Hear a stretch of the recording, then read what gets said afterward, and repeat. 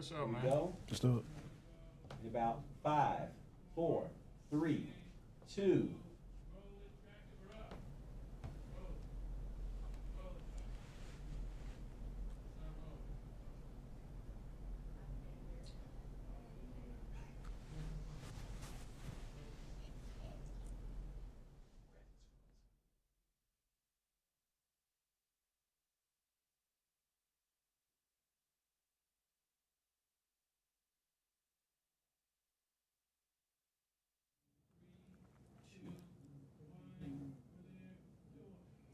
Hey everyone, welcome to our live coverage of the very first HBCU Gameday Classic. It's going to come to you from the campus of Lincoln University in Pennsylvania. I'm Tolly Carr, along with my man, Eric Slaughter.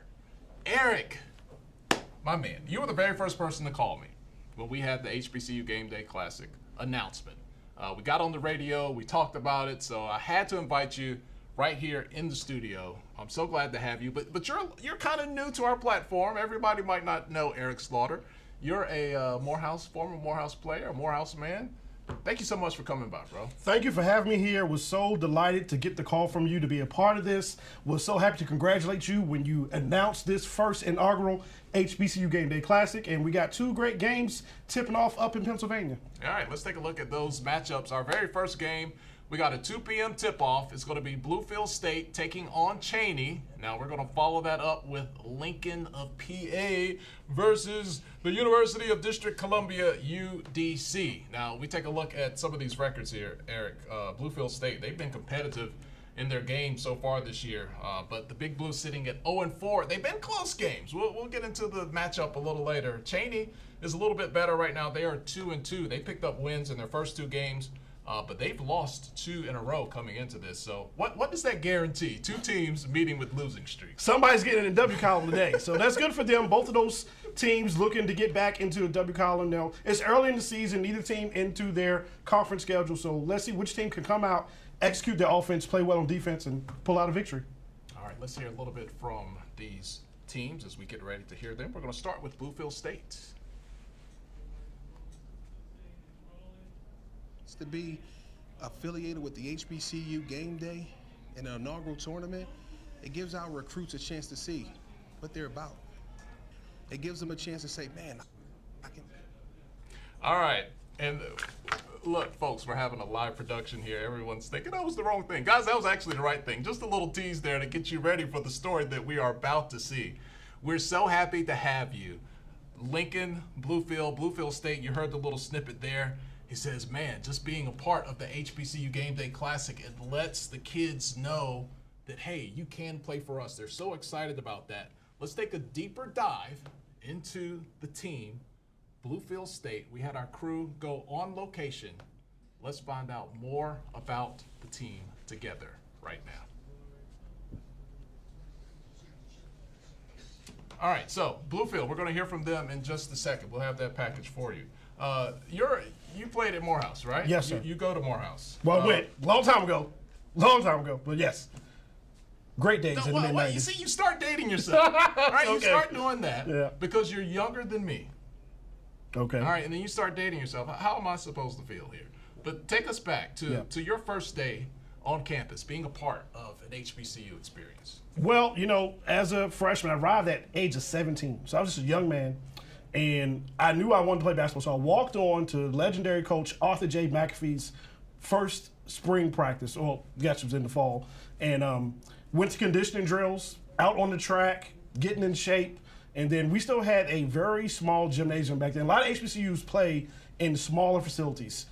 That makes you feel like you're still in high school, and actually that's a very welcoming experience because you're not in that big arena where you're like, oh, these lights might be too big, I'm not used to this. You go in that small gym and you practice, oh, I can handle this. This is just like I've been through my whole career. And then as you get acclimated to the college scene, then you can get into those bigger venues, then you can get into, big tournaments like this, classics and things you get invited to. It's a great way to get acclimated and get a young career started. What do you think those kids are feeling right now? You got Bluefield State out there, you got Cheyney, they're in a classic, we're streaming it, we're trying to put a lot of fanfare around the event. Well, what do those kids feel right now? Oh, they're ecstatic, because they have opportunities that we didn't have years ago, to have games like this streamed on platforms where you can have hundreds, thousands, maybe millions watching you. And then, of course, they can do their own individual promotion on their individual Twitters and their Instagrams. This is a great thing for some of these young men who wouldn't get this kind of exposure except for maybe at the end of the year when they get to their big tournaments of the end of their conference. What is November basketball like? It's so early in the year. We talk about these teams, 2-2, 0-4. You were a player. I played intramurals. I did that. It's still the same. I had that much skill. What is it like in November? Building team camaraderie, building chemistry, learning your plays, getting your balance of academics and your practice schedule and game schedule. That's huge for a young athlete. Finding a way to manage time management. If you can't do that well, you won't be successful. I don't care what level you're being an athlete on. I don't care what sport you're participating on. So it's great for that, to get all that stuff ready, because the real season starts in January. A couple of these teams, they're going to go on break here in the next couple of weeks. They may have 2, 3, maybe even, close to a month off for some of these teams. So they're going to end early December. They might not play again until early January. So now you got to come back and get yourself back in shape, get your legs back under you, get back into your routine. So you use November for continuity and time management and getting your schedule down, and hopefully getting some wins. Bluefield State is a unique university. It was founded in 1895. So the whole thing was to provide education for African-American coal miners. And then they come back, and the soldiers from the war, the white soldiers, come back, and they kind of push the black students out. And, while it's a historically black college or university, you'll always be historic. Right now, the black population of student body is sitting at 15%. So it's a unique story there with Bluefield State. Right, and I think we might be ready to learn some of that. I think our package may be ready. I think they're trying to let us know that we can go to it. They are. You're not supposed to tell all those details. Let's get to the story of Bluefield State.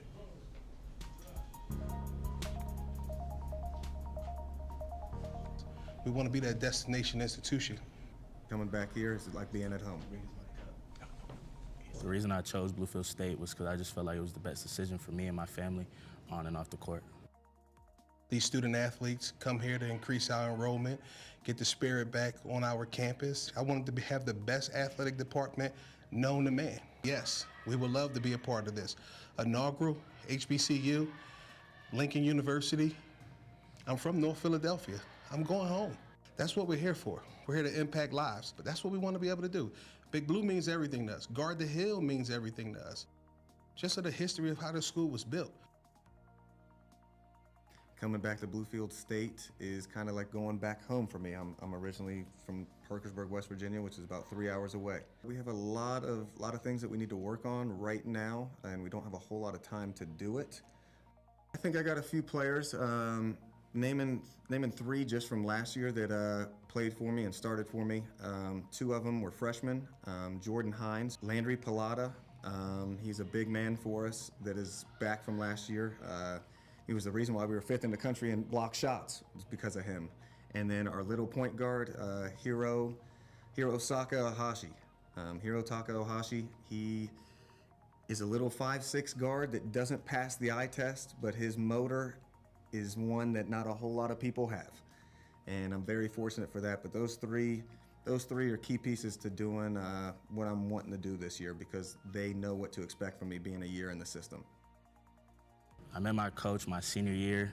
He actually called me late in my senior year, and then I saw him at an all-star game, and then he brought me on a visit, and I committed around a month later. What Big Blue means to me is pretty much just going back to the family orientation. Like when we break it down at the end of practice, we say Big Blue on 3, family on 6. So it would just go back to the school feeling, because we're really a small school, so I just feel like every team says it, everybody says it, and it just brings us together. My main goal this season is basically to win and really just try to put another banner up in here. Anytime we get a chance to be affiliated with the HBCU Gameday in an inaugural tournament, it gives our recruits a chance to see what they're about. Again, we go back to the destination institution of wanting to be there. It gives them a chance to say, man, I can play for them. I love the style that they're playing for. They play hard. They play for something. They got passion.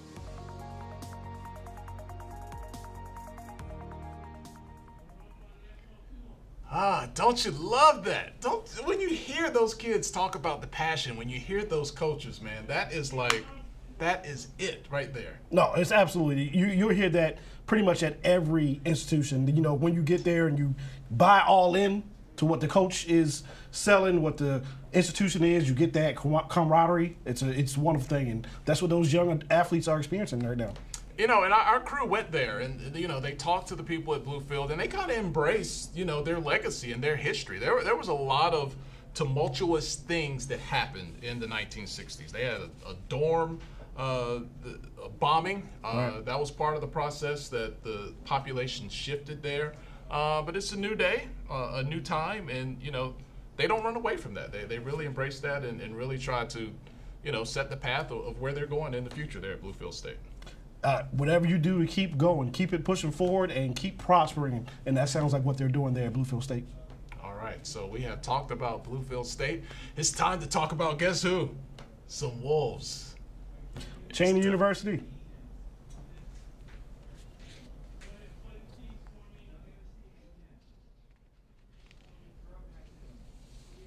All right, so we're going to hear from Cheyney in just a moment.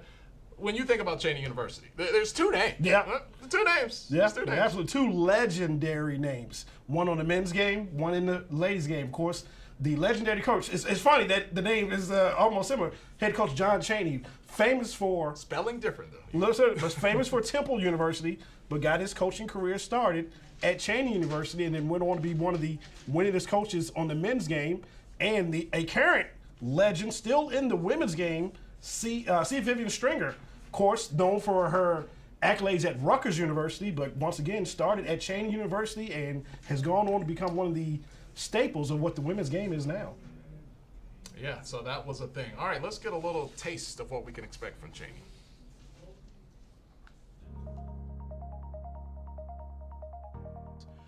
Man, I just can't wait. Like, we've been putting in all the works. Coach Stokes put in a great about 6-week plan. We've been working.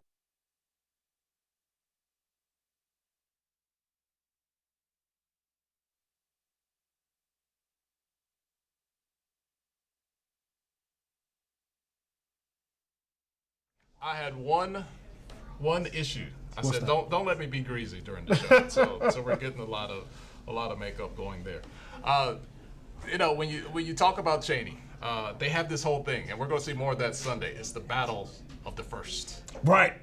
Lincoln University, the first HBCU to award degrees. I'm trying to go on my history. I don't get involved in Yeah. it. I don't have a dog in that fight. One of them was the first to award degrees, and one of them was the first to be known as an HBCU. I've had that discussion during my fact-finding time hosting other shows. And Lincoln University, who was another member of this inaugural class, they actually started a club called the First Club to recognize the fact that they were one of the first HBCUs in the history of historical black colleges. Yeah, there's a lot of great things happening in Cheyney. Look, it's a small school. A lot of these schools are small schools. The enrollment is up. They're sitting right at 706 students right now. So things are on the rise for Cheney University. I think we're going to hear a little bit about the university because we had an entire crew go on the road. They had a complete road trip. I mean, these guys went to every single campus that's a part of the HBCU Gameday Classic. And I want to hear more about the team. What makes things click? What makes it turn at Cheney University? You know, so I have to be patient. You know, I have to be very, very patient. We have 11 freshmen on the team, true freshmen. You know, so I wanted to build it from the ground up with freshmen. So now when they're coming in as a sophomore and junior and senior years, there's not a whole lot to teach. They know what the program is about, they know the expectations, they know what to expect. By the time they're juniors and seniors, I might could sit down and cross my legs and coach.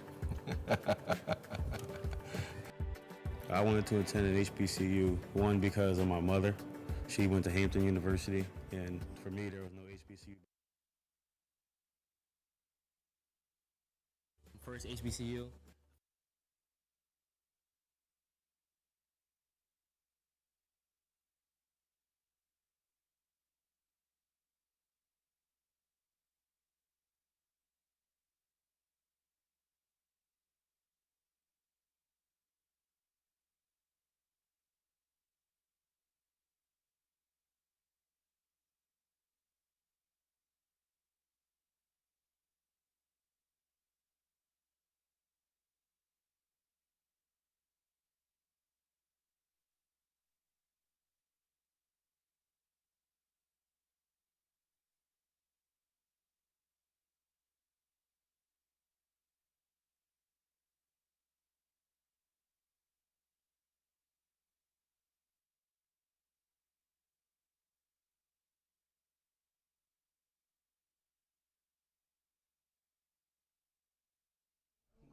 score and then.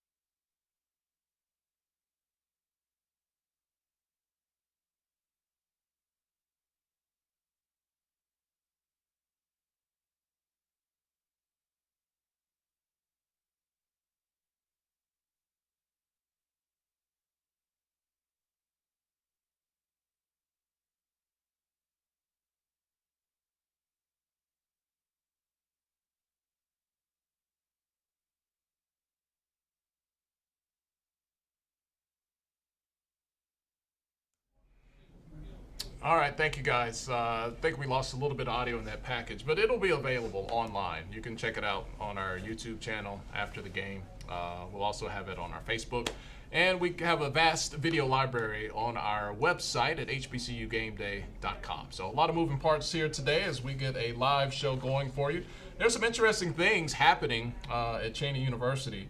You know, this school was founded in 1837. We've been through the who's first thing. I'll let you guys argue that at home. You can argue amongst yourselves. But they have an on-campus bioscience center. Incubator is called the Thinkubator. They have like all these different science companies, and they're like being an important part of that region and that area. So that's really cool. And enrollment is up 10% as well. We're up to 706 students. We talked about that earlier. All right, so we're going to keep going here. We got the game coming up, and we got just a few minutes away from the crew on location. We're going to go live to Lincoln. We're going to have Charles and Dwayne there on standby. We'll talk to those guys in just a minute. I'm going to welcome Eric back over here. Eric, you got choked up on me, man. I told you about the tuna melt. The tuna melt can be dangerous, Eric. No, it wasn't a tuna melt. Just, been fighting a little bit of this small. No, everything's good. No, just mask. Feel good now. Mask. But you good? Where we at? Yes, we're good. Okay. Well, look, we're talking about the game.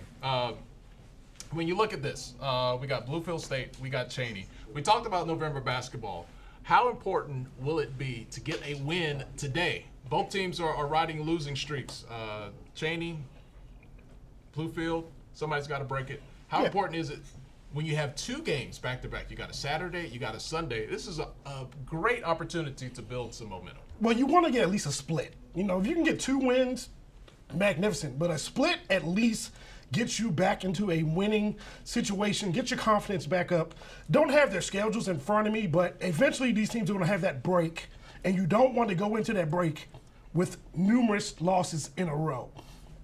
So let's see which one of these teams get back in the W column. Get this first one, then that second one gets a little easier because now you're not really down on yourselves, and whatever worked today, hopefully will work again tomorrow. All right. So listen, folks, we got a lot to talk about today. We got basketball that we're going to get to.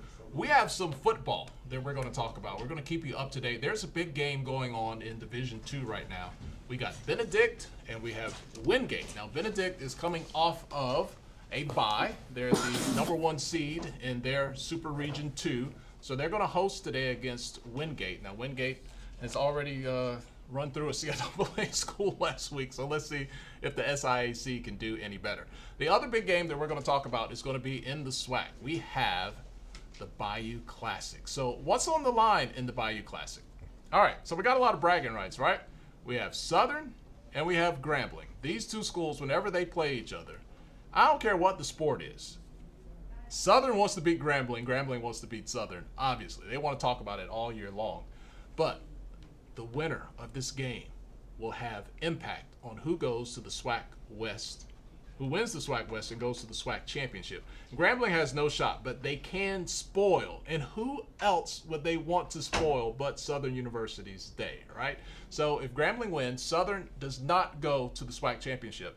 If Southern wins, they win the SWAC West. They go to the championship to take on Jackson State University. Now, if Southern were to lose, who's the other team? Well, it's Prairie View A&M.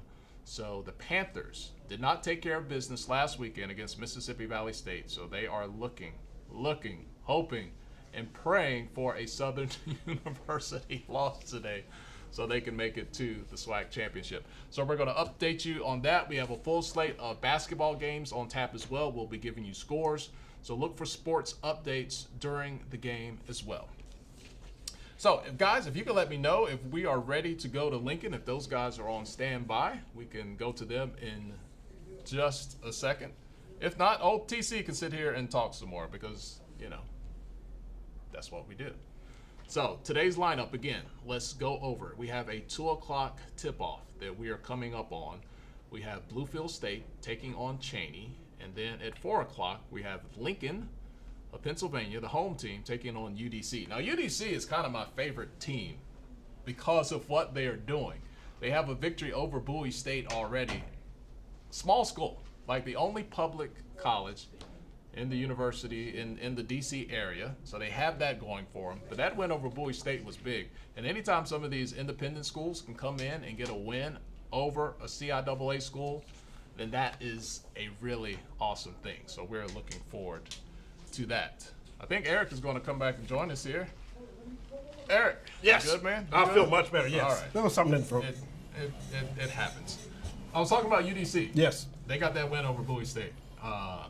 When you have a small school like that, and not that Bowie State's the biggest school in the world, but when you can knock off a school in one of these prestigious leagues like the CIAA, what does that mean for a UDC team? Confidence builder. That's nothing like that. You know, the Bowie State Bulldogs, they have a big name. You know, whether they are a major Division I school or not, they are, as far as HBCUs, they're one of the biggest names. They're one of the biggest brands. So for UDC, like I said, a small school in DC can get a win like that. It will kind of ad-lib them and, you know, get them into a rhythm going into their season. All right, while you stepped away, we were talking about football for today.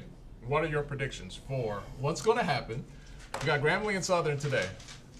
Well, If Grambling wins, they upset Southern State. If Southern wins, then they go to the championship. If they lose, Prairie View goes. What are your thoughts there on the football side? Well, Southern has played really well. Grambling's had a tough year, first year for head coach Hugh Jackson. So, you know, it's a rivalry game. You throw the records out the window. Of course, they're going to try to make that spoiler alert going on. But I think Southern's going to pull that out and punch their ticket to the SWAC championship game. Looking forward to keeping up with that while we're watching this great basketball. Now, what we saw when Southern and Jackson State played was a 30, was it 35-0? It was something to 0. Do you anticipate Southern making it and having a chance? No, I do not. I think we talked about that. I think there is just a meager fact that they have to play the game and then come on to Atlanta for the Celebration Bowl. All right, so we got Jackson State sitting there waiting. You and I kind of talked about this yesterday. There's been so much talk about Deion Sanders. Is he going to stay? Is he going to go? You know, we can't predict that. There's just a lot of speculation, nothing confirmed out there. What are your thoughts about the impact he's had since his few years at Jackson State? What he has done for the HBCU culture and the HBCU brand overall, it's immeasurable. You know, what he has been able to do in such a short time, you know, really short time, he has helped HBCUs get to a level that they may never be able to get back to if he decides to walk away. But since he got us there, we have to find a way to keep it going and stay up there and stay in that forefront. I don't think that it will be an immediate cliff drop off, but it may be a slow, gradual come back to where we were before Coach Prime showed up in Jackson. Yeah, and he's there. No one is saying, no one is reporting that he's going anywhere. There's just a lot of talk there. So that's something that we'll follow, of course, as always at HBCUGameday.com. More importantly, we'll follow the Bayou Classic today. Look for those score updates. All right, let's get ready to go courtside now. My man, Charles Ward. He's got his running partner, Dwayne Walker, there. And they are ready for today's tip-off. Guys, what are you thinking about our game we have coming up at 2 o'clock in just a few minutes?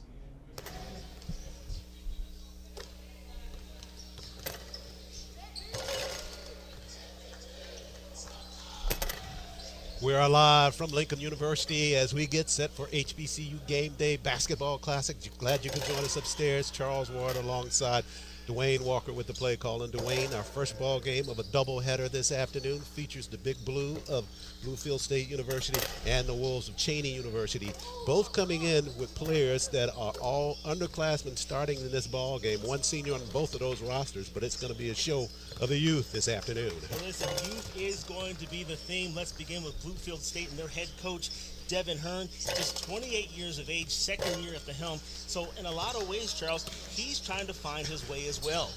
The team that he coaches is 0-4 at this point. A lot of different moving parts there. Talk a little bit about the style of play that they have that's been so unique for them that they're trying to implement there at Bluefield. Well, Coach Hearns is a disciple of Jim Crutchfield, the coach down at Nova Southeastern, and they play a scale that's up and down the court, 94 feet of fury. They ran the table 25-0 last season, so that's where he comes from. That's what he's trying to implement with the Big Blue. And we had a chance to catch up with him a little bit on yesterday, and we got his thoughts about where his program is. They're still looking for that first win, but he was very encouraged about their performance against Virginia State. Well, look, what I like about it, you heard him say, Coach Hearn takes personal responsibility for the club's 0-4 start. But let's not forget they started out 0-4 last year and won 10 out of their last 19 games. This club that he features here in the first day of our Classic, let's talk about some of the key players. Key players for the Bluefield Big Blue. Oh, for Bigfield, look for Malik Tidwell. He's a leading scorer, 19 points per game, and not afraid to shoot the three-point bucket, shooting at a 46% clip. Also the man in the middle, one of the nation's top shot blockers, and Laundry Pallotta. 15 blocks on the year, 8 in one game against Concord earlier this year. So Pallotta with a lot of block shots, huh? Say that 5 times fast, Charles. Let's flip the script and talk about the Wolves of Cheney University now. They come in 2-2. Terrell Stokes in his second year at the helm of the Wolves. What are we going to see from them this afternoon? Hopefully some more assistant coaches down the road. Why? He's a one-man show. Right. Listen, he is a one-man show at Cheney State, but he can do it all. He's had experience at Loyola as well as University of District of Columbia, helping running those programs, so he's the perfect fit for them. But just like for Bluefield State, Cheney State's also trying to find their rhythm. They're a very youthful squad as well, and they like playing at a fast tempo as well, Charles. So we know that's going to be the case here. It'll be some fast basketball up and down the floor. But for the Wolves of Cheney, who are we keeping an eye on this afternoon? I'll say Jalen Savage Boyd, or That's a Jalen good Boyd guess, Savage. right? Yeah, right. He's one of the top scoring freshmen in all of college basketball, 21 points per game. So the stage is set for the Big Blue of Bluefield State University and the Wolves of Cheney University in first round action of the HBCU Gameday Classic. Back after this.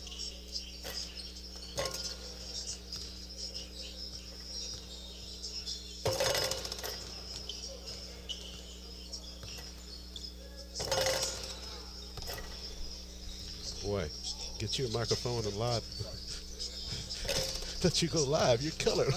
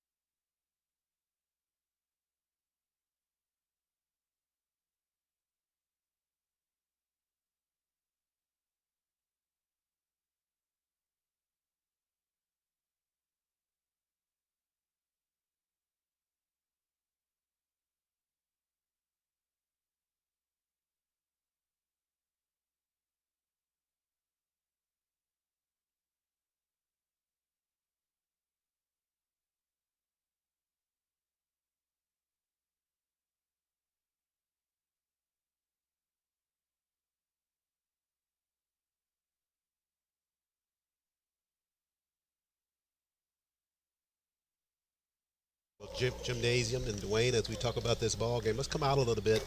Tolly and Eric talked a little about these programs coming into the ball game in the pregame show. But Bluefield State, an HBCU, and Cheney, one of the most renowned HBCUs of them all. Talk about the feel for this coming into a special event like this HBCU Gameday Classic. Well, first and foremost, Charles, let's mention this is historic in the making. You have 3 of the top 4 first in HBCU history, correct? Cheney State leading the cause in 1837. Could you imagine that, Charles? 185 years have passed since they opened. And they appreciate the coaches for both teams. We talked to them on yesterday. Both had differing thoughts about coming into this classic, each with a common theme, though. Basketball, the common denominator, but appreciation for history as well. Well, no question about it. And if we could take it a step further, Charles, as we get more into the contest, they do some special things, especially here on Lincoln University's campus. I can't wait to get into the educational component with regards to the bonds program that they have, their Indeed. bond scholarship, in which they award any graduating Lincoln University student with a 3.0 average or above with they pay for their whole graduate studies program in the state of Pennsylvania. That's phenomenal. I know when you heard Coach talking about it on yesterday, I saw you trying to flip back through your old transcript, see if you had a 3.0 first of all. No, I was trying to find a real estate agent in Pennsylvania so I can move up here. Just a phenomenal program that they have in terms of helping their students as a part of the matriculation beyond their years at Lincoln University. Just outstanding. We talked about it a little bit on yesterday. Certainly hope they will start to brand that program a lot more. It certainly would help as it relates to recruiting. Just about set to begin here between the Big Blue of Bluefield State University and the Wolves of Cheney University. First day action of the HBCU Gameday Classic, live from Lincoln University. Players getting set to be introduced here. As we'll take a look at the starting lineups here for Bluefield. They will be the visiting team. They will be led by head coach Devin Horn. He's in his second year, and he'll shape it up this way. It'll be Kane McCauley going at one of the guards. He's one of the only upperclassmen that's starting for Bluefield. He's a junior out of Tampa, Florida. McCauley averaging 12.8 points per ball game for the Big Blue. Jordan Hines, had a chance to talk to him in the pregame. He's a sophomore from Tamarack, Florida. Stands 6'5", 11.3 points per ball game for him. Chase Page, the freshman from Melbourne, Australia, will start for the Big Blue from Bluefield State. Page averaging 7 points and 1 rebound per outing. And internationally, the Big Blue from Bluefield State have presence around the world. Hirotaka Ohashi, the junior from Osaka, Japan, he'll start as well for the Big Blue. He's averaging 5.8 points per ball game and 3.3 rebounds. And they round out their 5 with Landry Pilata, the sophomore. Dwayne talked about him just a few moments ago. 6'8" is his height. And he is averaging 13 points per ball game and leads the team in rebounds with 7.8 rebounds per outing, a total of 31 for him on the season. So those are the 5 for the Big Blue, coached by Devin Horn. It's McCauley, Page, Hines, Ohashi, and Pilata, the starting 5 for the Big Blue. Now, we'll talk about the Wolves of Cheney University, coached by Terrell Stokes. He's in his second season. Wolves at 2-2 coming into today's ball game. They'll be led by the freshman Jalen Boyd Savage, 6'3", 185 pounds, averaging 21 points per ball game over the first 4 ball games of the contest. 84 points total for him. Leads the team from the floor, shooting an incredible 51% in the first 4 contests. He'll be joined by Robert Keys, the freshman from Philadelphia, right here in this area, 6'1", 171 pounds.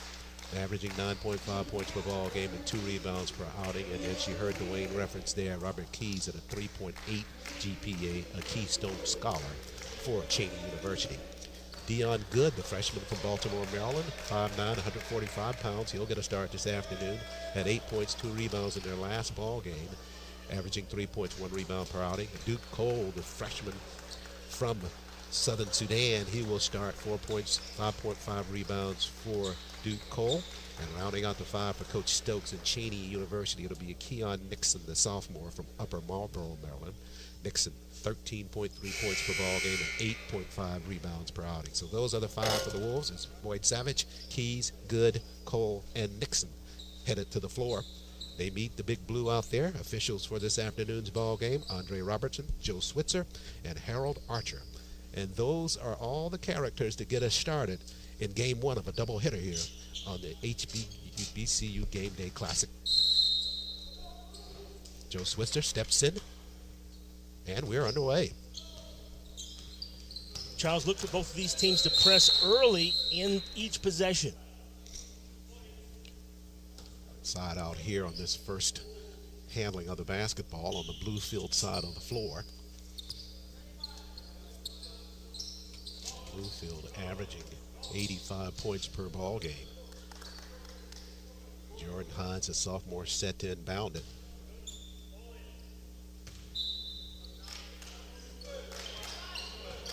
And this is Ohashi with the basketball. On the weave. Over to McCauley. Down at the block, whistles at the baseline. Ball called down low. I think it's going to be. I think Hines may have stepped out of bounds on the inline there, Charles. So it's an early turnover. Bluefield averaging 13.8 turnovers per ball game to get their first here. You talked about the pressure. We see it already. And it results in the turnover by the Wolves of Cheyney.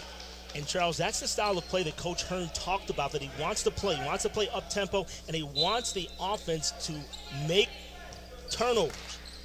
Well, they got there first. Hashi, half-court set now. Pilata with a touch. Foul line extended. Head fake, can't get the shot airborne. Back to Ohashi. Now, 11 to shoot inside the paint. They dump it down in the corner. This is McCauley for three. Rimmer is off the mark. It's cleared on the inside. As Boyd comes across the floor with a pass. Nixon, first handle of the ball game. Now the freshman Keys up top.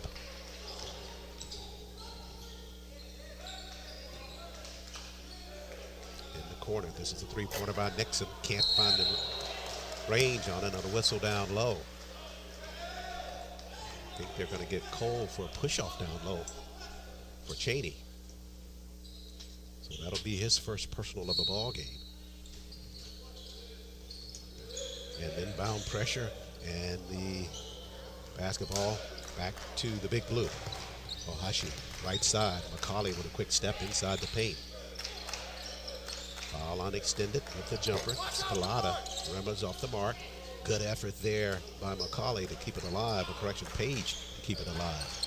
This time out front, air ball by Hines. Here you see, Charles, early both teams applying pressure defense, trying to force turnovers. Just a matter of who makes the least amount of mistakes as we get a look at young Hines, Jordan Hines. Bluefield in their shoot-around on yesterday.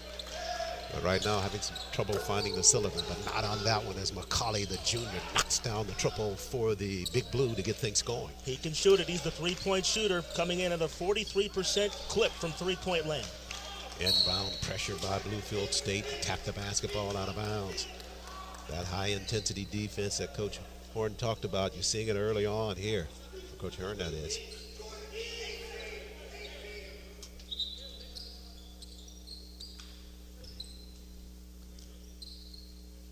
This is Ronell Burt, I'm sorry, Dwayne, that's in the lineup for the Wolves to inbound the basketball.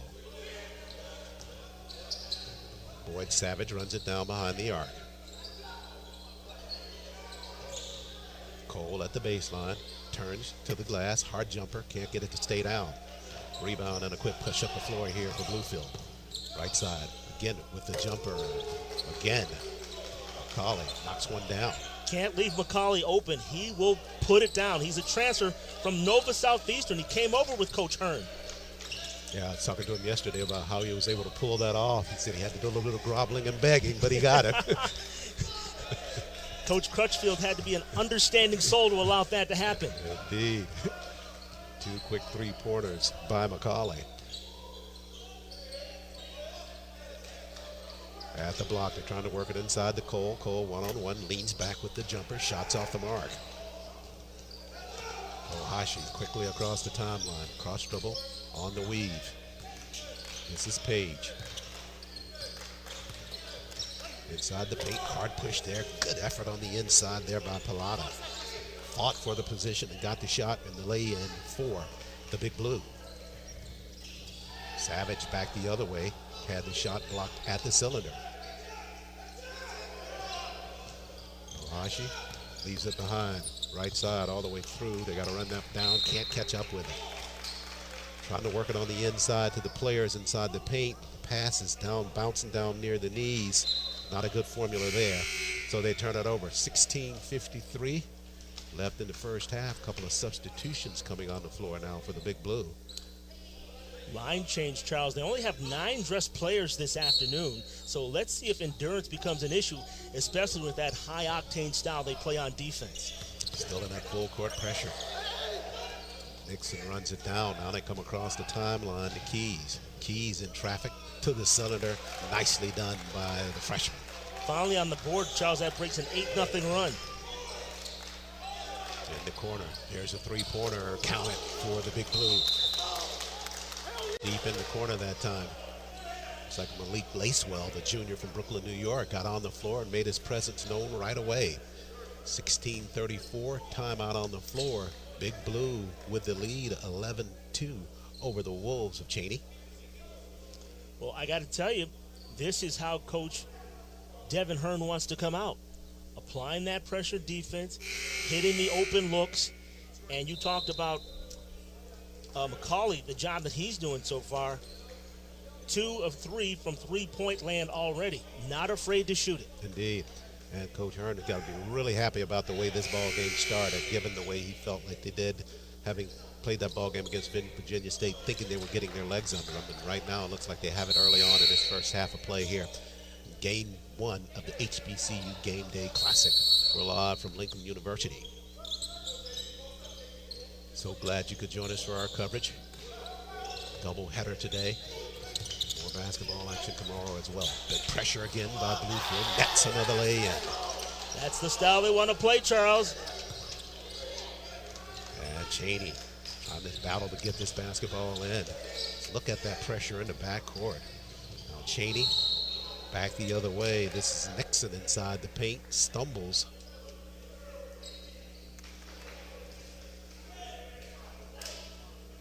Call on the inside. That one going against Jason Pariah, the junior from Cleveland, Ohio. Pariah just out on the floor. Here's a Swiss Army knife at the line. Kyan Nixon, 78% free throw shooter this year, Charles. Action this afternoon. Nixon rattles and misses the first. And speaking of rattle, Charles, that's what Cheney State is at this point. They are rattled by the pressure defense from Bluefield State. One of the fundamental errors, in my opinion, that they're making, they've got to keep that ball out of the corner, out of the initial inbound, because you have 3 defensive players. You have the defensive player, the sideline, and the inline. So you got to keep it out of the corner. There's 8 hot spots on the floor that you should avoid at all times. Meanwhile, at the line, free throws were missed. So Bluefield back on the other end of the floor. They work it down inside. Nicely done on the entry pass. And D'Souza, the junior from Brooklyn, turns and gets the basket for Bluefield. D'Souza came right up to us after the warm-ups yesterday, after practice, and told us he was going to make a difference in this upcoming contest, and he's doing just that right away. D'Souza coming in, averaging 5 points per ball game, got his first here in the contest. And Charles, we asked him what was the difference between playing in high school and at the collegiate level. He says that playing at the collegiate level, there's no days off. Speaking of no days off, boy, the Wolves are not getting a day off on that defense by the Big Blue as they convert another turnover into a lay-in. This time it's Pariah with the lay-in. Pariah's got 4 early points, both coming off of turnovers, both his baskets coming off of turnovers. And again, the emphasis on this pressure bust pipes, and Bluefield State, they're doing a magnificent job at it right now. Indeed. Pipes are leaking here inside the Manuel Riviero Gymnasium as they got another turnover with 15:26 left in this first half. Hey, man, don't worry about the pipes leaking, man. They got a brand new facility coming next year. They got a brand new gymnasium coming here to Lincoln University. Had an opportunity to talk to their coach, and he informed us that they're going to be doing some building around here. Indeed, he was very excited about that. I know the entire Lincoln program is excited about what they have planned for next season. Meanwhile, they got a hot spot. Got to stay out of there, Charles. Hot spot. This is good with it out front. And now Burt has it. They're already down to 12 on the shot clock and way away from the basket. Now under 10. Out front on the move is Nixon. Whistles and a travel violation. Boy, just that pressure is just relentless, Dwayne. Bluefield State doing an excellent job of keeping their hands up and moving their feet simultaneously, cutting off the pathway to the basket. Now Cheyney trying to apply some full court pressure. Across the floor. This is Lacewell. Now on the move. Down low is Pariah. Got it airborne to the cylinder. Off the mark. Got a good look. It wouldn't stay down. Good clears for Cheyney. Burt run over in the back court that time by Jaden Newell, the sophomore from Hollywood, Florida. Newell needs to take some tips from Hollywood. Didn't disguise that block at all. 14:41 remains in the first half. Media timeout here. 17-2 lead for the Big Blue over Cheyney. Take a break here and go back to our HBCU Game Day studios for an update.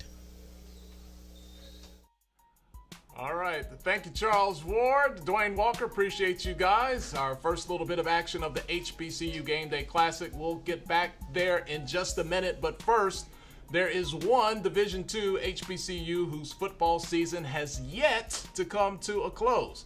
Now, it was a rough week for Fayetteville State University. It was a rough weekend for Virginia Union last weekend. The CIAA, dare I say, as much as it pains me, America. They were sliced and diced in the opening round, but Benedict College will carry that flag for the SIAC in today's game. The Tigers, who are currently 11-0 and the #1 team in Super Region 2, they're taking on Wingate right now, the team who manhandled Fayetteville State last weekend. Benedict had the luxury of a bye, and they are hosting today's game. We'll check on that score in just a bit, and we'll relay that information to you. Man, really got fingers crossed that Benedict can carry the flag for HBCUs in today's matchup in the NCAA Division II playoffs. They are hosting Wingate right now. All right, let's get back to the HBCU Game Day Classic. Let's go to Lincoln, PA. We got a team that's pretty hot out there right now, Bluefield State and Cheyney. More of the action with Charles Ward, Dwayne Walker. Guys, I'm going to toss it back to you in Lincoln. We are back to live action here inside Riverios Gymnasium on the campus of Lincoln University.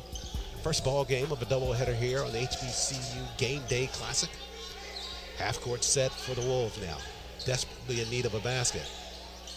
Okay, working on a weave and a whistle. Offensive foul called against the Wolves. I think Nixon was trying to get up there to set a screen. May have set it too hard at the top. I got to tell you something, Charles. This is a gorgeous maturation, seeing what's going on with the Bluefield State squad. You couldn't tell that they're 0-4 by this effort this afternoon, and Coach Hearn has expressed that he feels as though his club is better than their record indicates. Yeah, you referenced it in the pregame as well, that this is where they started last year at 0-4, and he wants to see the tide break early this time around than what it did last year. They finished last year with, I believe it's 9 wins on the season. And wants to really kind of get things started in a different direction early enough in this season to make a big difference. 10-14 overall last year, and had an opportunity to play in the postseason in the USCAA tournament. Of course, Bluefield State, they're an independent program, an independent D2 program, looking for acceptance into the CIAA. Yeah, you talk about degrees of separation with that. Members of the CIAA from 1932 to 1955. It was 67 years ago. Now, like you said, they left in 1955 and trying to see if they can't reunite with the CIAA to make that conference even stronger. 16-point Bolts, largest lead of the season by Bluefield, Charles. They stay in full court pressure as Cheyney comes across the floor to Nathan Pettis, who just got on the floor, and that basketball's rolling around right now. They have control of it with 15 seconds left on the shot clock. Not at all how Coach Terrell Stokes wanted his troop to start this ball game. Burt penetrates right side, got the shot to the cylinder, and drew a foul. Well, I got to give Cheyney credit on that particular possession by attacking the basket. And a good look at it down low. Pariah, the junior, guilty of the foul. And the freshman, Rydell Burt, to the line. Only a 43% shooter over the first 4 ball games for Cheyney, 6 of 14, and he missed on the first here. And look, I see a lot of huffing and puffing. That's the reason why that one fell short. Look at the young man, Rydell Burt, at the free throw line. He looks a little exhausted. Yeah, I mean, you typically talk about exhaustion based upon a high-pressure defense from the defensive side, but it wears out the offense just as well. No question about it. Just the 3rd point in the game by Cheney State, Charles. And this time, Bluefield turns it over on the half-court set. Whistles.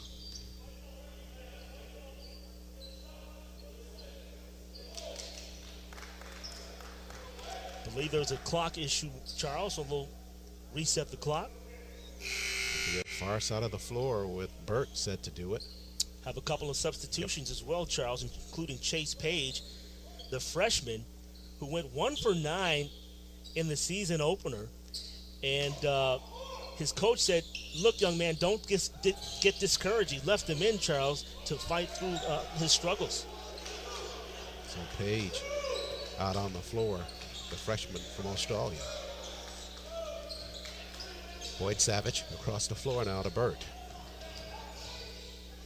Tap as they try to work it down in the corner. There's the jumper by Keys, missed on the shot.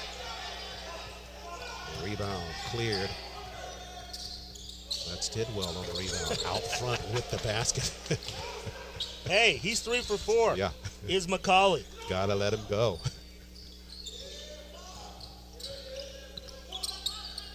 There's that pressure again, Charles, causing yet another turnover. There's McCauley again. This one in front of the iron. But it's tapped and stolen away by the Big Blue again. Behind the arc, this one for 3 on the side of the floor, and another basket. This one comes by Tidwell from out front. First three-point basket of the game for Tidwell, and he leads the club in three-point percentage at 46% per clip, and they just keep coming, Charles. No doubt about it. Take your eye off McCauley, and then on the far side of the floor, Tidwell makes you pay. 24-3. The junior from Chicago, Illinois. Backcourt almost stolen away. Chase, far side of the floor. They will give it to the Wolves. Mad scramble at the sideline. Good hustle there by Jordan Hines for the Big Blue defense. At this point, Coach Stokes needs a ball handler in there that can control this tempo. Yes, they're applying pressure, but in order to defeat that pressure, you got to have a man in the middle, and you want to throw the ball over the top against the press. That's a hot spot we talked about not being in. Attack. Burt in the corner. See, look where he's set up, Charles, right there. It shouldn't be there. Boyd Savage turns, shot rejected on the block. Good job there. Hines going back the other way now. Tried for the flush, but a whistle as Boyd was trying to catch up with the play and commits the foul. He's not the guy you want to foul. Hines, an 85% free throw shooter. And again, just an extraordinary effort by this Bluefield State squad. One of the best first halves I've seen in college basketball this year. Yep. No doubt about it. They are playing at a high pace and exactly what Coach Horn wanted. So Hines at the line to shoot. Junior from Tamarack, Florida. Last ball game, 14 points, 5 rebounds, 1 assist, 1 block against Virginia State. 26-3 lead for Bluefield. Charles, we're not even halfway through the first half of play, and Bluefield State has accumulated 26 points already. An astonishing pace. Sure, and playing this game, unfolding exactly how they would have liked to draw it up before this one got started. Entry pass on the fly. This is Keys. Attack. Right side at the block. Tried to get it to Cole. He'll have to run it down. Whistles. Got a hand check there, Charles.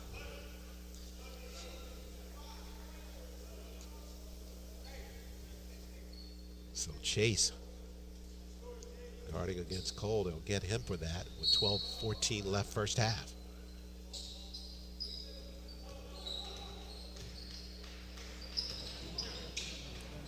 This is first game coverage of the HBCU Test Game 1, Day 2, Eric Classic. Slaughter from HBCU Gameday.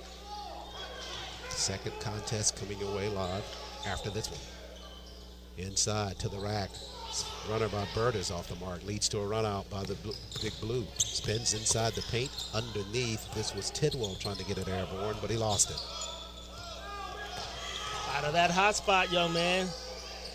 Across the timeline. They stumble at it. They get it in the corner with the jumper. This Boyd off the mark.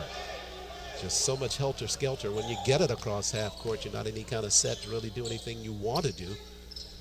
Boyd kind of forcing that one in the corner. On the move, hard push there, whistles at the block.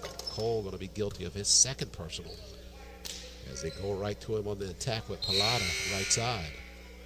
And again, Cheney State needs to find a reliable ball handler to get in that lineup.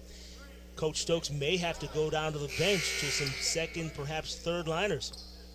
give folks an opportunity. And speaking of which, checking in right now for Cheyney. Back in, I should say, is Dion Good. Let's see if he can control tempo. Good, the freshman from Baltimore, Maryland. Played at Norfolk Mills High School in Baltimore.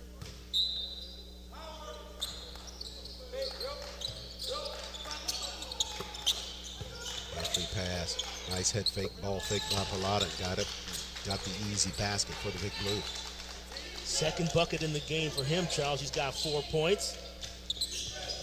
Full court pressure remains at the baseline, and it will belong to the Big Blue. They forced the turnover in the corner. Keys trying to tiptoe that baseline, stepped on it, and the basketball back over to Bluefield.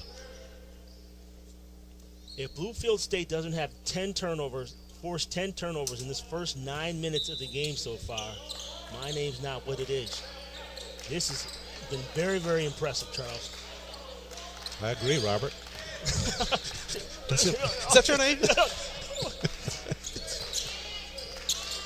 Half court set for the Big Blue. Out front, McCauley again, bangs it home again. Bingo. Yeah, give him space, knocks it down. 4 times 3 is 12 by my book, Charles. Good. 4 of 6 from 3 today. Good math there, Walker. We're under 11 minutes remaining in this first half. Middle. Attack. Dixon back out front.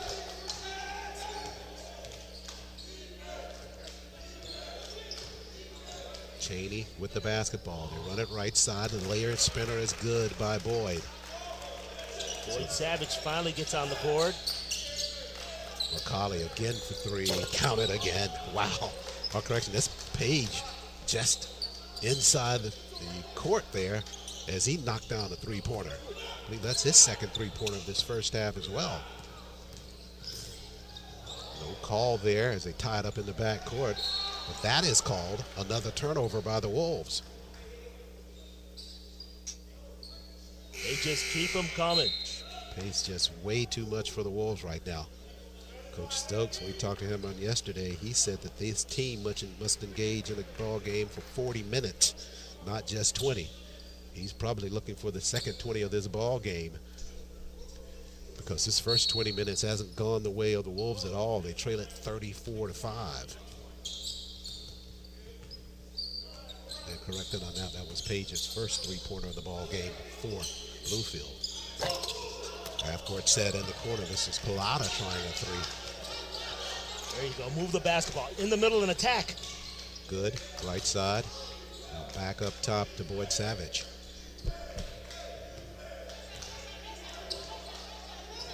Start thinking about getting closer to that midway mark of the ball game, Dwayne. You got to get a sense from the Wolves in terms of where they think they would like to be, given that they're trailing by so much at this point. But Boyd just cuts into that lead with a basket there, foul line extended. Certainly don't maybe have illusions of coming all the way back, but you want to have it respectable going into the halftime. 34-7, and we're just halfway through the first half. Working right side to the rack. It's Pilata. Shot is off the mark with a whistle down low. Yes, we can hear, Charles. We can hear the crowd as they come in. We might mention, Charles, that the school is on break right now. There'll be many more students here on tomorrow. Indeed. In day number 2, so it's still a part of Thanksgiving weekend. Indeed. The expectation was that there was to be a local crowd here today, and that's what we're seeing. 9-11 left first half of play. 34-7, the Big Blue with the lead. Step outside and go back to our studios in Atlanta for an HBCU Game Day update. All right, thanks a lot, Charles. Thanks a lot, Dwayne. Boy, that game's getting kind of ugly there. A lot of time left. We'll see what happens. Yeah. We'll talk about second half adjustments in just a bit. Let's talk a little football here real quick. Eric, North Carolina Central. We've talked about swag. North Carolina Central is in the Celebration Bowl. No matter who they play, 3 teams they could potentially play. What type of chance do you give them? Well, the MEAC are actually the 2-time reigning Celebration champions, and the Eagles of North Carolina Central, 9-2 on the season. They're going to come in here ready to play. The hardest part about it is they'll have, by the time December 17th gets here, they'll have almost a full month off since they last played Tennessee Tech. So rust versus rest, we'll see how that goes, but they'll come in here prepared, and they're, like I said, they want to keep that Celebration Bowl championship in the MEAC. So you know, the representative for the MEAC, they got that by a way of tiebreaker versus Howard because they kind of split the title, but North Carolina Central has not been here, you know, in the most recent history, so they got the chance to come. They were there a couple of years ago. Almost went the way that they wanted it to, but had a late penalty that made an extra long extra point that they missed in the loss to Grambling. But we'll have plenty of time to talk about that. But now let's get back to hoops. It's the HBCU Game Day Classic. Charles Ward, Dwayne Walker, they are up in the press box. Bluefield State looking pretty good right now, folks.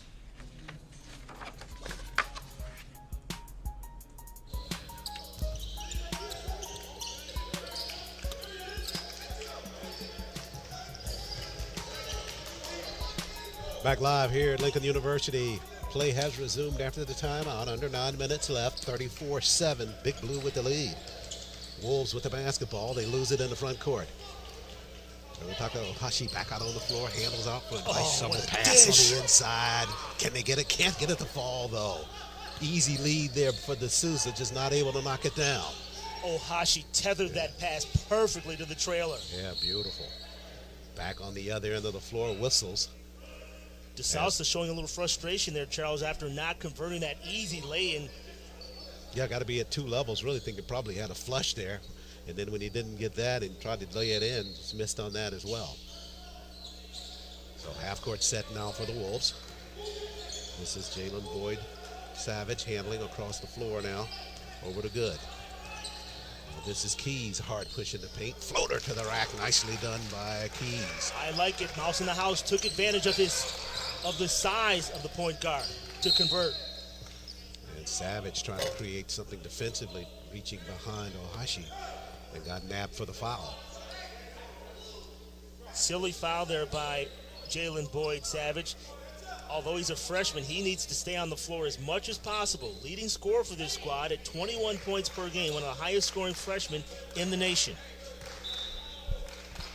Averaging 28 minutes per ball game for the Wolves coming into the day's contest. Now, back inside. D'Souza pass across the floor and whistles on the play. Just trying to get it across the floor there to Pariah.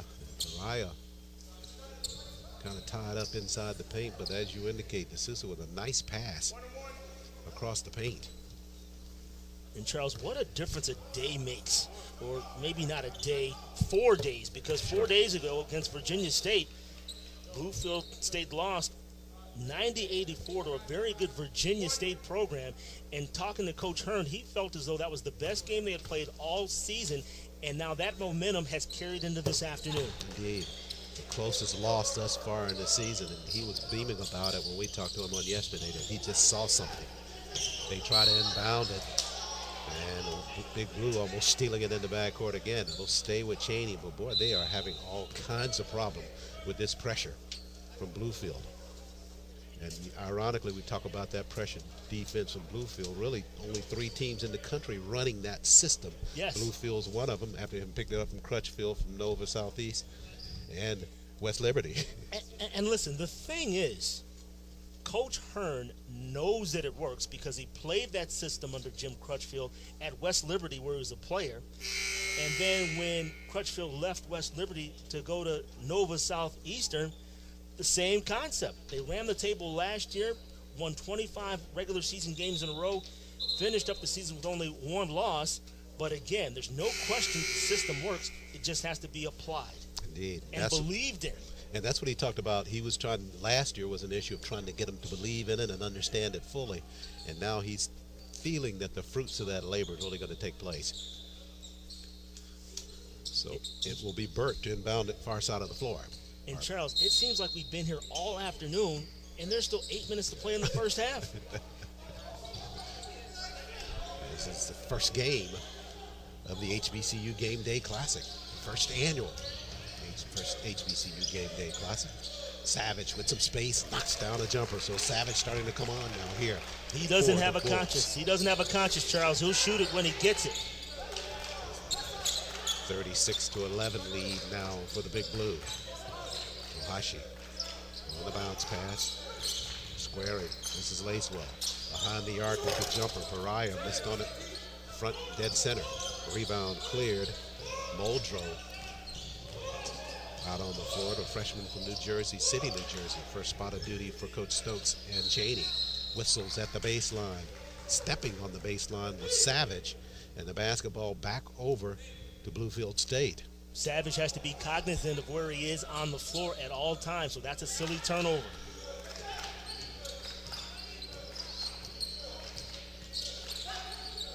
Ohashi gives it right side Pariah. Down at the block. And they got an easy lay-in down there. Good work. Got beneath that defense, and it was Jaden Newell, the sophomore, with the basket. He gets on the score sheet for the very first time, and they spread the love, Charles. So far in this one, 10 players have already scored. Correction, 9 Bluefield State players have already gotten in the scoring column. And more pressure in that backcourt. This time a foul against the Big Blue. So it will send Ronell Burt, the freshman, to the line for Cheyney. Tidwell, McCauley, Hines, Newell, Page, Pryor, DeSouza, Lacewell, and Pallotta all on the score sheet. And really what we've talked about before in the pregame, it's that pressure defense that's leading to that diverse scoring roster for Bluefield. Missed on the free throw. Here come the Big Blue right back away. They try to dump it inside, but Boyd Savage, good defensive effort, takes it away. Nice look at the block.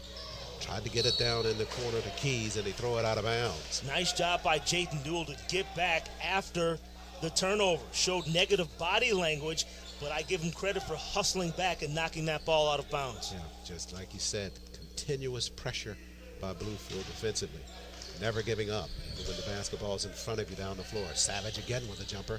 Left corner, can't find the mark, but he'll get the gift with the basketball coming back to him.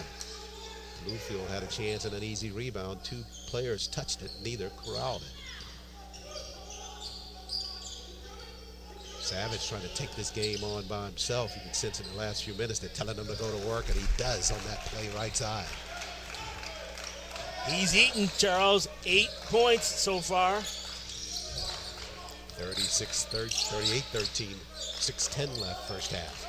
Entry pass at the block, nice pass down low. D'Souza finishing for the Big Blue. Excellent recognition by D'Souza with the smaller player on him in good. Attack the basket for an easy 2. Here's Savage again behind the arc for 3. You can count that as well. He's got 11, Charles, 10 off his average. He is starting to go to work. Nice pass at the block. Back out in the corner for 3. Newell. Oh, yeah. Boy, they're doing it on the inside and behind the arc as well. That's way too much for Coach Terrell Stokes and the Wolves. 5:40 remains first half. 43-16. Big Blue leads it over the Wolves. Take a break here. HBCU Game Day update coming your way.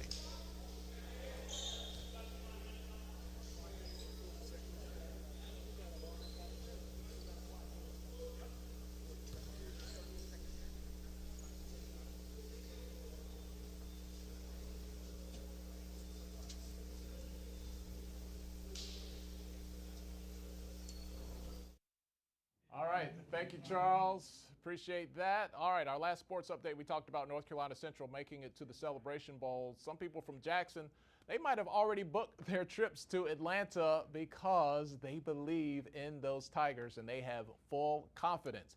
We still don't know who Jackson State is going to play. The Bayou Classic currently at 0-0, but Deion Sanders says it doesn't matter who we play. It's all about us.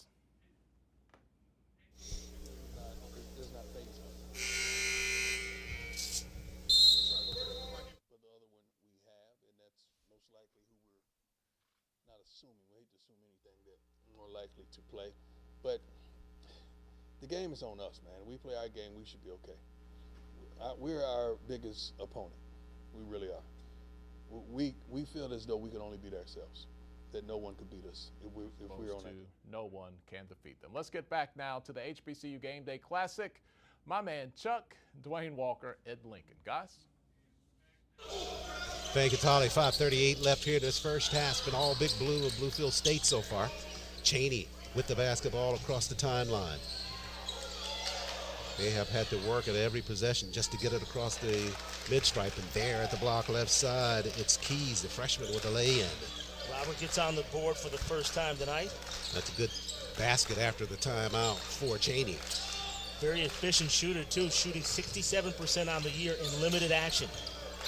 Pallotta tied up at the foul line. Out front, whistles, shot by McCauley, and a whistle before that shot. One cardinal rule you should never violate. Do not foul a three-point shooter, especially when he's in rhythm and rocking and rolling, as McCauley is so far this afternoon. No question about it. 15 points so far in the ballgame.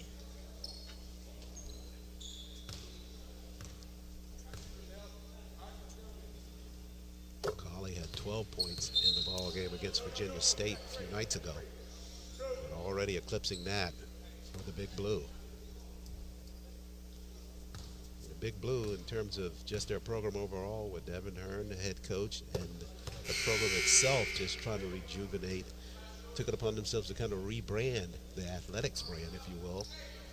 Been called the Big Blue for a while, but they took it this time a step farther and took it to the Dogs. Yeah, and listen, speaking of Dogs, those are the types of players that Coach Hearn wants. He wants players who are smart, both on the court and off, and who have a fearlessness about them to get the job done. All reminiscent of the mascot that they named. Great Dane is the type dog that they implemented as the new Big Blue. And they're trying to emulate that on the floor and in the athletics program at all. Reward the big fella Pallotta. He just made his 16th block of the year, which, by the way, leads the country. Out front with the jumper, Tidwell, spinners off the mark. Rebound collected on the inside by Nixon, but he's doubled immediately. Attack. Right side. Behind the arc, firing a three. This is Keys. That one's off the mark. Backside rebound, Pallotta. Open lane all the way through. Easy flush there for Jordan Hines. He saw it even beyond the arc. Hines, no needing to shake and bake there. Took it right to the rack. 4:13 left first half. Lead back up now to 48-18.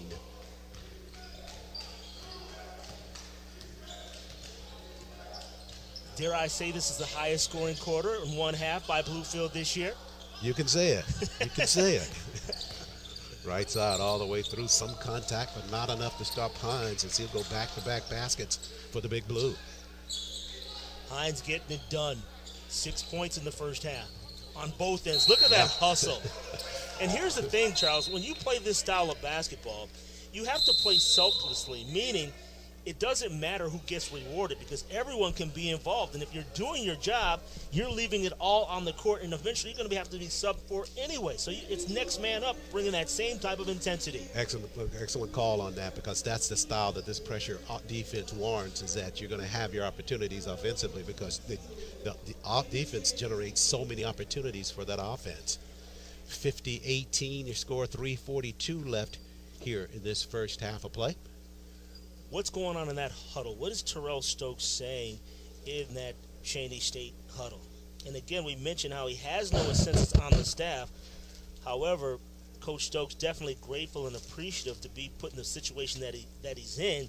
And it's not like he can't handle it, Charles. When he was with UDC and with Loyola, he did about 80% of the job that a head coach would do anyway, as far as setting up practices, setting up travel schedules. So there's so much more than just coaching basketball. Indeed, you're right. And as you indicate, he's used to that. 12 years as an assistant at UDC, helped that program. When he first started with the program, it was already coming out of probation.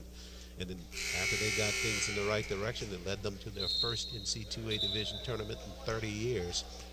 So he knows, even if it's a one-man show, how to get things done. And what I can appreciate about Coach is that he's appreciative. I mentioned that before, but he acknowledges the great history of Cheney State, those that came before him. We talked, he made sure that we recognize that Yolanda Laney, the academic All-American from back in the day, who averaged 25 points and helped lead Cheney State as the only HBCU to ever play in a D1 NCAA championship game. Yeah, he was kind enough to share that history with us on yesterday. We had a chance to sit down and really get to know him extremely well in the time we spent. And what's becoming a story here, a continuous story, is the turnovers, as Bluefield gets another one, and they'll have it in the half-court set. They're at the half-century mark now, Charles. 50-18 with still close to 4 minutes to play in the first half of play. McCauley to inbound it, pushes it out front to Page. Now Tidwell handles and whistles inside, and this one's going back the other way.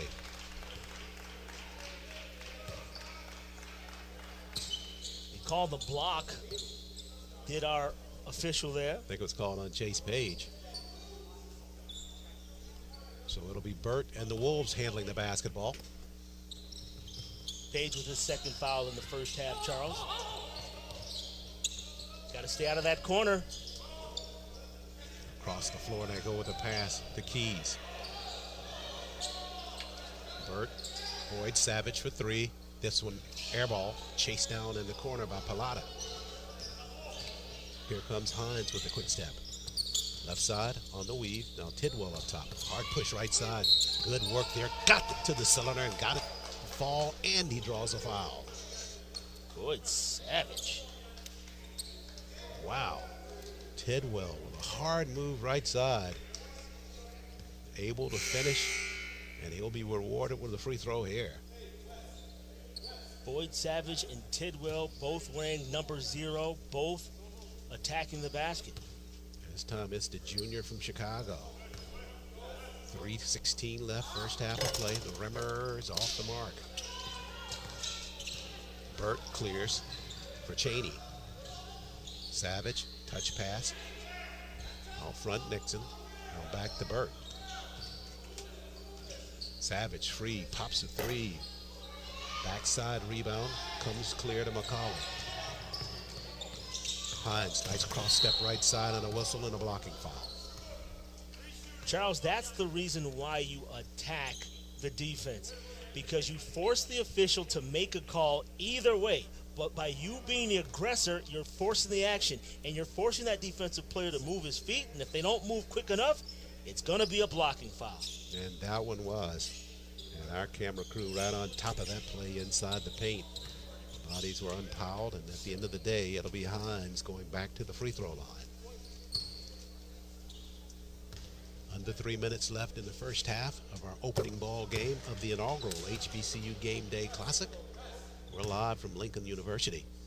Bluefield State, the Big Blue, leading the Wolves of Cheney State in the first ball game, 53-18. I'll make it 54 as the sophomore Jordan Hines converts on that free throw. Second ball game to follow this afternoon. It'll be the Firebirds of the University of the District of Columbia.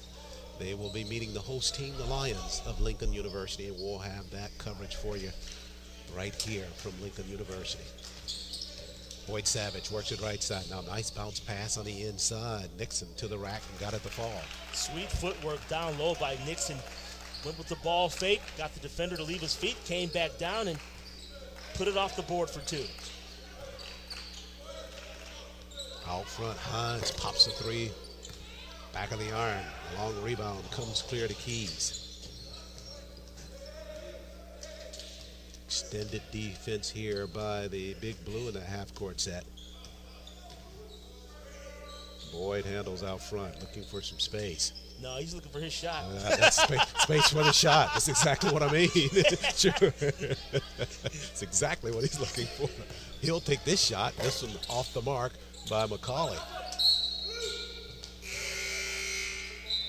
And here come the fresh five for Coach Hearn and the Big Blue.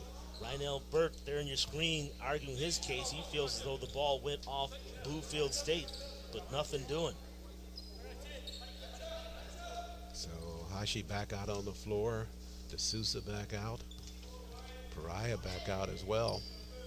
Ohashi coming in was the leading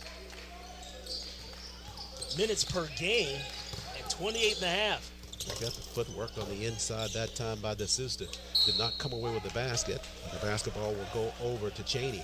But a nice pass by Ohashi on the inside, handled by D'Souza with good footwork. Just could not close the deal that trip.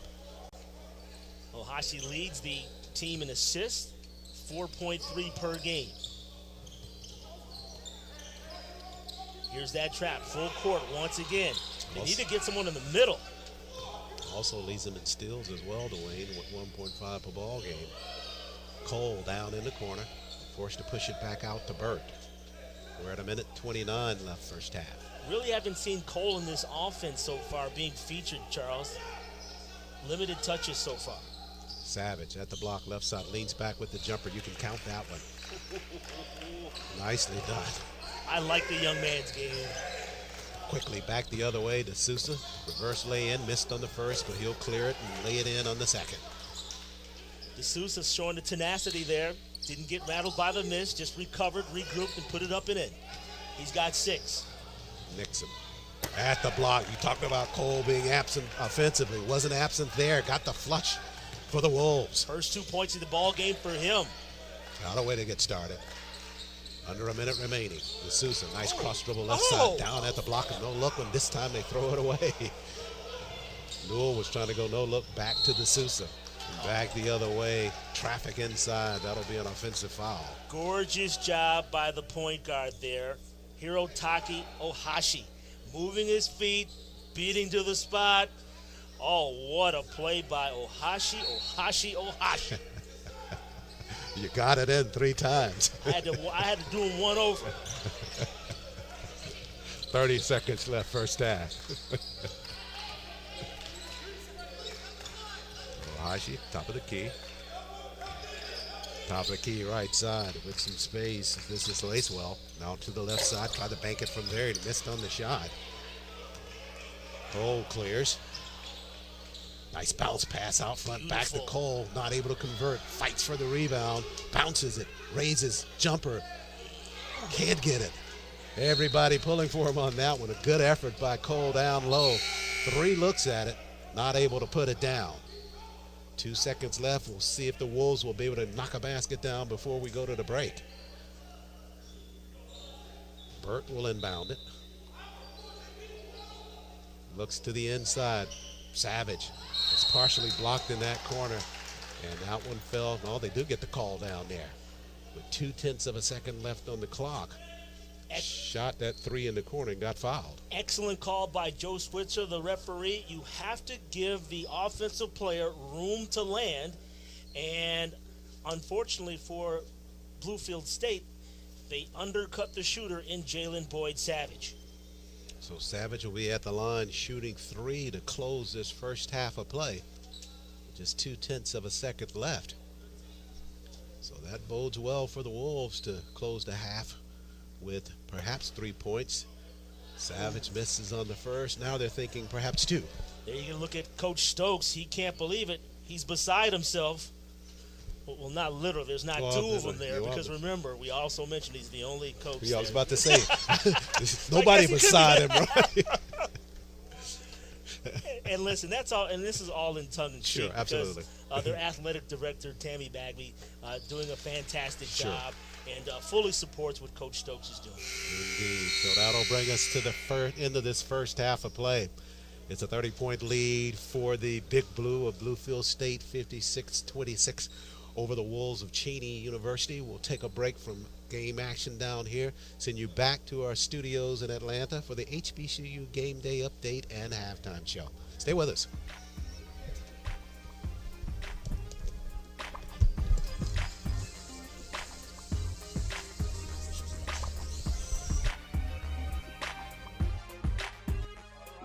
Thank you, Charles Ward. Thank you, Dwayne Walker. An excellent first half from the announcer's booth. And thank you guys so much for hanging out with us here. The HBCU Game Day Classic. I'm Tolly Carr along with Eric Slaughter. We're here in the HBCU Game Day studios in Atlanta. Thank you to our production staff. Hey, production staff, can you all make some noise? People can't see you. They need to hear you. All right. You hear that? We got people, man. We got people. It's always a great team effort to have any of these type of things going. So they work very hard. I'm on that side of the table a lot, so I appreciate you showing them some love. Look, and this is our first time, and we decided to not just do a little something. We decided to do a really big thing. So we got a lot of moving parts. Say we might, have a little fun doing it, let's say. But really appreciative of the staff, really appreciative of our audience, our community, because without your support, HBCU Game Day would not be here trying to execute our mission of shining a light on HBCU sports and culture. All right, let's get to those basketball highlights in just a second. First, we got to talk about this football update. Yeah. Benedict is down at halftime. They're hosting. They're losing to Wingate 16-0. Eric, to the D2s, man, the D2 HBCUs, do they take these playoffs serious? Is it their main focus? Is there a little bit of a letdown in their thought process when we get to these playoffs? No, there is no letdown. This is a crowning moment for them. They went 11-0. And thankfully, they have the defense that they have. That's why they're still in this game at 16-0.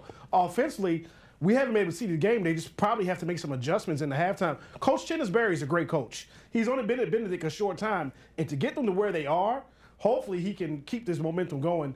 But defense can keep them in the game. Maybe in the second half, they'll get back in this. They do have that home field advantage there in Columbia. So we'll see what happens. All right, so look, here at HBCU Game Day, we love D2s, we love D1s, we love them equally the same. I know D1, teams and players get a lot of shine, but man, I want them to put some respect on our name for these D2 playoffs. But we saw Fayetteville State, Virginia Union smack last weekend. Wasn't pretty.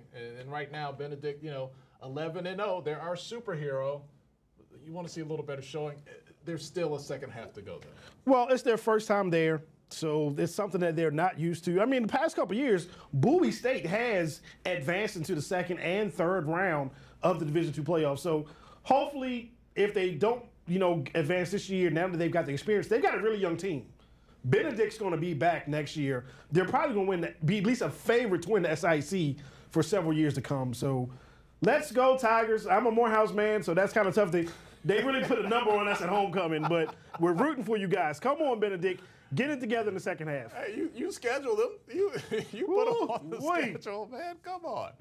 All right, so we got more football to talk about a little later.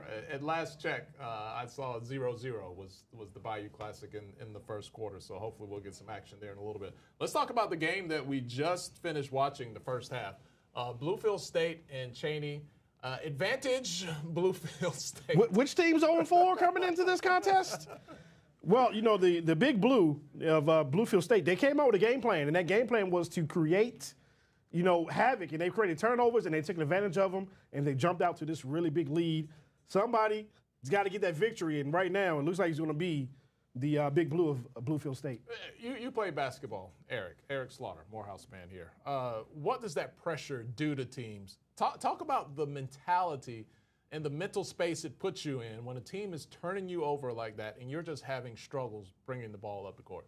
Well, you can't play the blame game. You got to figure out where your strength is and go to a play that you've designed to break that coverage. Whatever you worked on in practice, you found something that works and you got to figure it out. Now, obviously, they've seen your tape. So hopefully there's something that you still have in that toolbox that you can get. They got to do something. They got to make some adjustments because Cheyney is really struggling right now. All right, we got another game coming up. We're at halftime right now. Bluefield State is leading over Cheyney. But coming up in our second game, we have our home team, Lincoln, PA, the home of the inaugural HBCU Gameday Classic, and they're going to be taking on UDC. UDC is not a team that people really, maybe not know everything about, but this is a team that you don't want to sleep on. Coach Mike Riley, in his 9th season at UDC, he's going to have his team ready to play. So, they're 2-2 in the season. They won their last game over Bowie State, so we'll see what they do. The Firebirds of UDC. Yeah, that win over Bowie State was really, really big. All right, let's talk a little bit more football here. We got the Bayou Classic. Right now, we don't have a score. At last check, it was 0-0. If Southern was not to win this game, how would you describe the last 2 weekends in the SWAC? Because we started last weekend, right? Only thing Prairie View had to do was defeat Mississippi Valley State. And they were in. Mississippi Valley came in with 1 win, right? They were two wins. Yeah. Maybe 1 in the conference. Yeah, 2 in the conference. 2 in the conference, okay. Yeah, so they didn't take care of business. No. Then next in line was Texas Southern. They're like, all right, we got a chance. All we got to do is take care of business against Alabama A&M. They fell apart in that game late. The quarterback that I love, Andrew Body, the kid is running into the end zone, gets the ball knocked away. It's a safety out of the end zone. A&M comes back and scores. All right, they don't do their part. And so now Prairie View is right back in it. Alcorn State had an outside chance. They had to defeat Jackson State. We're not going to argue with them for not defeating Jackson State. If Southern doesn't seal the deal, that will be 4 teams in a row that had some big control of their destiny and don't take care of business. No one wants to go to Jackson for the SWAC championship. Is that what you're telling me?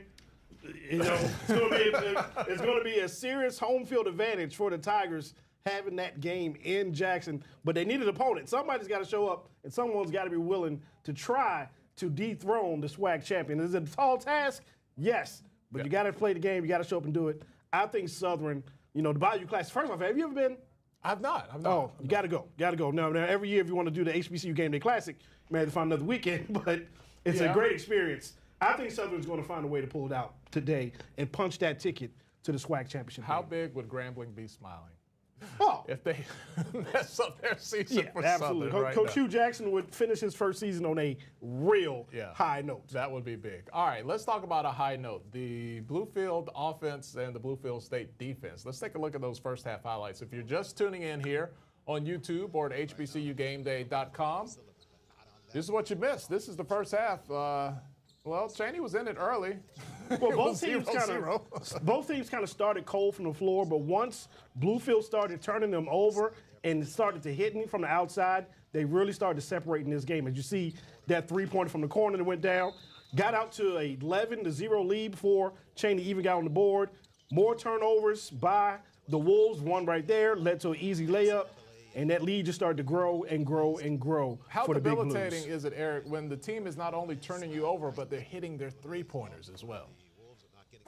It's frustrating. You know, it's one of those things where you really have to buckle down, and that's when you really test your poise and your composure, because the true test of an athlete, of a man, is how do you handle diversity and how do you handle, not diversity, adversity. Adversity, Yeah. Thank you very much. Diversity is a good thing. Diversity is a good thing, but Some how do you people handle adversity? trying to get rid of diversity, but we like diversity. Adversity is a different set of circumstances. All right, our second game again, UDC coming up, and they're taking on Lincoln University. Whatever you had, Eric, you're giving it to me here. The frog in the throat is just, it's a real thing. All right, we talked about Cheney University, and we had a really great story. Again, I want to really talk about our production staff. They took this big road trip, right? They go to all the HBCUs and that are part of the HBCU Gameday Classic.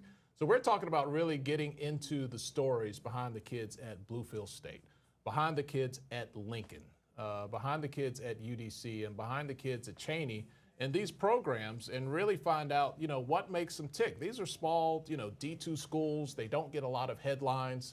And, you just look at it and you say, what is behind a kid who comes to this program? What is it like for a coach? We heard in the first half, you got a coach who's out there coaching by himself. Like, he's the only guy that's out there. He literally can't stand beside himself because there's nobody else there.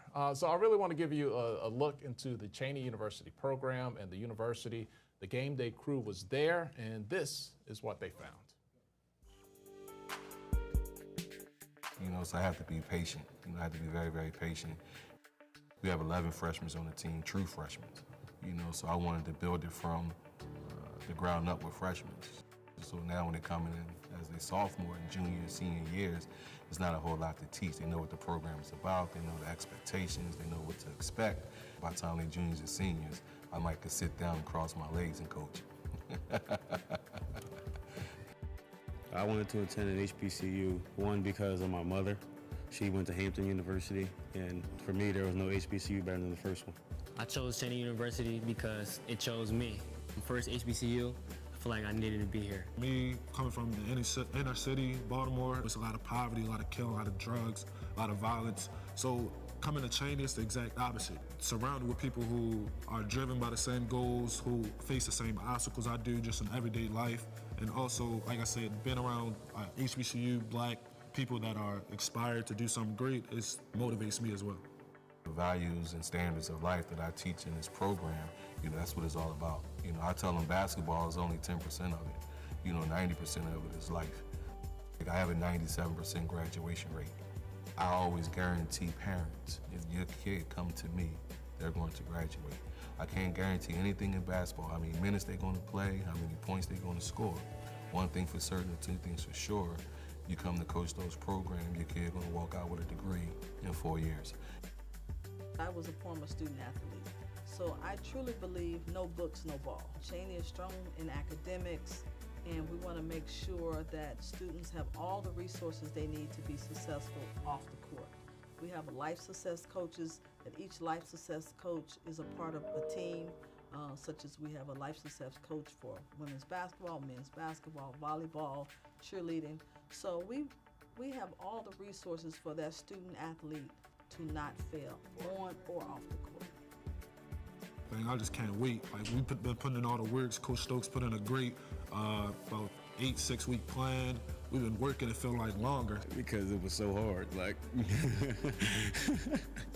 I tell them day in and day out during practice, we have to compete. Every possession, don't take a possession off, and you could do that for 40 minutes. Then, you know, the winning percentage goes up. So I just think that's really, really huge, you know, to have the first 3 HBCUs to compete.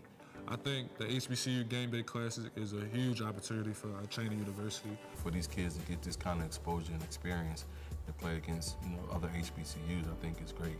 You know, because the experience of being at a HBCU and playing at a HBCU and the resurgence of HBCUs, I think is, you know, is wonderful. It's just like how Deion Sanders is doing a great job at Jackson State and shedding light on HBCUs now.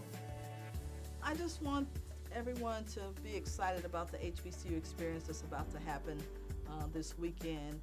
Cheyney will be there loud and proud. We bleed blue. I also believe together we win together. That's just not just in sports. That's academic and on this campus. I say it all the time. I'm waiting to put that on my t-shirt. And so I believe that whatever you do, if you're doing it with a group of people, just believe together we win together, and you're always going to come out on top.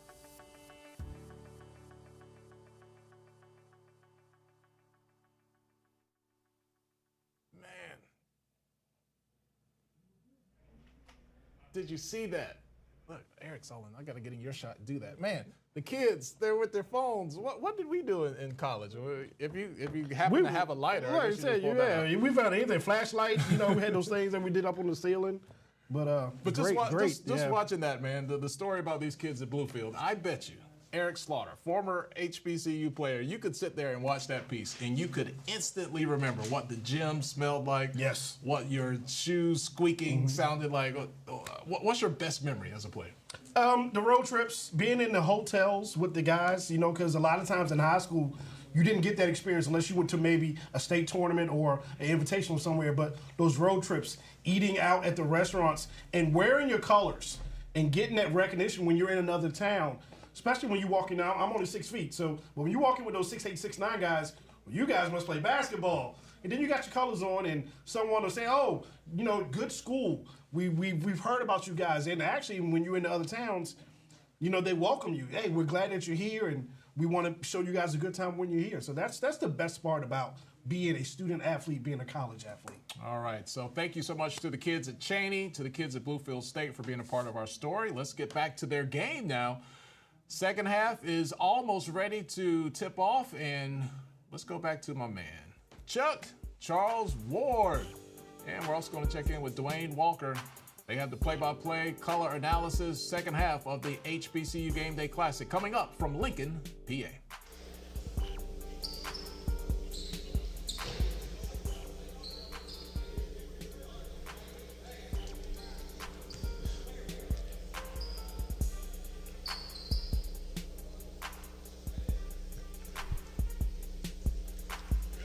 We are back live at Lincoln University, getting set for second half action. Thanks to Carly Carr and Eric Slaughter in the studios of HBCU Gameday for handling our halftime show. But now it's back to action on the floor here at Lincoln University. It'll be the Wolves of Cheyney to inbound the basketball to get us started in the second half, Dwayne. And spectacular first half of play for the Big Blue. Charles, I would have loved to have been in the locker room to hear what Coach Terrell Stroke was saying to his ball club. If he's going to chop this half up into quarters to try to delve into this 30-point deficit. Yeah, he's got to be thinking trip by trip down the floor at this point. Out front with the basketball. This is Keys. Bounce pass at the block, but a whistle there on the inbound line was Nixon as he tried to turn his way into the basket. All right, so it looks like Cheyney State's going to try to turn the tables on Bluefield State and be the aggressor to begin this second half. Ohashi in the corner. Now you see what they're trying to do. They're working to the middle of the floor right away. Across the floor, it's this Page behind the arc for three. Front of the iron on the shot. That leads to a run out. Now it's Cole. Passes it across the floor to Nixon. But the defense of the Big Blue back on the half-court set. Much different pace to begin this second half of play than the beginning of the game, Charles. The freshman with it on the half-court set. Bounce pass to Burt behind the arc, just in front of the Cheney bench. 7 to shoot now for Cheney. And on the move is Keys. A 3 to fire. Over to Nixon. He'll get it airborne. Hit the front of the iron. Rebound is cleared by McCauley. And here comes the Big Blue from Bluefield State. Ohashi works it out front. 2 assists in that first half for Ohashi. McCauley lost his dribble. Now on the weave, he'll get it back from Pilata. 9 to shoot now for Bluefield. McCauley in the paint, he'll draw a whistle. Cheyney doing a good job defensively there, Dwayne, working that clock all the way down to about 2 seconds left. And finally, McCauley able to get it to the rack on the lay-in. Missed on the shot, but he'll be shooting. I love the strategy. Each possession is important in a basketball game. On average, you're going to get 60 possessions per game, and it's about maximizing each one of those possessions. And as the game goes along here, you're going to want to use that 30-second play clock down. McCauley to the line. 4 of 4 from behind the arc in the first half of play. 4 of 4 from the free throw line now as he converts that first free throw. Finished with 15 at the intermission. And really, Charles, it's about getting quality shots down the floor each and every time. Well, they got a lot of them. Bluefield did in that first half of play as McCauley hit both of those from the line to make it 58-26. That's why they were able to get such a large lead going into the halftime. Here's Boyd Savage, left side, shot rejected at the block. Good defensive work there by Landry Pilata, the sophomore. 17 blocks on the year, 2 in this one by Pilata. Now down at the block, Cole returns the effort as he rejects a shot on the inside from Pilata. So tit for tat on that now. The Wolves have it, half-court set. 2 minutes in, Cheney State looking to get on the board here. Keys to Burt. Now 10 to shoot for the Wolves. Trying to get it to Cole. He's way away from the basket down in the left corner. Gives it on the inside. Nixon turns with the jumper. Missed on the shot. Rebound cleared by Page. And here comes the Big Blue. Left side, McCauley behind the arc. Back of the iron. Missed on the three-pointer for the first time in the ball game. Nixon on a run out right side, but the basketball swatted away. Good effort there by Hines to try to keep it in play. Bluefield State still doing a nice job of running the floor on the transition, getting back on defense to avert easy baskets by Cheney State. 17:28 left in the ball game. Half-court set for the Wolves. Boyd Savage handles. He had 17 in that first half for Cheney. Cole, hook shot in the paint, shot it hard. Looked good, just couldn't finish on that one, Charles. Pilata clears on the rebound. Attack. Hines, head fake, spins to the glass, left-handed inside the paint. Oh, that was exquisite, Charles. Yeah. Could have went up with the right, but switched to the left and laid it in. Oh, yeah, nicely done by Hines in the paint. Cole had it go through his hands at the baseline. Turnover, gives it back to Bluefield. And here come a fresh 5 for Coach Devin Hearn and the Big Blue. They're like a hockey team. Shuffle them skate in, them in and out of there. Skate them in and skate them out. Set that new core of players for the Big Blue as they come into play. In the backcourt, Tidwell, the junior, has it in the backcourt. He's out on the floor. De Sousa back out. There you look at Jason Price saying, hey, I'm getting pushed. Lacewell on the floor. Oh, he was getting pushed. Yeah. Call mommy, right? Tie up in the backcourt. I'm sorry, I shouldn't have. These kids are just different, that's all. The players are a little different. Basketball will belong to the Big Blue. And Coach Stokes talked about these players being so young and how you have to explain things to them. Sure. Yeah, it's always about teaching lessons. Parenting to a large degree as well. Sliding the baseline, and we go back the other way. Tiptoeing down there with an elite Lacewell, but he stepped on the inbound line. Lionel Burt did an excellent job of, once again, moving his feet and forcing the offensive player to the baseline, where he had no room. Near the midcourt, basketball tapped around. Paige Savage took a hard fall, and he's still down near midcourt as they fight for it underneath. And the Big Blue come away with it. They got numbers back the other way. At the block, head fake left side with the lay-in off the mark. Rebound fought for. Mariah had a hand on it, and he was fouled. Nice recognition by Bluefield State. Savage taking his time getting up. I know he was hurt, but caught a little off balance there. As Bluefield State made it to the rack, Jason Pryor, although he didn't hit, got fouled on the play. He will be shooting here for the Big Blue. Finished that first half with 3 points. And converts on the first free throw of a two-shot opportunity.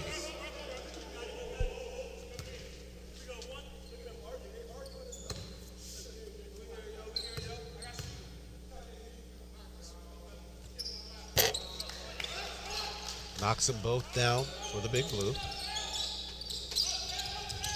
Big Blue 11 of 12 from the free throw line in the first 20 minutes. Pressure in the backcourt. That was going to be tapped around and almost stolen by Jaden Newell. Well, you talked about the Big Blue from the free throw line. They're shooting very well as a team, coming in shooting a respectable 74% from the charity stripe. Almost with another turnover that defensive trip. They'll reset it as the Wolves try to work it inbound in the backcourt. Boyd Savage. 10-second violation, Charles. Sure. Just so much pressure by the Big Blue that it's just difficult for the Wolves to find a way across that mid-stripe, uncontested.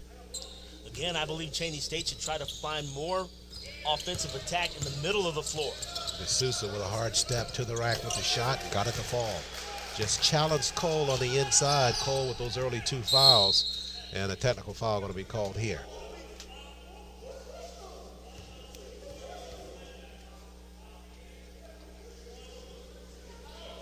I think it's going to be issued both ways. We'll see. I believe it's going to be Robert Keys guilty of a technical by the Wolves. Let's unsort it. There you can look at Samuel D'Souza from New York, dapping his teammates. Man, he has presence on him, does he, Charles? Yeah, he sure does. D'Souza at 6'8". The junior don't list his weight on their roster, but he's a wet, that's for sure.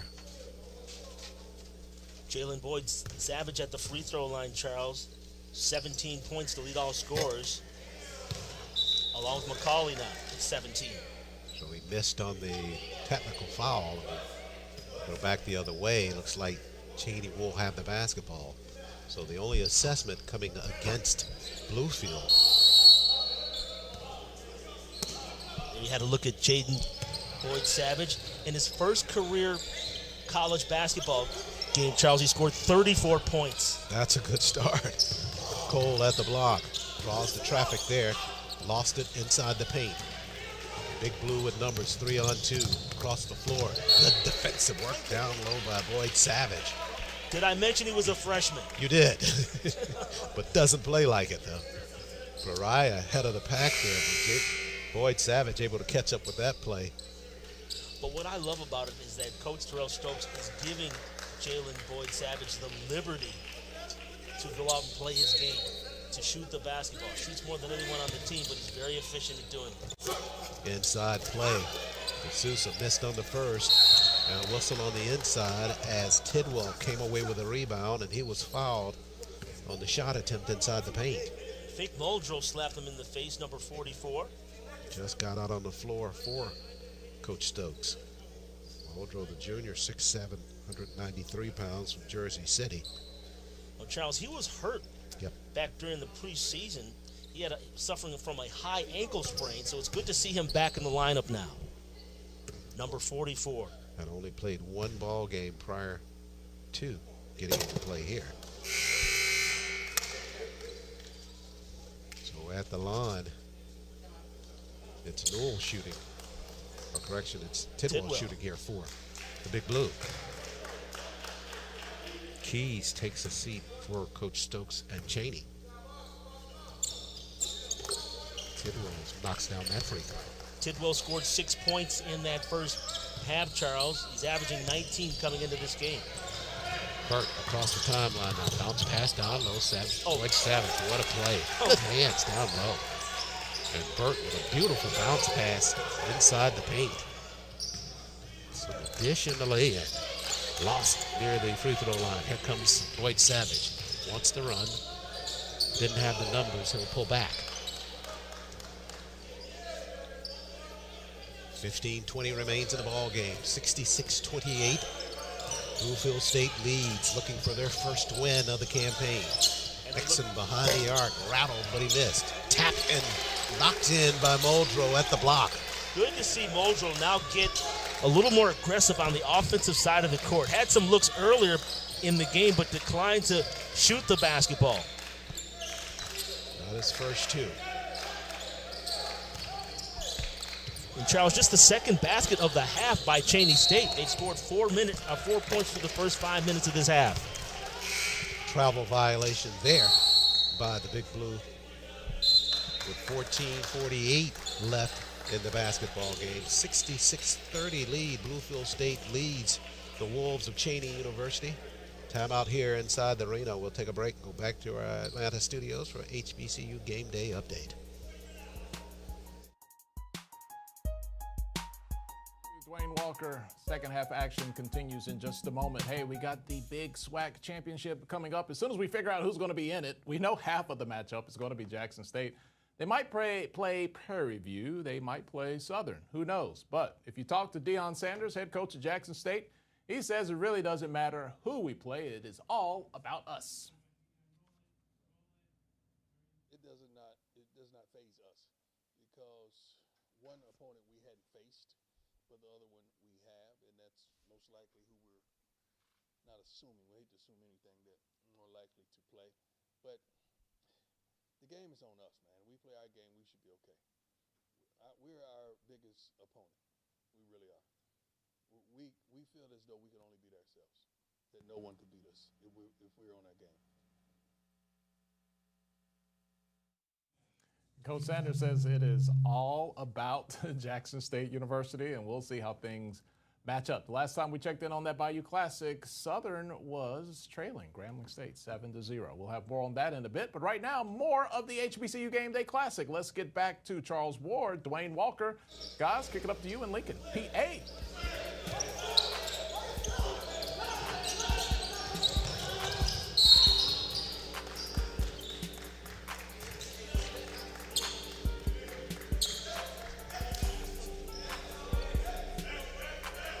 We are back live here at Lincoln University after the timeout. 14:37 remains. 68-30 lead for the Big Blue. Cheyney with it in a half-court set, trying to cut into that deficit. Cheyney with their first two ball games going in the win column, looking for a win themselves. Losing those last two in a row. At Bird on a good putback on the inside. That will spark the Cheyney bench after that second effort there by the offense. Rynell Burt needs to get more involved in the offense. He comes from a nationally prominent high school, St. Francis. He's a very good passer, but he needs to be more assertive on offense again to get this Cheney State team on track here in the second half of play. Burt, the psychology major, freshman, already declared. Got that free throw, converts on a three-point play. Across the floor, almost coming away with a steal. Good effort by Dion Good, anticipating for Cheyney. So Cheyney trying to step up their defensive effort here. Claw back into this lead. 66-33. Big Blue with the lead. Cheyney back cuddles into a half-court set. This is the junior Tidwell out front. They left him alone. He'll raise, fire the three. By the bank and he missed on the shot. Rebound fought for Good, came away with it. And he draws a whistle. Exceptional job there by Good. Going up and grabbing that rebound. Not just sitting around waiting for the basketball to fall into his hands, but going to get it. travesty. Cheyney trying to inbound it in the backcourt. Nixon pushes up the floor to Boyd Savage. Across the floor now, this is good. We approach 14 minutes left. This is a real opportunity for Good to show what he can do as a freshman. Oh, I thought you were going to say it was a good opportunity for Good. What did I say? I blew that's right. You can't go back. I can't go back. Oh, God. That's right, a good opportunity. Yeah, yeah. You're always a step ahead of me, Ward. Behind you and around you. Definitely around me. 13:57 left. Bluefield State's got him doubled up, Charles, 66-33. But you get this sense here the last couple of minutes that the Wolves are trying to settle into something at least defensively to help themselves. But here's Page, and he answers that. In the quarter for three, the freshman knocks it down. Second three-point basket of the game for Page. 6 points tonight. And good substitution there by Coach Hearn there as they get a steal on the inside and they get a lay-in from Pilata. Andrew Pilata asserting himself on the defensive side. Yeah, Coach Hearn inserting Page in that lineup knowing that they needed a basket, and he got the three-pointer to kind of quell what would have been a quiet charge by Cheyney. Back the other way, Burke inside the paint, can't get it to fall. Good effort there by Boyd Savage diving to the floor. That was a loose basketball. I thought Boyd Savage, I thought Boyd Savage beat McCauley to the spot. That was a loose basketball. They both scrambled to the floor to get it. And from my vantage point, Boyd Savage had the inside advantage. Well, just looking at him going back down the court, I think he agreed with you. You all just needed one more judge to go in your favor. 13-17 left in the ball game. It's a 70-33 lead for the Big Blue. Joe Switzer over there at the Cheney State bench talking to Coach Stokes, trying to get an understanding. Ohashi gives it over to McCauley. He squares on the weave. It's Pilata to the glass, shot it hard, missed on the shot on the inside. Rebound by Muldrow. Over to Burt. Muldrow behind the defense, right side, on alone, got the left-hand lay-in. That's a good transition basket for Cheyney. Nice to see Muldrow getting involved on the offense. Page for three, front of the iron. Another rebound by Muldrow. Muldrow limited minutes tonight, but being effective, taking advantage of his opportunities. Just returning to the lineup, back to the lineup. Dixon, foul line extended with the jumper, knocks it down for the Wolves. A little bit of momentum shifting now here, Charles, towards the Wolves of Cheney State. Going back on the inside, basket inside. I believe that was Hines that got the lay-in for the Big Blue. They did credit Hines with that basket, Charles. Hines now in double digits and scoring with 10 points as there's a timeout on the court. 12:21 left. Bluefield 72, Cheyney 37. An update from HBCU Game Day back in our studios.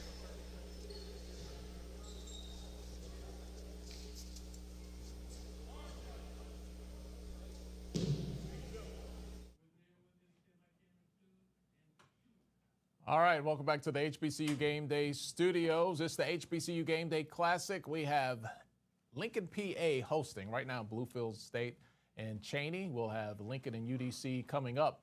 We've been talking football and basketball today. One team that we really thought would have been in action today was FAMU, the Rattlers. They were set. We all thought it was a foregone conclusion that they would make the FCS playoffs. They were a top 25 team. They were 9-2, but they did not get an invitation. This was very hard for Coach Simmons to explain to his team. It's a travesty that the selection committee didn't consider everything this team had to endure, you know. And yes, we had a big loss early in the season to an in-state, to our conference rival. But again, everything those guys had to battle during that time, and for them to bounce back and to go on a 9-game winning streak, to keep the nation's second longest home win streak, to have, you know, a top-ranked defense, a top-ranked special teams unit, you know, a complimentary offense with a quarterback who's in the top 20 in most statistical categories. It's just really disappointing that, you know, I think it continues to show the lack of respect for what we do in the SWAC and the MEAC. Well, I can't understand it. Maybe you folks at home can understand it. I'll toss it to somebody that's a lot smarter than me. Charles Ward, Dwayne Walker, back to the HBCU Gameday Classic. Maybe they can make sense of why FAMU is at home this weekend and not on the football field. Guys?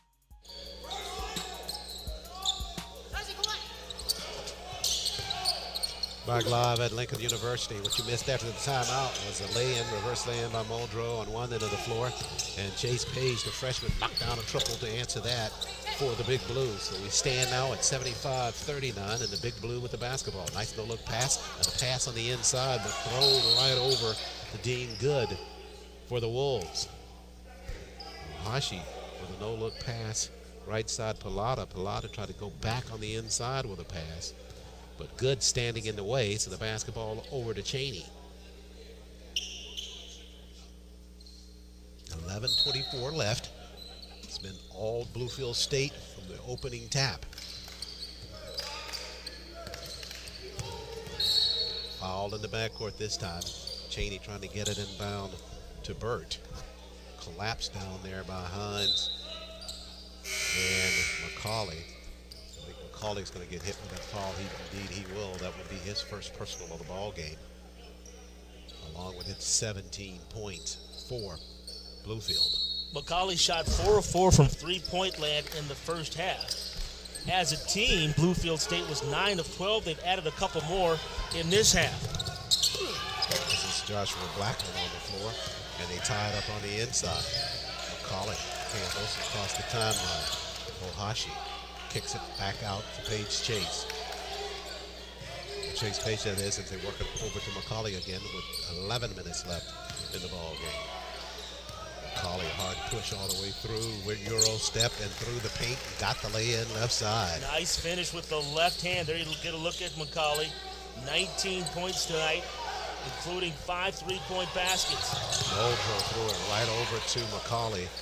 And here comes Bluefield back the other way. Down in the corner, on the move. This is Pilata. Nice pass at the block, and the spin with the flush is Hines. 10:30 left in the ball game now, as the Big Blue come away with a big transition basket there in the paint. I didn't mean to scuff your shoes, Ward. My bad. That's okay. Half court set now. Blackman to the rack, floater there. Missed on the shot. McCauley saves it and got it over to Page. And here comes Ohashi. 2-on-2 basketball. Down at the block, all the way through the paint and a whistle. Oh, I got to tell you something, Charles. This has to be so gratifying for the Bluefield State contingent. Sure. Coming into this ball game 0-4, very easily could have just laid down, but no, they came out here with just a incredible effort here this afternoon.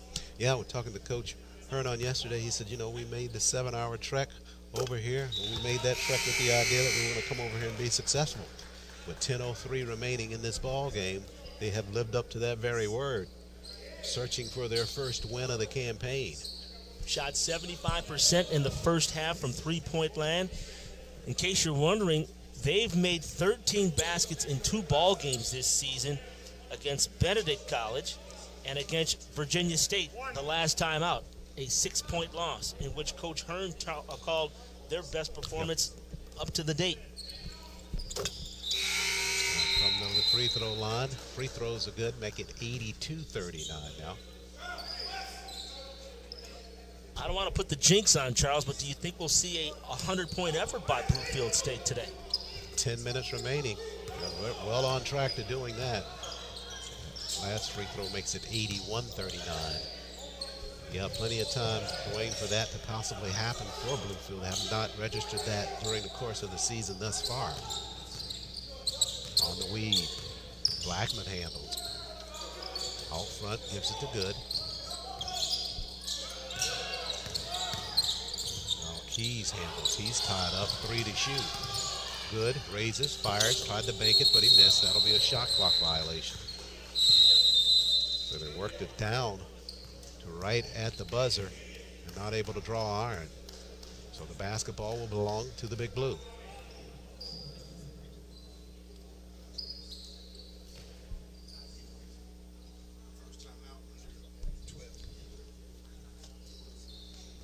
9:31 left. 81-39. Bluefield leads Cheyney in our first ball game of a doubleheader on the first day here of the HBCU Gameday Classic. Basketball action following this one will feature the Firebirds of the University of the District of Columbia. They will meet the host team, the Lions of Lincoln University, coached by Jason Armstrong. Good visit with him on yesterday. Talk about him kind of taking over the program from Corey Laurie, one of the stellar coaches who has gone on to Division I coaching at Seton Hall and leaving the program in very capable hands with Coach Armstrong. Got some worthy assistants as well. Keyshawn McMahon and Nick Rebeski had an opportunity to talk to all three of those gentlemen yesterday, Charles, and they're excited in the direction in which this program is going at Lincoln University. Yeah, when you were talking to Coach McMahon, Keyshawn was sitting in the corner. You were like, well, okay, come on, tell me who is the game main guy to go to? Who's the one guy? And Keyshawn was towing the corporate line. I was like, yes. We don't have a one guy. There's all of us. So when Coach came in, I said, let me go ahead and follow up behind you. And I talked to him, and he gave me the same thing. Right? Timeout has come and gone. Now back to live action as the Big Blue have it in a half-court set. Floater, jumper, foul line extended. It's off the mark by Lacewell. DeSouza carving out some space in there from Bluefield State to convert that too.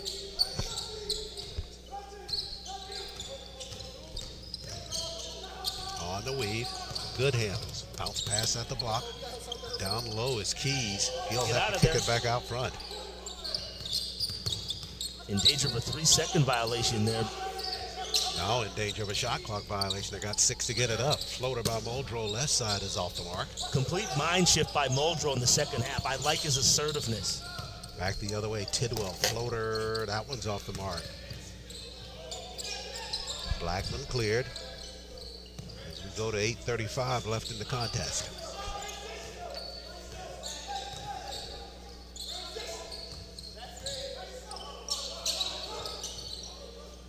Up top, good, fires, missed on the shot. Pariah with the rebound. Joshua Blackman on defense for Cheney State. Gets picked off right there, but he comes away with the steal. Look at him dive to the floor to get that basketball. I like it. Tied up there, we'll check the arrow. And it looks like it's going to stay with the Big Blue. Sterling effort there by the young man, Joshua Blackman. And by the way, coming off the bench, he scored 20 points off the bench versus Central Penn College earlier this season. So he can provide a spark. It'll belong to the Big Blue. That's Jaden Newell, the sophomore, set to inbound it. Got it in the play to Lacewell. Fires a three. Remember's off the mark. They keep it alive. But Sousa got a hand on it. Now it finally comes clear to Cheyney. Good effort by D'Souza to try to chase that down in the corner. Under 8 minutes to play, when will we see Jalen Boyd Savage, a leading scorer for Cheney State? Lacewell with a steal, and we'll see another transition from the turnover to a basket as he converts right side. 7:39 remains. 85-39. Whistles out front. Lacewell a little too tight on the defense. He commits the foul. Time becoming of the essence right now, 85-39. A whopping 46-point lead by Bluefield State. Largest of the ball game for them, and certainly the largest of the season as well. Phenomenal coaching job here this afternoon. As much as Devin Hearn is taking on the responsibility for the 0-for-4 start, got to give him credit when things are turned around, which they are. Sure. See if he takes credit for this after the ball game, and rightfully so. They played well. Cole turns in the paint, shot an air ball, and out of bounds. They try to save it, and they will. Good effort there by Joshua Blackman, the freshman, to knock it off the leg of Malik Lacewell. That's called basketball IQ. He could have thrown the basketball out errantly, but had a plan. I'm going to throw it off of the offending player. Yeah, and you don't lose very much because you're on your end of the floor if it does not work. Bluefield with the commanding lead, and we'll see them back here in action tomorrow on the second day of the HBCU Gameday Classic. They will meet the Firebirds of the University of the District of Columbia in day 2 action. Shot in the half-court set by the Wolves off the mark. It'll be the battle of the first tomorrow in the finale of this first annual HBCU Gameday Classic, where it'll be the Wolves of Cheyney who will be trying to dust off what appears to be a loss in this first day action as they will meet the Lions of Lincoln. And if you're out in YouTube land and you're not sure about the geography between Cheyney and Lincoln, only about 40 miles separate these schools in this area of the country in Pennsylvania. So the students back tomorrow, expect there to be a wall-to-wall crowd here in that annual matchup between these schools. Robert Keys, Charles, haven't called his name an awful lot, although he just made that 2-point basket right there. Back on the other end of the floor, the Big Blue trying to answer with a 3-pointer behind the arc, but that one fell short. Keys came into this one with the basketball now, Charles, averaging 9.5 points per game, but hasn't really gotten off so far today. And we referenced him for his academic abilities as well, 3.83 average. He is a Keystone Scholar here in the state of Pennsylvania. And just the kind of player you want in your program as they spin it down low, and on cue, Key gets the basket left side. He's got an even 10 in the ball game. D'Souza, okay, big fellow, is that your first attempt of the year? It looked like it, didn't it? Yeah. I got to look that up, Charles, to see how many times he's attempted a 3-point basket. Help me. Can you help me out on that one? I can help you. Maybe this young man Yeah, can he help has, us in the game. Nathan but he's Pettis. still over behind the arc. Okay.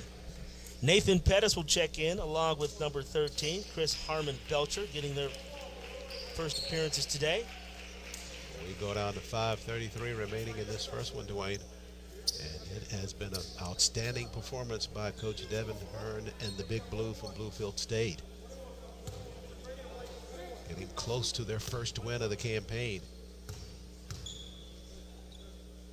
Joshua Blackman at the line for the Wolves. Okay, young man. Yeah. Let me get a tight on his spats at the free throw line. Got that nice gold look there. Certainly got that fashion award for this first ball game of the Classic. Must be the shoes, Charles. Can we get it? Look at that crew right on top of it as we speak.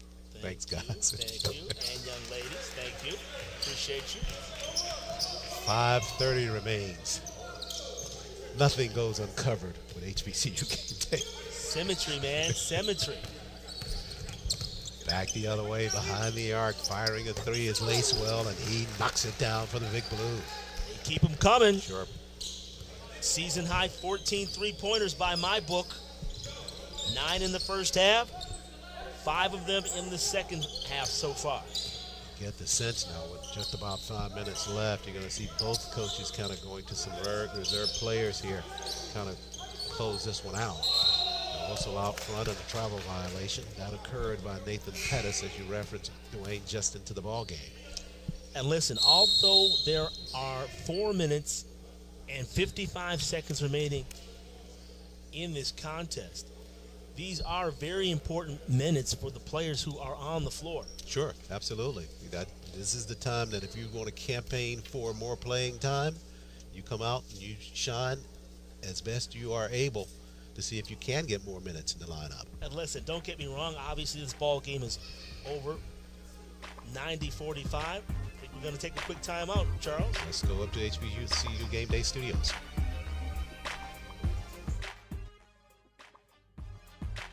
All right, thank you, Charles. Thank you, Dwayne. Got a quick score update for you here during this timeout break. I'm going to keep hitting refresh on the screen. There's no change. Wingate 23, Benedict 6, 2:57 remaining in the game. Benedict, what happened to you? All right, 23-6, Benedict is trailing. We're coming up right at halftime of the Bayou Classic. And Eric, what do we have? It is still 13-10. Southern is on top, and we are officially at the half. All right, officially at the half. Up-to-date score, 13-10, Southern over Grambling. At the break, if they win, they advance to the SWAC championship game and take on Jackson State. Let's get back to the HBCU Game Day Classic. Charles and Dwayne, guys, let's finish out game one. Get ready for game two.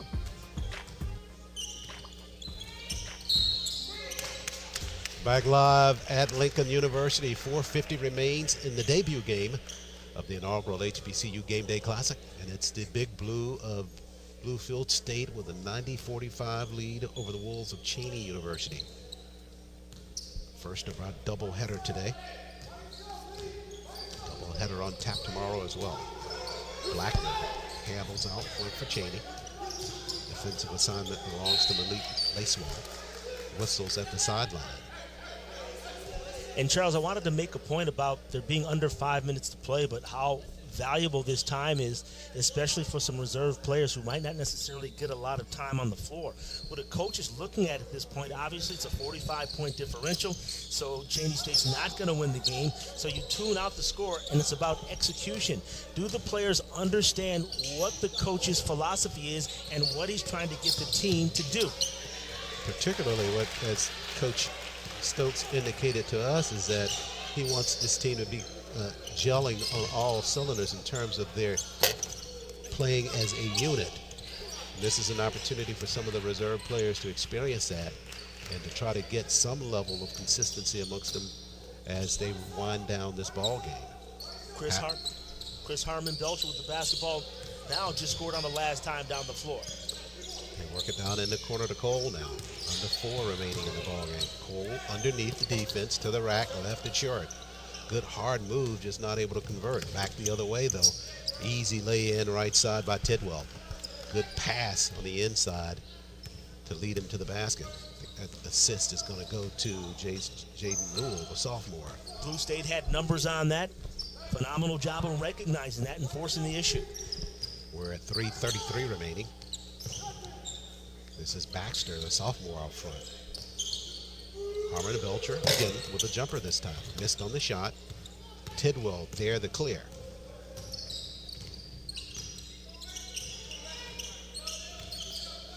Looks of space, back up top instead. Jumper by Ferrari behind the arc. It's off the mark.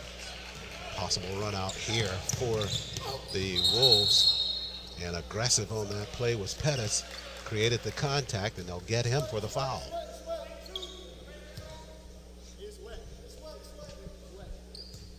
So we go back the other way. So Cheyney with 3:07 remaining in this ball game will have to regroup quickly for the match tomorrow with Lincoln. And Charles, I got to ask you, if you're Cheney State, do you look at the game film from this effort today, or do you treat tomorrow just being a new day and we'll look at this game tape, let's say, early next week?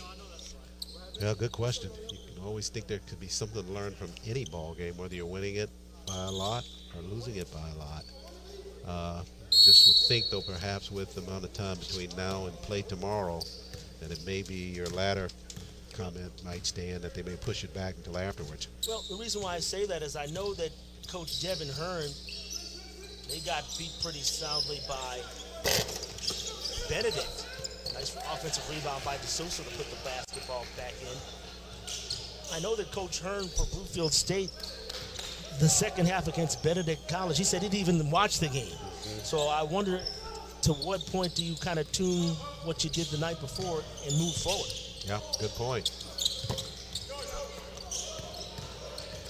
This shot there leads to a run out, 4-on-2 basketball. Behind the arc, Tidwell remembers a 3, and it's short of the mark. But Pettis with the rebound, had it taken away by the Big Blue. Bounce pass, the lead behind to D'Souza, and Cole's going to commit the foul in the paint. Just way too much Big Blue defense in this ball game for the Wolves to handle. Now let's look at the body language of Cheney State. Let's see how they're handling this situation. Again, you're always being graded no matter what the score is. Are you hanging your head? Are you boxing out? Are you doing the little things that it's going to get you more time on the floor?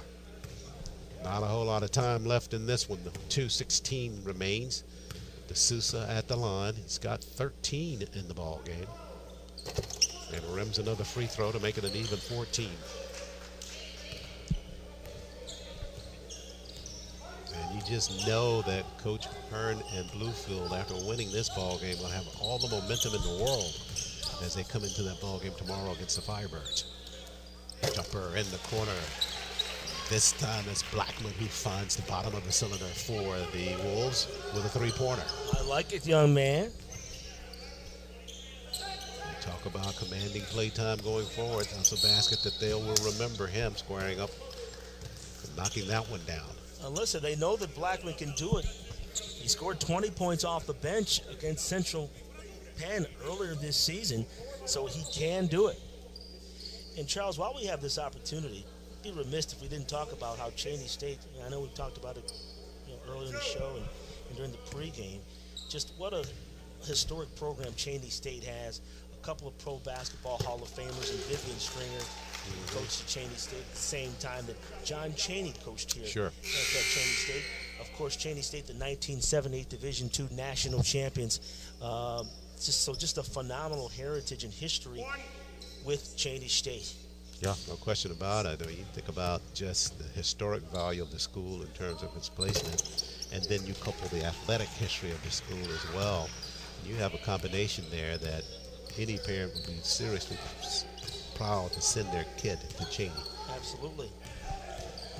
We talked about playing a full 40 minutes here. A distinguished alumni from Cheney State, the late Ed Bradley of CBS 60 Minutes fame. Yeah, if you want to get into running down a list of famous alums from Cheyney, you're going to be here a while, because they certainly have them. Ed Bradley certainly one of those as well. We're at a minute 15 left in this ball game. 100 free tacos, free something. Well, I know here at Lincoln University they have free chicken on Wednesday. They call it Friday, Wednesday chicken and Friday fish fry. Yeah, but that's at every HBCU. Oh, there's nothing new about that, right? I thought it was just here at Lincoln. I think that comes courtesy of the food service provider. Behind the back dish as the Big Blue try to wind this one up. And out front is Lacewell knocking down another jumper. So he will finish with 12 for the Big Blue. And the Big Blue running up some numbers here in game one of the HBCU Gameday Classic. Our first ever. Glad you have been a part of this first ball game. And we still have 3 more on tap for you. 1 more after this one and 2 more tomorrow. And if you like what you're seeing and watching, make sure you let the folks at HBCU Gameday know it. And the folks at Lincoln University. Fine partnership that's bringing you this coverage of these fine institutions. Across the floor, there's another steal. Boy, they don't even quit. Nope. With less than a minute remaining. Bluefield State will play against University of District of Columbia tomorrow. So if I'm Mike Riley, hey, I'm taking the game very, very seriously. Everyone should be on official notice as of right now. Yeah, this team, based upon what we're seeing here today, came true to what Coach Hearn was saying. He felt that this team was getting set to turn a corner, and they did turn a corner this afternoon. Drove the bus a long way down the highway in this contest with a 103-52 win over the Wolves of Cheney University in our first ball game of the inaugural HBCU Gameday Classic. 1 more coming your way here as we get set for more action from the Manuel Riviero Gymnasium. It'll be the Firebirds of the University of the District of Columbia getting set to meet the Lions of Lincoln University. We'll have that coverage for you after we send you back to our HBCU Gameday studios for more coverage. All right, Charles Ward, Dwayne Walker, great job, great job. Crew, can we give it up for our very first game in the books here? You guys doing it. You're doing it. We gotta have fun. Look, we're not working for anybody here. We're just having a great time. Bluefield State had a great time. Congratulations on the first victory of the year for those young men, the big blue of Bluefield State. So that did not look like an 0-4 team. You're stealing my toss to you. That did not look like an 0-4 team at all. Well, you know, who knows what could have happened in some of those first games, but today they were efficient on defense, creating turnovers. They were shooting the ball well from the deep ball, and once they started raining those threes, it was a straight-out abomination. They just completely just took, you know, Cheyney off the floor and gave him no chance to really get back into it in the second half. And we talked about momentum. This is a great chance not only for them to break that losing streak, but, man, maybe put together another great game tomorrow. Yes, indeed. And game 2 of the Game Day Classic, they'll be taking on Lincoln tomorrow. Yeah, the home team. So this momentum, they can ride it into Cheyney and Lincoln tomorrow. Cheyney and Lincoln tomorrow. So they'll be facing Bluefield off. will take UDC. UDC. Well, you know, they'll ride this momentum and go into it and maybe come out of here with 2 wins on the season. All right, so Cheney University, things did not go their way today on the basketball court the way they would like. They'll get a chance to play again tomorrow. But these guys are winners, man. They're student athletes. They're out there in the struggle on the D2 landscape. They're giving it all that they have. Our HBCU Game Day crew visited the campus and had a chance to meet the coaches and the kids. My name is William Butch West. I'm the assistant men's basketball coach here at the University District of Columbia. It was my pleasure and an honor for me to come back and be able to assist with the men's basketball program here. 8 times out of 10, most student athletes that are playing Division II sports aren't going to go to the NBA or the NFL or the Major League Baseball. So you have to get prepared for life after sports. Our head coach won a national championship at Georgetown. Coached at Georgetown for 20 plus years. So you're getting to play for a guy that's been around and seen so much. So that's the method to our madness. The method to our madness is young men in position to succeed. My name is Wanya Cologne. I am a grad student at the University District of Columbia. I'm number 11. I'm from Ackworth, Georgia. I think it's exciting that it's the first inaugural classic for the fact that we're in it and the fact that it gives exposures for HBCUs. We are able to get the publicity HBCUs deserve. We're, as a team, excited to play other HBCUs, and we normally only play Howard, we play Bowie State, but we also get to play this year Lincoln, we play Bluefield State, and we're very excited to step on the court and play them and give the audience a show. I picked the University of District of Columbia. It's close to the area. I'm from the Prince George's County area, so it's close to home, and it's a HBCU, so I wanted to gain that experience while also being close to home. Just here, the thing that's unique about our university is our classrooms are pretty small and tight-knit, so you're able to get that kind of one-on-one relationship with your professors. So if you need help or assistance, you know, they'll be more than gladly to help you out. The coaches here are all great men. They all have, you know, good backgrounds. You know, they push us every day, and, you know, they want us to get better, not only on but off the court. Some challenge that I faced, I was probably, I want to say I was a hothead a little bit. Just a little bit. I was a good kid, though. Had dreams of doing different things. Like, I wanted to play multiple sports, and basketball, my last year of school, just got big for me. I was a family-oriented person. My family supported me in everything that I did. So when I started taking basketball serious, my mom pushed me. The HBCU Gameday Classic is going to be big for the entire HBCU community. And HBCU schools, I know for me, playing against Lincoln, one of my best friends went there. He still goes there. And I'm gonna have a lot of people in attendance from Philadelphia. So it's gonna be a big game for me. Everybody knows Howard, everybody knows Bowie State, but not too many people know about the University District of Columbia. And I think that us playing in events like this and us winning some basketball games will allow people to know that we're here too. Hey, he says everybody knows about Howard. Everybody knows about Bowie State. That's what they're talking about. They played an exhibition against Howard this year. They didn't win, but it was close. Like, you cannot sleep. And, of course, we talked about them beating Bowie State. And let me correct myself. Tossing to that package, I was saying Cheyney. I needed to say we were going to learn more about the University of District Columbia. So that was UDC. Small school, big-time team. Absolutely. Like I said, Coach Mike Rowley's been there now 9 years, so he's really got his footprint on that program, and he's got them moving in the right direction. Got a big win, 91-88 over Bowie State. So it was close, but a close, tight win can really propel you into your next games, and we'll see what they do here today against those Lions. Yeah, you know, we want to teach people all about these schools. I was looking up things, or our staff here was looking up things, actually established by abolitionist Myrtilla Minor in 1851. So I think that really plays into the firebrand of the Firebirds, just that abolitionist energy to be the founder of the school there. Currently looking for their 10th president, Ronald Mason Jr. He's going to step down in June of 2023. He's their longest serving president in school history, also former president at Jackson State. So a great opportunity for some of our academic folks out there to get in the mix and maybe be the next president at UDC. Go lead that institution, lead those young students into the future. Hey, I might throw my resume out there. What you Go think ahead. about that? You are the man. You can do hoops. You're an analyst. You're on the radio. Add college president to that. Why not? Hey, that's a tall task. My man. All right, let's talk about our next school, the host of the HBCU Gameday Classic, Lincoln of PA. Let's make the distinction. There's a couple of Lincolns out there. There's a few Lincolns. They're coming up next. They're taking on UDC. We got Lincoln of Missouri. Shout out to Lincoln of Missouri. I found out this football season there's a Lincoln of California. So yes, I didn't know that. Yeah, so there's a few out there. Again, our merry band of journalists on the road. They made a road trip to Lincoln University. They wanted to see what everything was about at Lincoln University. Let's go to the story.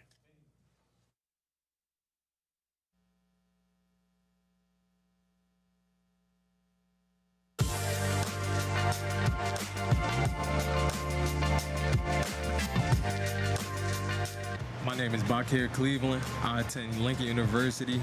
I wound up coming to Lincoln University because first, athletes really don't see HBCU as sports schools. So I just wanted to make a change in that and commit to HBCU.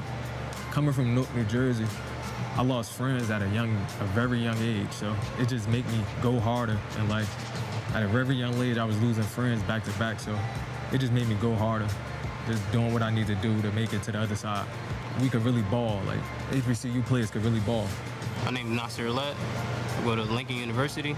Lincoln University is the first HBCU, and it's really my home. My father went here, my brother went here, and they both got their masters from here, so I'm just following up after them. Gameday Classic, it means to me fun, good vibes, friends, family, band, crowd, the excitement is about to be rocking. I'm Corey Williams. I'm point guard at Lincoln University. It's something that you have to witness in person to realize what an HBCU is. It gives the experience for everybody to see HBCU teams play, because sometimes we don't have a lot of HBCU games. Sometimes we play out of conference, so we see a lot of out of conference people. For us to have 4 HBCUs in one building and play 2 nights, that's insane.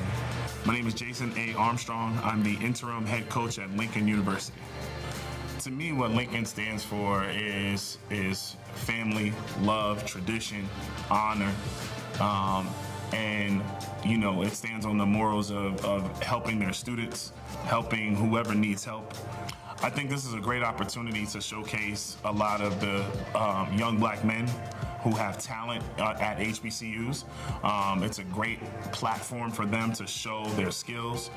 My name is Joshua Dean. I'm the interim athletic director and head football coach here at Lincoln University. I'm excited. I think they'll do very well. We have a very young athletic group coming off of a season where we had a trend upwards in success. I think that coach is doing a great job of motivating young men, and I'm excited to see them play. I've been able to go to practices. I've been able to see them compete in the games. They play a fast-paced, athletic, flying around defense, scoring, high scoring. So I'm just very excited to go out there and see our guys get an opportunity once again to be on a big stage and display and represent Lincoln University to its best. All right, Lincoln University, founded in 1854. Talk about small class sizes. 62% of their classes have fewer than 20 kids.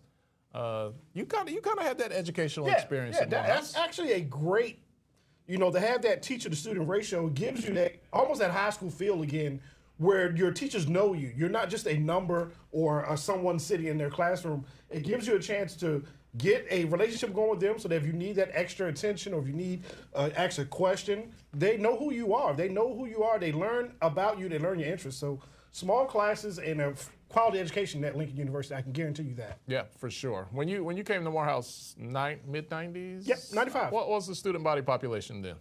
Just over 3,000. Wow. Yeah, a little more than it is currently. It's about 2,700 now. So. Oh, okay. Yeah. Okay, awesome. I went to Winston-Salem State early 90s.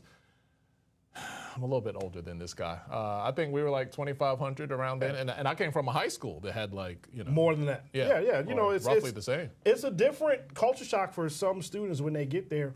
You know, when they see, but I loved small it. campus. Yeah, no, that was not a dig. I loved it. You know, but being in Atlanta is different because you have the 4 schools right there together. So you get a big campus atmosphere, but then you have your 4 private institutions that give you that closeness, that tight-knit family feeling of the HBCU. Yeah, so when Big Boy said keeping my throat warm in the AU, you were like, I was man. there. I Yes, was there. Indeed.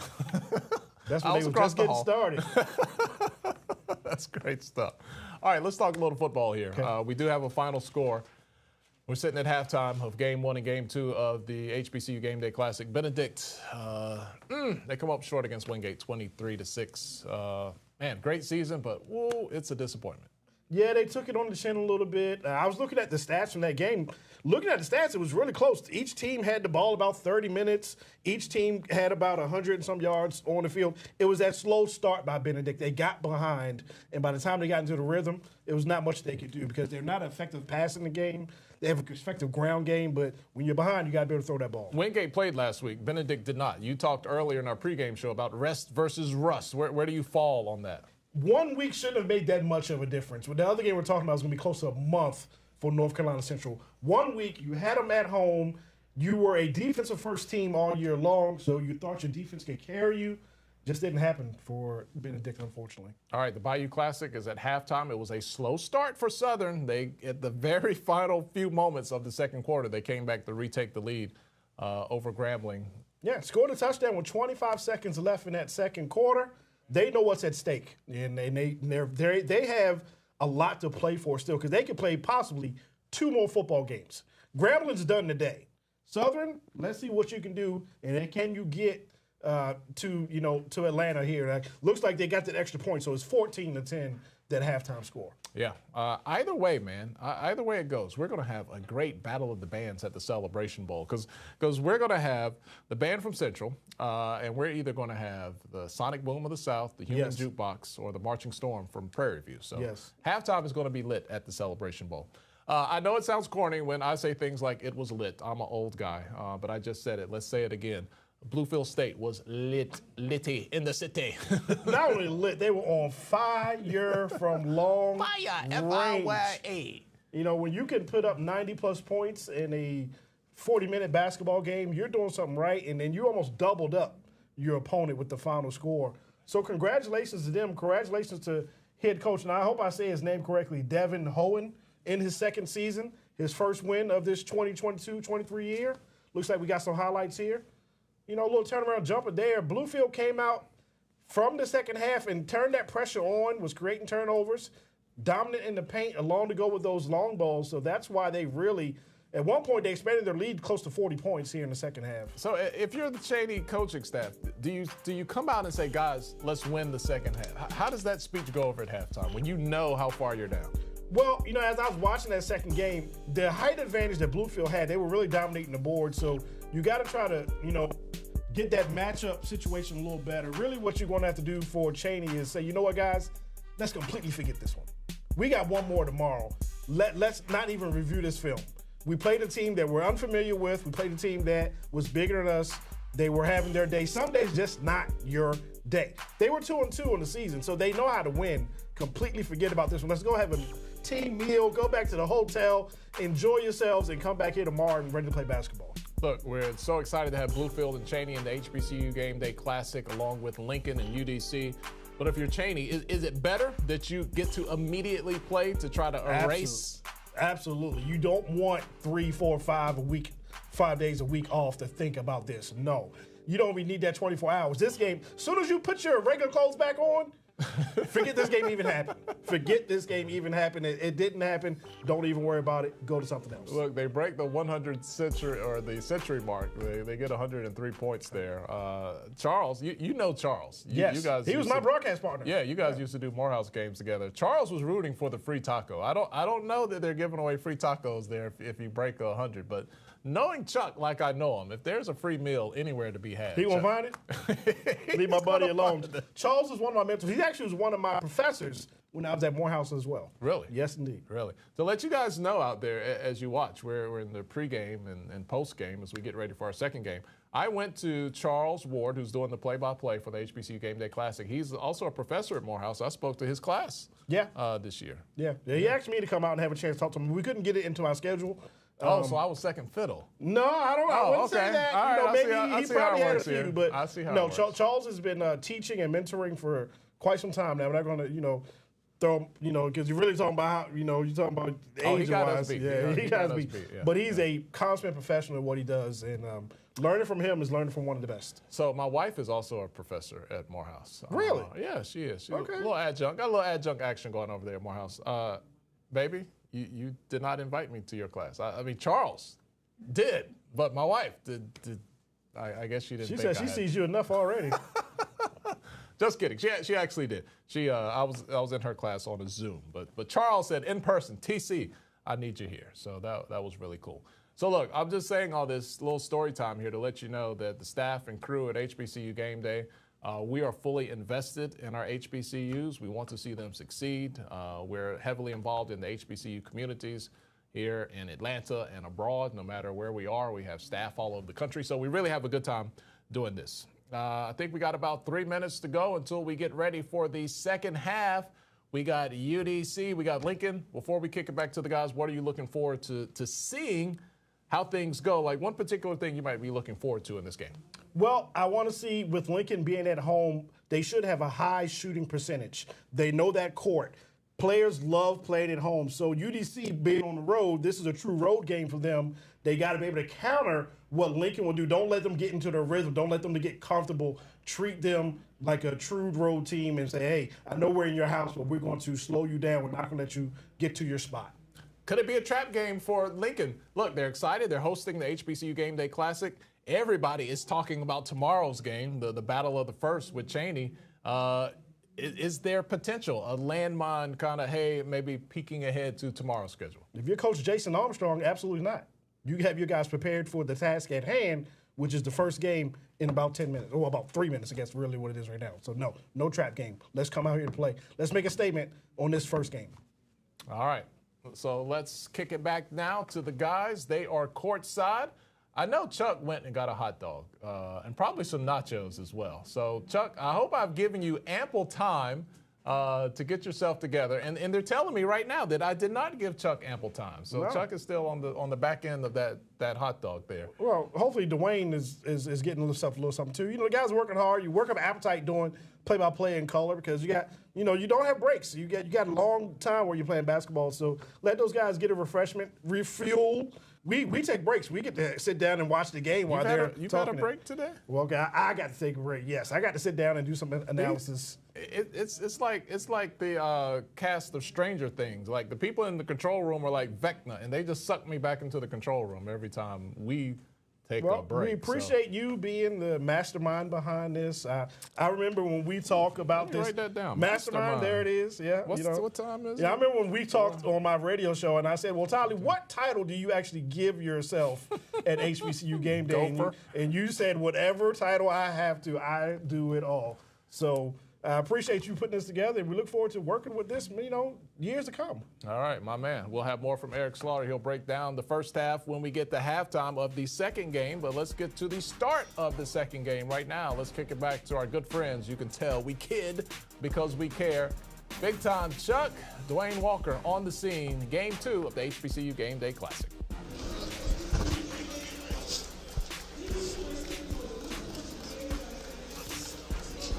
We are live at Lincoln University getting set for the second of our doubleheader today on day 1 of the HBCU Gameday Classic. Charles Ward, Dwayne Walker here getting set for the second half of our double bill this afternoon. Glad you could join us. Thanks again to Tolly Carr and Eric Slaughter in our studios back in Atlanta as we get set for the second ball game. It will feature the Firebirds of the University of the District of Columbia. You're with us, right? Why didn't you tell me we were on, Charles?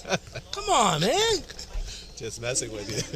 Firebirds of the University of the District of Columbia, and they will meet the host, the Lions of Lincoln University. And Dwayne, this ball game is really going to come down to just focusing on two players. Marble for the Firebirds and Williams for the Lions of Lincoln. Listen, Jameer is an incredible player, very, very scrappy, gets after you on the offensive side of the basket as well as the defense. He's the spark plug, two-time player of the week last year in conference. Only player in the league to have a triple-double last year. Handed out 15 assists in the last regular season game last year to put his team in postseason action. So he's one to watch today. Indeed, when these programs get set to meet this afternoon, the Firebirds of the University District of Columbia really coming in here with the idea that they really want to upend the host of this classic here at Lincoln. Well, listen, Mike Riley, I call him a little general. He wants to win every single time out. But we'll see how it goes. Because I'm going to bet my money. Are we allowed to pick teams? Yeah, Probably not.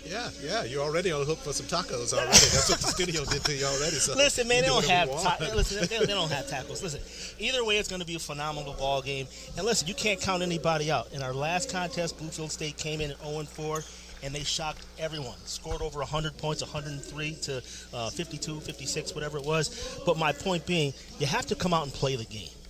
Well, these two teams will certainly come out and play this ball game. We'll see who will win this final ball game on day one of HBCU Gameday Classic. Getting set to start here momentarily.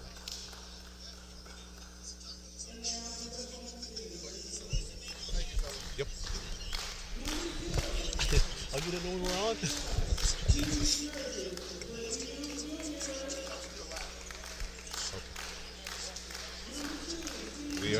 We are still here live at Lincoln University, getting set for the start of this ball game between the Firebirds of the University of District of Columbia and the Lions of Lincoln University. Day one action of the HBCU Gameday Classic, our final ball game of the day.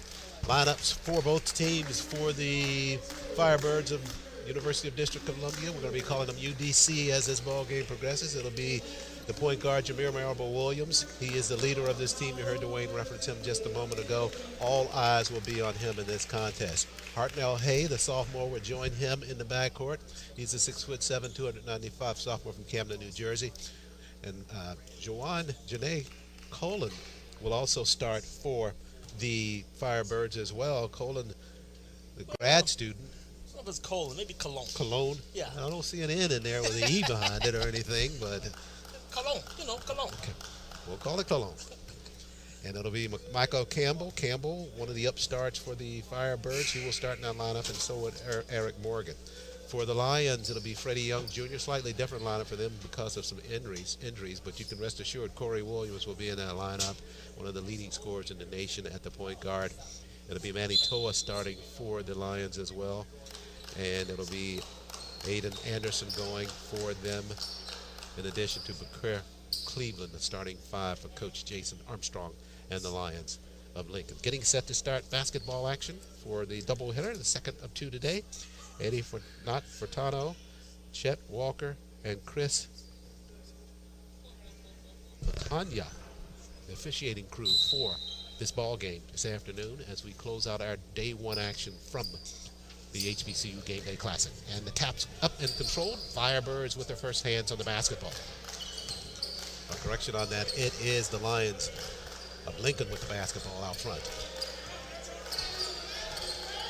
Man-to-man defense to start this contest off, Charles. This is Corey Williams with the basketball. And tapped out of bounds, so it will stay with Lincoln on their half of the floor. Glad you could join us for our continuing coverage all day here on the HBCU Gameday Classic, the inaugural version of the Classic. And hats off to the folks at HBCU Gameday for putting this on. Historic, Charles. Historic moment. Indeed. HBCU Gameday, really one of the staples of HBCU sports. Really resting into that role very well from its inception to where it is now.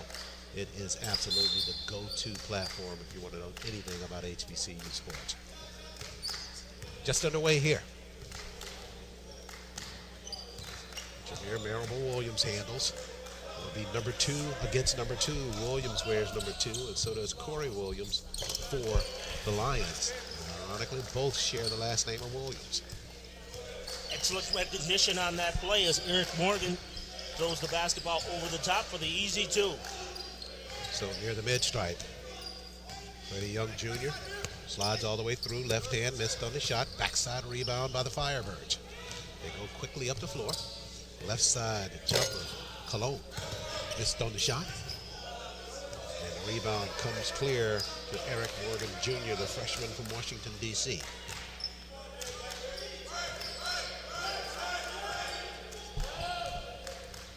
District of Columbia.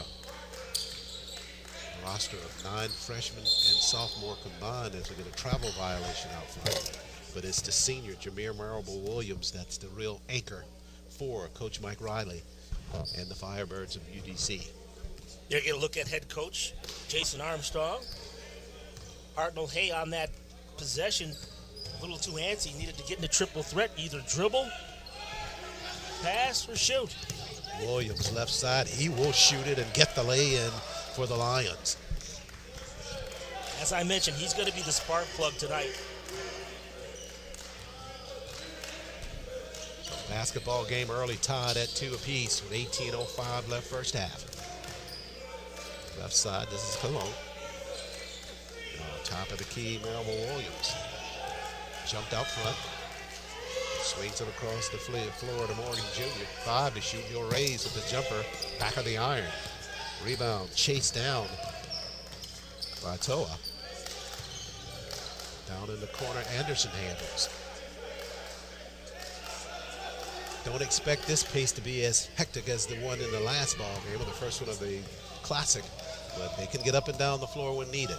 This shot there sends the Firebirds with an advantage, and shot behind the arc is off the mark by Morgan.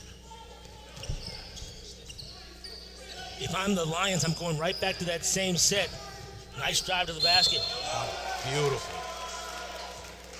Outstanding job there by Corey Williams to take it right side. Took a hard tumble after that lay-in. Corey Williams has all 4 of the Lions' points so far this afternoon, as you get a look at Ethan Garita on your screen right there. Last time down, when Young had the basketball, he got a little slip action from Garita that went to the basket. He just couldn't convert. This time down, he takes it right to the rack for a bucket. Williams, a senior, able to convert on the three-point play with the free throw. 27.3 points per ball game for the Lions. Came in with 71 points total. Headed into Classic action today. On the turn, this is Hartnell Hay. Hay pushes back out to Marable Williams. Good head fake there. Cologne, left side, knocks down the jumper for the Firebirds. That was wet, Charles. 3-point bucket.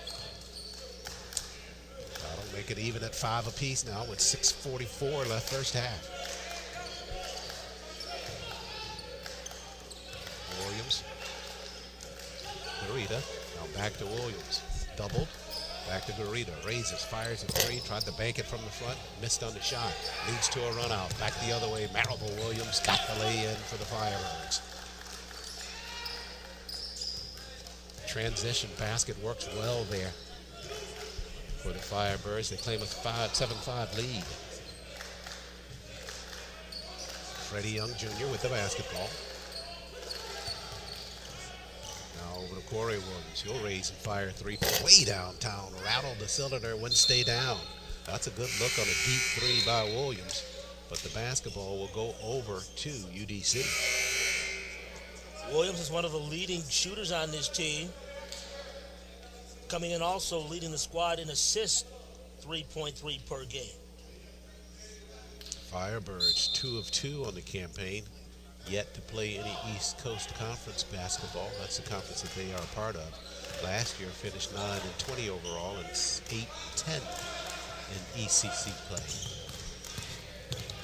Now on the floor, this is Michael Aiken.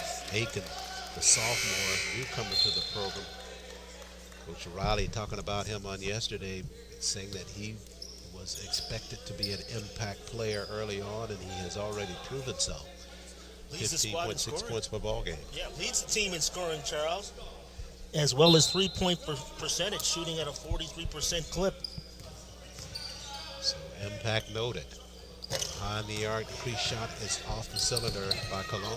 He'll get a rebound, go underneath, missed on a lay-in, but he's fouled. And Charles, speaking back on Michael Aiken, lots of times when you come to a new environment, a new team, you might not be as loud or might not be as vocal, but on this particular team, Michael Aiken Jr., he is a quiet leader. And as we get more and more into the season, he still gains the respect of his teammates because of his scoring prowess and how he goes about his business. Indeed, and only a sophomore.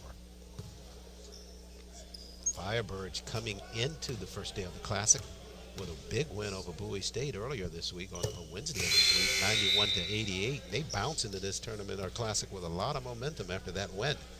So we talked to Coach Raleigh, I think right before they were getting ready to have that ball game with Bowie early in the week, and he talked about the importance of that contest, and for them to win that and then bounce right in here to the tournament or the Classic, we'll see how that fares for them this afternoon.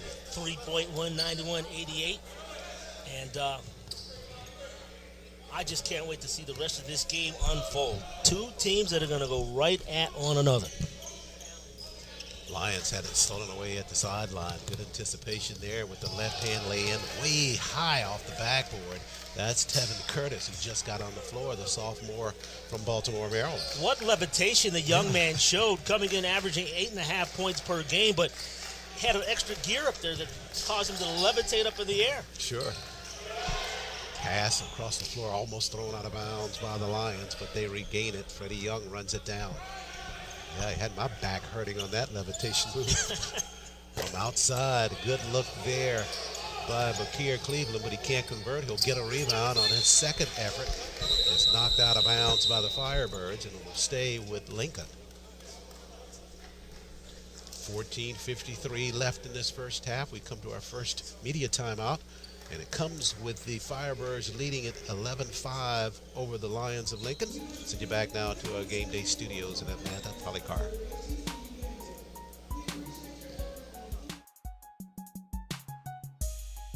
I appreciate you, brother. All right, let's take a look at some scores, man. We are updating here at the timeout. Benedict, they came up a little short today against Wingate. That Division II final matchup is in the books, and Wingate wins that one 23-6. We do have an update from the Bayou Classic. Eric Slaughter, give me the latest. Early in the third quarter, Grambling on top, 17-14. 17-14, Grambling leads Southern. We want to give you the most up-to-date score because it changes from moment to moment. If Southern does not win this game, ladies and gentlemen, they do not go to the SWAC championship. Prairie View A&M would. It would give Grambling a big old smile on their face to end Southern's season a little prematurely and beat their rival. But hey, congratulations to Benedict on a great season. Came up a little short today against Wingate. Let's get back to the HBCU Game Day Classic. I'm in Atlanta. I'm Tolly Carr. Let's go back to Lincoln, PA. And we have Charles Ward, Dwayne Walker. Guys, this second game, a little tighter. That action looks a little better out there. Let's see how it goes. We'll talk to you guys in a few Turning minutes. inside the paint and a whistle and an offensive push. And they'll nullify any shot there on the inside. Trying to get some space on the inside was Ethan Garita, the sophomore. And he draws a foul instead. Ethan Garita a little too anxious when he received the basketball, trying to carve out space for himself. And as a result, they're going to carve out some space for him on the bench. He'll take a seat.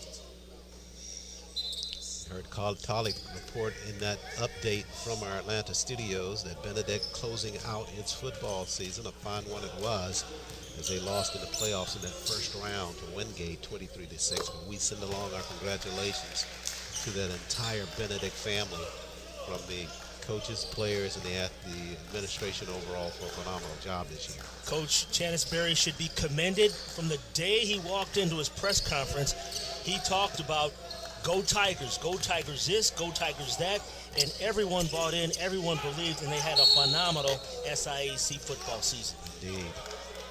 Meanwhile, back here on the floor, we're down to 14-16 left in the first half. 13-5 lead for the Firebirds. Coach Mike Riley in his 9th campaign at UDC. Jason Armstrong on the other side of the floor, the first-year interim head coach for the Lions of Lincoln University. And just a phenomenal visit with him on yesterday with assistant Keyshawn McMahon and Nick Ryback, the assistant coaches for the Lions.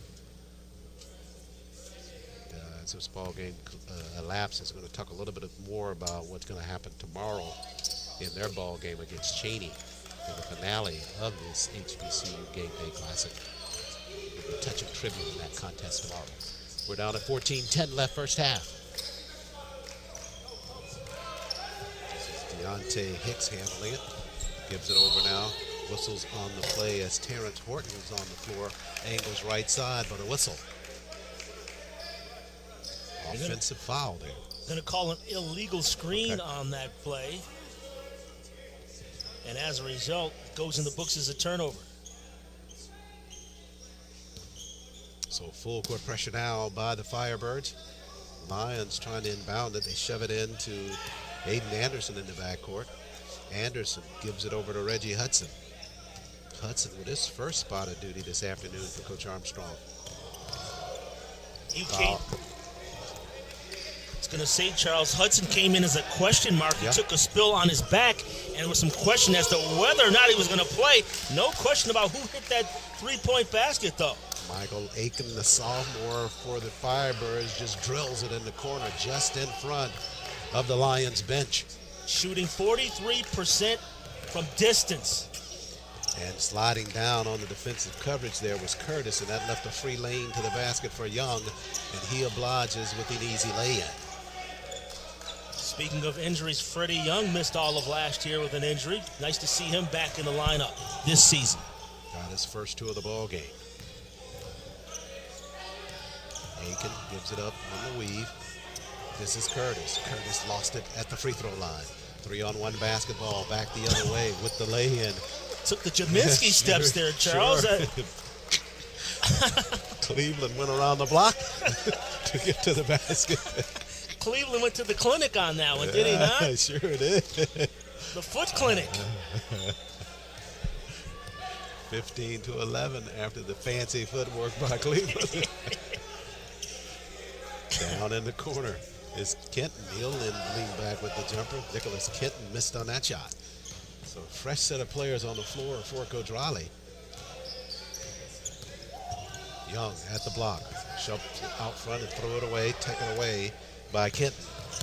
Back the other way to come down and challenging on the inside is Aiken to the rack, got the lay-in, tough body position, and he drew the foul. Aiken, a man's man down there. Don't be fooled by his size. He plays a lot bigger than his height, and sending him to the free throw line is not the right decision to make. Shooting 89% coming in, a blistering 89% from the free throw line. And he will be going there to the line to shoot. And even at 89%, not the highest free throw percentage on the team. That'll be Cologne shooting at 90%. May not have as many opportunities from the free throw line as Aiken, but its percentage is really good at this point. 18-11 score now. Firebirds with the lead. Lions with the basketball. Both of these teams, Charles, in this contest, more deliberate with each possession compared to our first contest. Yeah, we're still trying to pick up our tongues from that our first one. Right? It's like this game is going in slow motion. No disrespect, but it's just a lot Different lower style. pace. Sure, no question. Basketball is, and I love the comment from Coach Armstrong when we talked to him on yesterday. He's saying, you know what? Everything being considered, with all the things you have to deal with as it relates to basketball in terms of personalities, coaching players, and the like, he says it's just the raw play of basketball that's the common denominator. Yes. You know, it can manifest itself in different ways, but at the end of the day, whoever takes control of the pace of the ball game, plays it on their own terms, usually gets the kind of result that they want on the floor. Oh, yes. Again, can't overemphasize the, look at that step in. Nice steal there by the Lions and Manitoa. Back the other way, trying to lay it in. That's nicely done by Cleveland with the left hand. Front man the basketball to Cleveland, who scores his 6th point of the contest. 18-13 after the basket by the Lions. They cut the lead to 5. Firebirds with the rock there into the floor. Marable Williams handles out front. This is Cologne. Bounce pass at the block. Turning there is Campbell.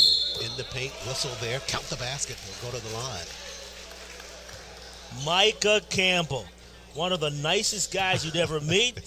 He's the type of player, Coach Riley was telling me, he's the type of player that you wouldn't mind allowing your daughter to go out with. Sure. I know. We were talking to him about it. He was saying the only thing that I wish he would do is I wish he would just knock over a couple of water bottles. Right. I said, what do you mean by that, Coach? He said, well, he just does not demand the basketball enough. And I guess that's the kind of guy you want to go out with your daughter. Yeah, but listen, he's a leader, shooting 67% from the field, 8.5 rebounds per contest, and 2 blocks, and he's averaging 9.5 points. And once again, you can let him date your daughter. Yeah. I mean, Coach Riley really spoke highly of him as a young man. 21-13 your score. Firebirds with the lead. Toa on the weave now. Gives it out front. Cleveland with a long three-pointer for the Lions. Missed on the shot. We had a whistle inside the paint. We go to the other end of the floor. What a job by Michael Akins Jr. Putting a body on the offensive player, causing him to make a foul. Again, it's the little things in this game that make a huge difference. Boxing out, hands in the faces, contesting shots. It all makes a difference. Indeed. Elements of basketball, the common denominator. Up top, they work it. The Firebirds do to Cologne. Good push right side. They tripped him on the way to the basket and have a free look from the free throw line. Foul starting to rack up on the Lincoln side, Charles. It's a 7-3 advantage now. And we know fouls has been a sore subject with their head coach in Jason Armstrong. If my facts are correct, I want to say they've only shot 17 free throws over the course of the last 2 games. Oh, yeah, he was fairly upset in their last ball game against Shepherd, where he felt like the foul calling was really inordinately in favor of Shepherd, and that was really the big difference in that ball game. And in fact, he talked at the end of the contest, he was just really so upset about the way they were calling that ball game that it just did not sit well for him at the end of the contest. And to your point, Dwayne, yeah, they have been to the free throw line minimal times. And we get another whistle on the floor and we'll go back the other way. Basketball going to go back toward the Firebird side of the floor. Another illegal pick, and again, you've got to give credit to these guards from UDC. They're playing aggressively, and they're fighting through the pick. So the offensive player for the Lions is trying to set a pick, but by aggressively attacking the offensive player, you cause a collision, and it makes the referee make a call. Hay out front for the Firebirds, back out on the floor. Marable Williams in the corner, shot clock down to 11. Nice hard push left side by Williams. Behind the arc, firing a 3. Back of the iron on the shot was Aiken. Basketball tapped around, and the Firebirds will have another look. With 20, this time in the paint, almost taken away. Diving on the floor. Whistles here, laying on the inbound line. And the basketball goes back over to the Lions. Magnificent effort, though. I'm sorry, Charles, by Hartnell Hay, by going to the floor to get that basketball. And now you see a teaching moment from the Lions, Coach Armstrong, going up to Kamani Hawkinson, saying, son, this, that, and the other. 9:48 remains. First half, it's a 22-13 lead for the Firebirds over the Lions. We'll take a time out here, send you back to HBCU Gameday Studios for an update. Charles, we've been checking HBCU football scores all afternoon long. We do have a final NCAA Division II playoffs. In case you missed it earlier, Benedict and Wingate came up a little short. Let's take a look at the Bayou Classic first, though. Well, let's take a look at, there we go. All right, we're just kind of juggling here as we go. All right, so this is in the third quarter right now. Bayou Classic, Grambling 17, Southern University 14. Folks, you know what's on the line. We've talked about it ad nauseum today. Southern needs to win to make it to the SWAC championship game to take on Jackson State. And Benedict and Wingate going back to that score. Benedict comes up short to Wingate University. They were hosting at home, had a first-round bye, but could not take care of business. Their first loss of the year. They finished 11-1 on the season. Congratulations to Cheney and the boys, but a little short today, 23-6. Let's get back to game number 2. We got a good one going. Lincoln, PA is the HBCU Gameday Classic. Lincoln and UDC. Charles Ward, Dwayne Walker. Guys, ball is in your. We're back live at the Manuel Rivero Gymnasium on the campus of Lincoln University after the timeout. Back to live action on a foul called inside. And the Lions will be going to the line. They'll be sending Amir Stevens to shoot, the senior from Brooklyn, New York. Stevens, second game of the season for him in terms of play. Got in for a couple of minutes in their last ball game against Shepherd. His only spot of duty thus far this season. Again, we talk about game minutes and getting the opportunity when your number is called. And it's Mr. Stevens' time to try to shine. So Amir registers his first points of the season for the Lions with that first free throw. He has a mere 1 point. I got you. Now you're waking up. Hey, good. Yeah, I'll be here all the week. All right. I won't. Two so shows. You can fly back on your own. 2 shows around with 2 and 4. Yeah, that's true. You worked hard today. So Stevens gets them both from the line. Make it a 22-15 ball game. Look at the shoes, Charles, of Amir Stevens. Did you get a load of those? I don't think I've ever seen shoes like that. Let me see if I can peep them down the sideline. Yeah, I see them there. Boy, yeah. Williams having some trouble getting across the timeline. Now they push it in the corner. Leading with some space is Cologne. His shot's off the mark and a whistle inside the paint. Well, we're going to go to the free throw line, and Coach just had the conversation. Coach Armstrong just had a conversation with Kamani Hawkinson saying, young man, you got to play. Silly foul out there. We'll sit and watch. He's going to come out of the game right here. Watch this. Let's see. He's looking up in the air. He's looking towards the bench, towards the check table. And let's see. I'm not a mind reader, but I know what coaches think. Yeah. He tried to tell him before. Sure. During the timeout, going to the timeout, he stopped the young man and gave him the pointers, and obviously he didn't follow the manual. Okay. And that's what will happen when you don't. There you get a look at Coach Armstrong. Fascinating story, Charles. Do you realize he once worked at BET with Big Tigger as a production assistant and a producer with The Basement? I did not know that. You didn't know that? And I'm a big fan of that show. I was. You are? Yeah, okay. Yeah. So you never know who's working behind the scenes. Never know. But the fascinating thing about that is that a man of just two diverging interests, you would think, in terms of the entertainment business, although basketball is entertainment as well, but able to keep his fire for being a part of this sport and transition from one profession to another. And listen, Coach Armstrong, there's an alley-oop. Oh, you talk about professional. Oh, that's nice. Oh, Garita, muy bonita.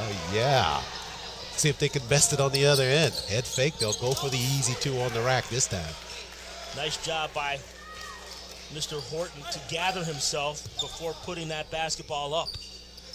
So they exchange baskets, 26-17. Tie up at the mid-stripe. It's bounced around and comes away to the Lions. They got 4-on-2 inside the paint to the rack. Shots off the mark. They'll have another look at it. This time going for the flush with Margarita again. And this time, there's no Margarita this time. No, knocked it out of the paint. But Micah Gamble came from behind. He tried to swat that basketball out of his hands, and he did just that without committing a foul. Watch this break right here. 5-on-1. That's how you finish. Behind the arc, tossing the 3. That one's off the mark. Never done who was just on the floor. Marable Williams, hard to the rack. Tried to reverse right side, left it short. Back the other way, got 4-on-3 basketball now. Lions put it down at the corner to the rack. Shots off the mark. Good attempt there by Toa. Got the rebound backside, kept working, and gets rewarded with the lay-in.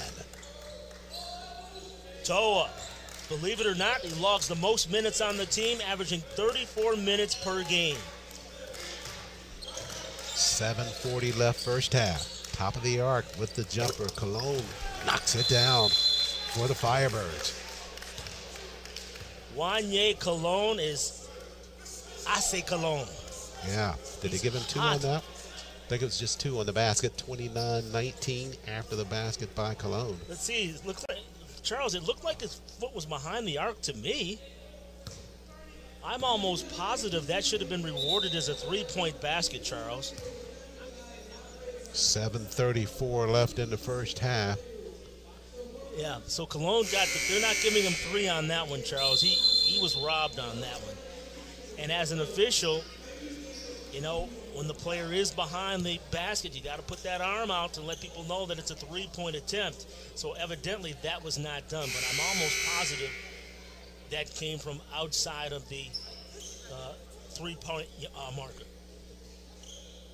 So it'll be the Lions with the basketball after the award of 2 points on the shot.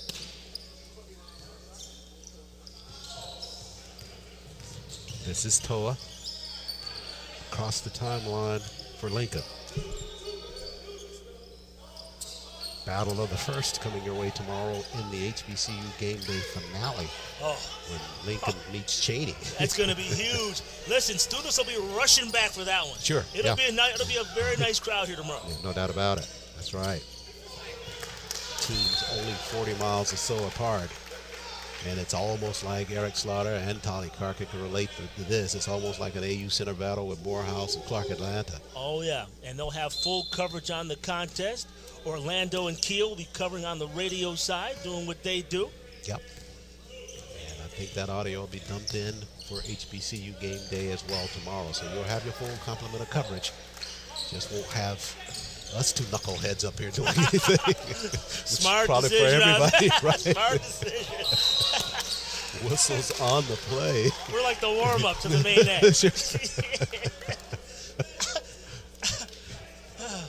6:50 left. That'll send Horton to the line for UDC.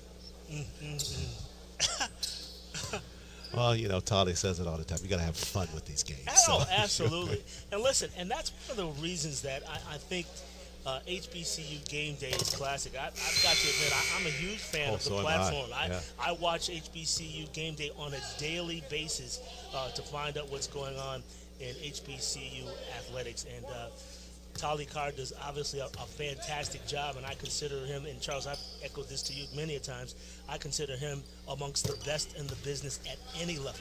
Indeed. Period. Indeed. Yeah, I've had a chance to work with him on a couple of occasions. It's just so intimidating because he's so smart and has such a great sense of humor that as you get a lay in there. Excellent call by the official as Garita used the offhand to create space. And watch this. Oh, no, they did. Oh, my goodness. Watch this. Watch it. Watch his left hand here, Charles. Watch it. He clears space. He karate chops. Oh, wow. Yeah.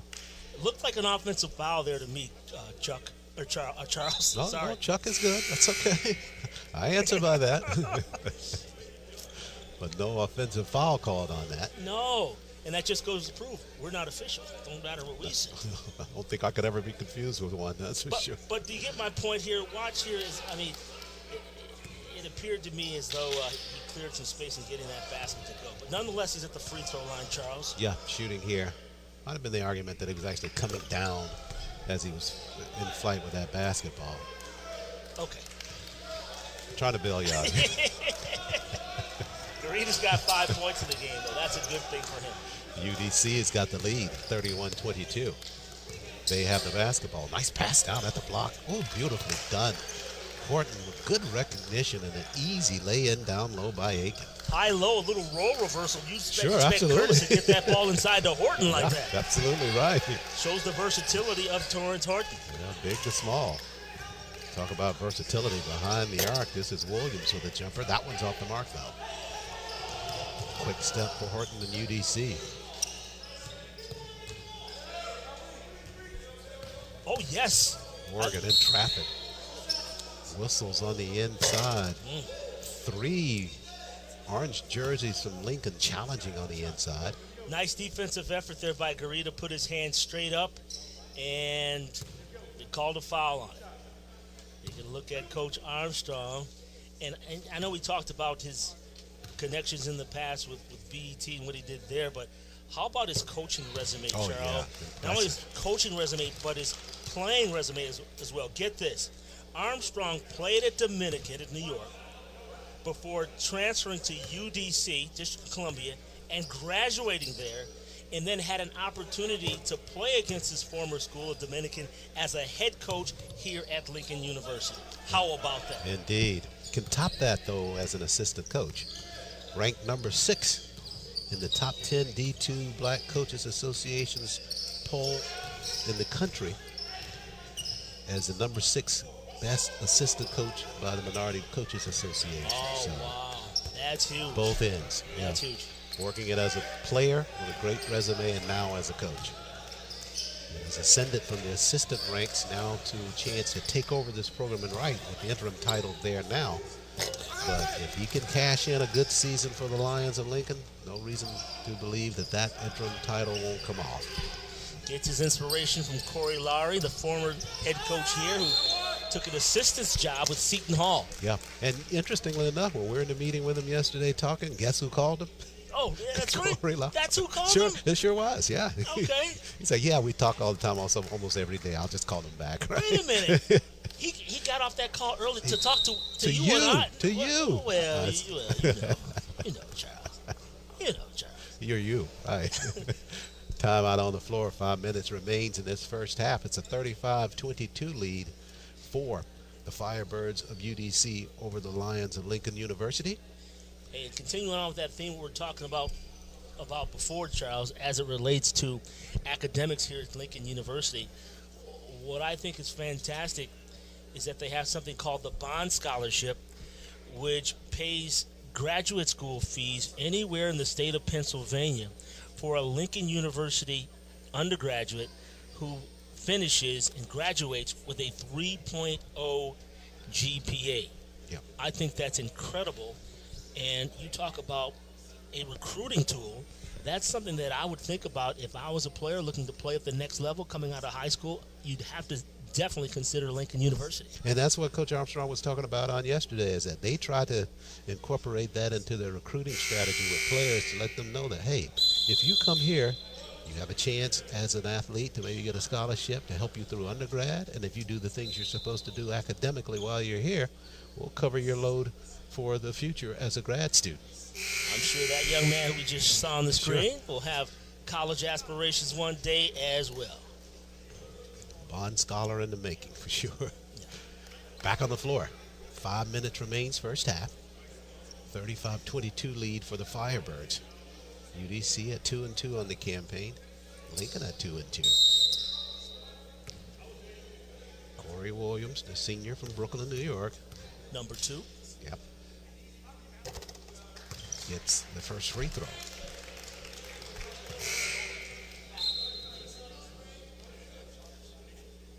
Back out on the floor for Coach Armstrong now is Reggie Hudson, the sophomore. Hudson replaces Bakir Cleveland, another sophomore. Yeah, you get a look at him right there, Bakir Cleveland, averaging 6 points a game coming in. So Corey Williams now with 7 points in the ball game. So we're approaching 4 minutes, 53 seconds left in this first half. Hard push, left side. Aiken gives it up inside. This is Horton. Horton had it stripped away by the Lions. They got 4-on-2. Young to the rack, banks it home right side. Excellent job by Young attacking the basket, putting it home. Lead down now to 9 for the Firebirds. Good transition. Good defensive work by the Lions, leading to a basket. Marable Williams pushes across the floor now. And this is Morgan. Aiken. Williams, hard move, left side, got some space with the jumper. Oh, spinner down and popped out of there. Boy, that was a good look there by Marable Williams. If this is grenades, that would have been a great shot right there. Oh, yeah. Hudson gives it up on the weave. This is Anderson. Anderson dumped it down in the corner. As Hudson had to wait momentarily for the basketball. Lost it on the baseline, out of bounds. Crucial turnover. Freddie Young Jr. should have been more assertive to get that basketball out of Reggie Hudson's grasp. 3:46 left in this first half. It's a 35-26 lead for the Firebirds of UDC over the Lions of Lincoln University. And there you look at the Armstrong bench.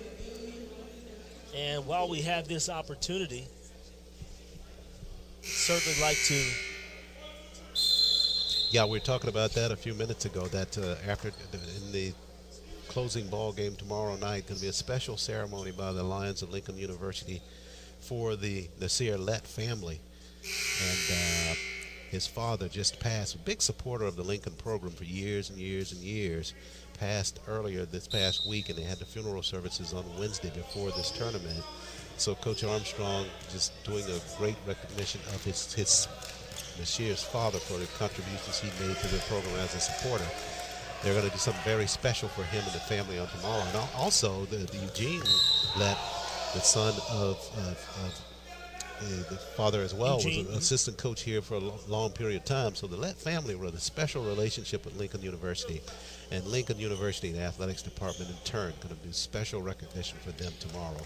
And you'll see some apparel or T-shirts that they'll have in Mr. Lett's honor as well tomorrow night. So it should be a perfect day for that as you get into that matchup with Cheyney and a big crowd here at an appropriate time to recognize that contribution to the program. And from what I understand, Eugene Lett attended every basketball game as a constant regular at Lincoln University home games. And that's what you want, support. Absolutely. And, giving to the program. You got a son playing here now, and you had one that contributed as a coach. So, legacy going forward. 3:31 left here in this first half. UDC with a 36-26 lead over the Lions of Lincoln. They add one more to it from the free throw line. So Aiken with the free throw. Now he's got 9 points in this first half of play. We'll go back to the other end of the floor as Corey Williams fouled in the backcourt. And we talked about Nasir Lett being on this ball club. Doesn't see a whole lot of action. And again, this is something I'd love to stress to parents of players. You've got to understand basketball is more than about what happens on the court. It's a process. And everybody just can't jump right in and start. You have to buy into what the philosophy is, and sometimes things take time, but you have to believe in the process. And as a parent, we should all come out and support our children, whether they're playing or not. The length of time they play is not as important. It's you being there as a support system for your child. Indeed. As you listen to those comments from Dwayne Walker, you can take those to heart, because he is a man that genuinely believes and practices that. Has a daughter playing at the collegiate level at Washington University. She does not play very much on the floor, but she leads the team in NLI contracts. Hand claps. Because she does so much more outside of the floor that actually spills over into her impact on that team as well. And the same here with Nasir Lett. Great comment, and that's exactly what this is about. It's a learning thing. Basketball is the common denominator. Young, ball fake, down at the block. Williams comes clear with it and got the lay-in. 39-29, Charles. Under 3 to play. 10 points now there for Mr. Williams. UDC with the basketball and the 10-point lead. In traffic, taken away on the inside. Williams cutting towards the basket, Charles. Got the spinner to the cylinder, fell off the mark. Would have been a big break for them. Instead, it's a run out back the other way for the Firebirds. Down underneath with the shot off balance was Aiken. Oh, what effort there. And here come the Lions after a good defensive stop. Williams back over to Dewey. Last possession, I was mentioning Corey Williams cutting to the basket. I didn't mean with the basketball. I meant away from the basketball. talking about IQ, moving without the basketball and having the vision to see what the next play perhaps might be. Garita falling back out of play behind the goal. We'll see what the call is there with 2:02 remaining. Basketball IQ, such an important part of the game of basketball. And if I'm not mistaken, Charles, is Corey Williams not the Bond Scholarship winner with a 4.8 GPA? No, you are not mistaken. He is a Bond Scholar.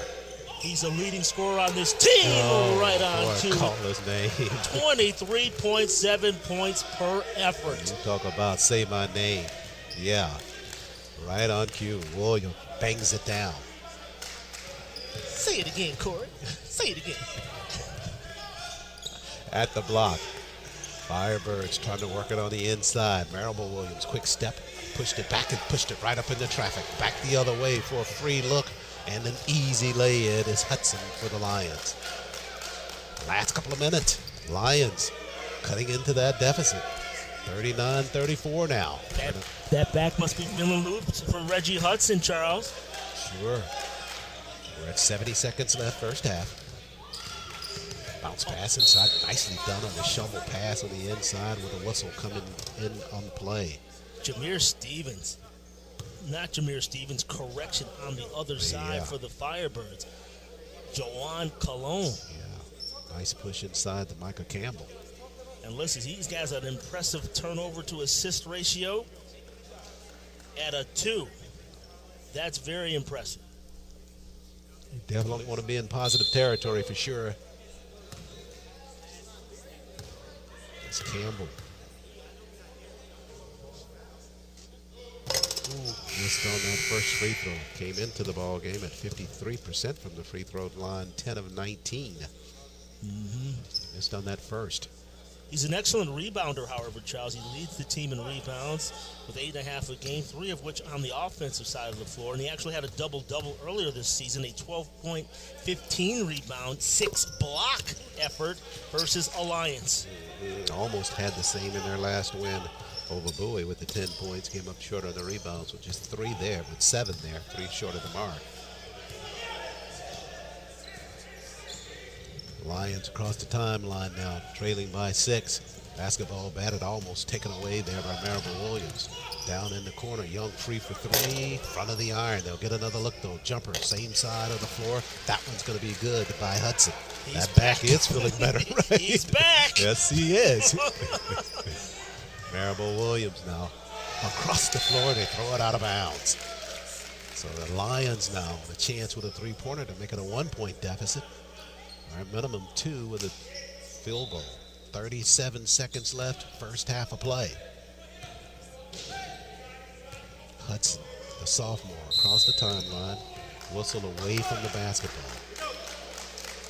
My oh my. They'll call that foul.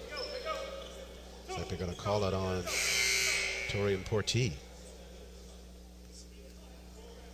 Portee, a sophomore from Hackensack, New Jersey. Must have done some hacking there. Well, he was impeding Corey Williams' progress. Williams was trying to cut through the lane, and he was cut off at the path. A little too much contact. So Williams at the line. Got that first free throw to stay down for him. Charles, he's a 79% free throw shooter on the season. And as we mentioned before, averaging 23.7 points per game. Close now. We got 14 already. On a full 20 minutes to play. He got both free throws, so give him 15 in this first half with 30 seconds left. Lead at 2 for UDC. Full court pressure by the Lions now. Maribel Williams steps across the timeline. About a second differential between the game and shot clock. So they can take it all the way down to the end. Maribel Williams guarded by Freddie Young Jr. 9 seconds. All the way through, down in the corner now. Head fake, 40 shoot. Got it airborne, but shot an air ball. Rebound, though, and put back inside by Campbell. I don't think that's how they scripted it, Dwayne. But Hey, that's the guy you want outside of your daughter's front door. Right. Micah Campbell, Johnny on the spot to score 2 to end the half. Yeah. Officials still got players out on the floor. Haven't quite called it halftime yet. We'll see. Looks like our players are going to the locker room. So if anything, it'll be the officials playing a 2-on-1 or something here at the break. At halftime, it's the Firebirds of UDC with a 42-38 lead over the Lions of Lincoln University. Step out for a break, send you back to our HBCU Game Day studios in Atlanta with Tolly Carr. That's the package.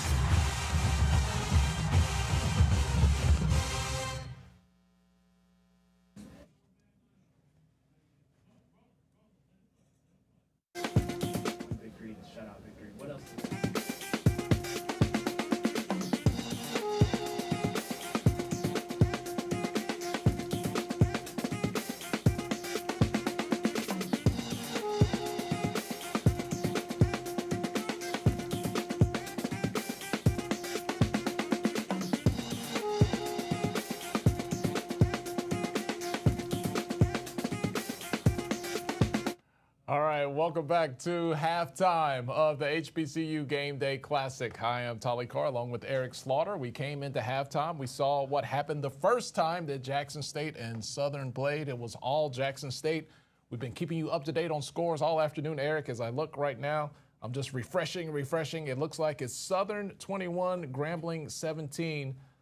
Early in the fourth quarter, Southern is doing what they need to do, but Grambling has shown they are not showing up to this game just to roll over. No, it looks like this one may come down to who has the ball last or who makes that big mistake that really the other team can take advantage of. So, we'll keep an eye on it, but a lot of football left and a lot of things on stake for the Southern Jaguars.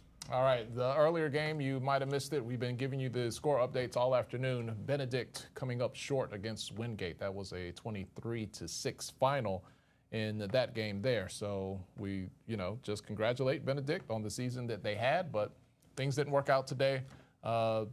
Turnovers, kind of costly there in that game. Yeah, they played great football all year. They really relied on their defense to get them to 11-0, but the defense tried their best to keep them in the game today. Offensively, they could not keep up with Wingate. And like I said, a great year for the Benedict Tigers, great year for Coach Cheney and his guys, and they'll be back. They're a young team. They'll be back. The HBCU's got 3 of them into the Division II playoffs, so congratulations to all 3, Fayetteville State, Benedict, and Virginia Union. Thank you. Got a little bit of a brain fog. There you go. I talked about this in one of the sports updates. You weren't with me on set. FAMU gets left out of the FCS playoffs. They should have been playing today. Yeah. A top 25 team that doesn't get invited as an at-large bid. What were your thoughts, Eric, on FAMU getting slighted? My thoughts were, what else did they have to do? The resume was quite worthy. You lose in the opening game to University of North Carolina, a Power 5 school, almost upset them. Then you also lose to the team that won your conference that's undefeated. So what else do you need to do? Who do you need to prove to that you need to be playing in the playoffs? It's very, very, very disappointing for the Rattlers and Rattler Nation. All right, you guys know this face here. Tolly Carr with HBCU Gameday. I've been here for a long time. Eric is a new face. Eric, tell everybody what you do, man. You're here in Atlanta. You're involved with the sports scene a lot here. Yes, I'm a proud employee of Sports Radio 92.9 The Game. Catch us on the radio dial, catch us at Odyssey.com. I cover high school sports with them, and I work on Saturday and Sunday mornings as a part of the Sam and Greg Morning Show. Got to give love to my guys Sam and Greg. And then Sam also, Crenshaw, the OG. Yes, Sam Crenshaw has taught a lot of us either one way or another about what to do in this business. He is one of the best guys in this business, and if you know him, someone that you can really model yourself after if you are a young, inspiring broadcaster like I was one day. Mm-hmm. And then also I do a lot of work with News and Talk 1380 WOK, which is a black news and station that covers everything from politics to social issues to sports sometimes.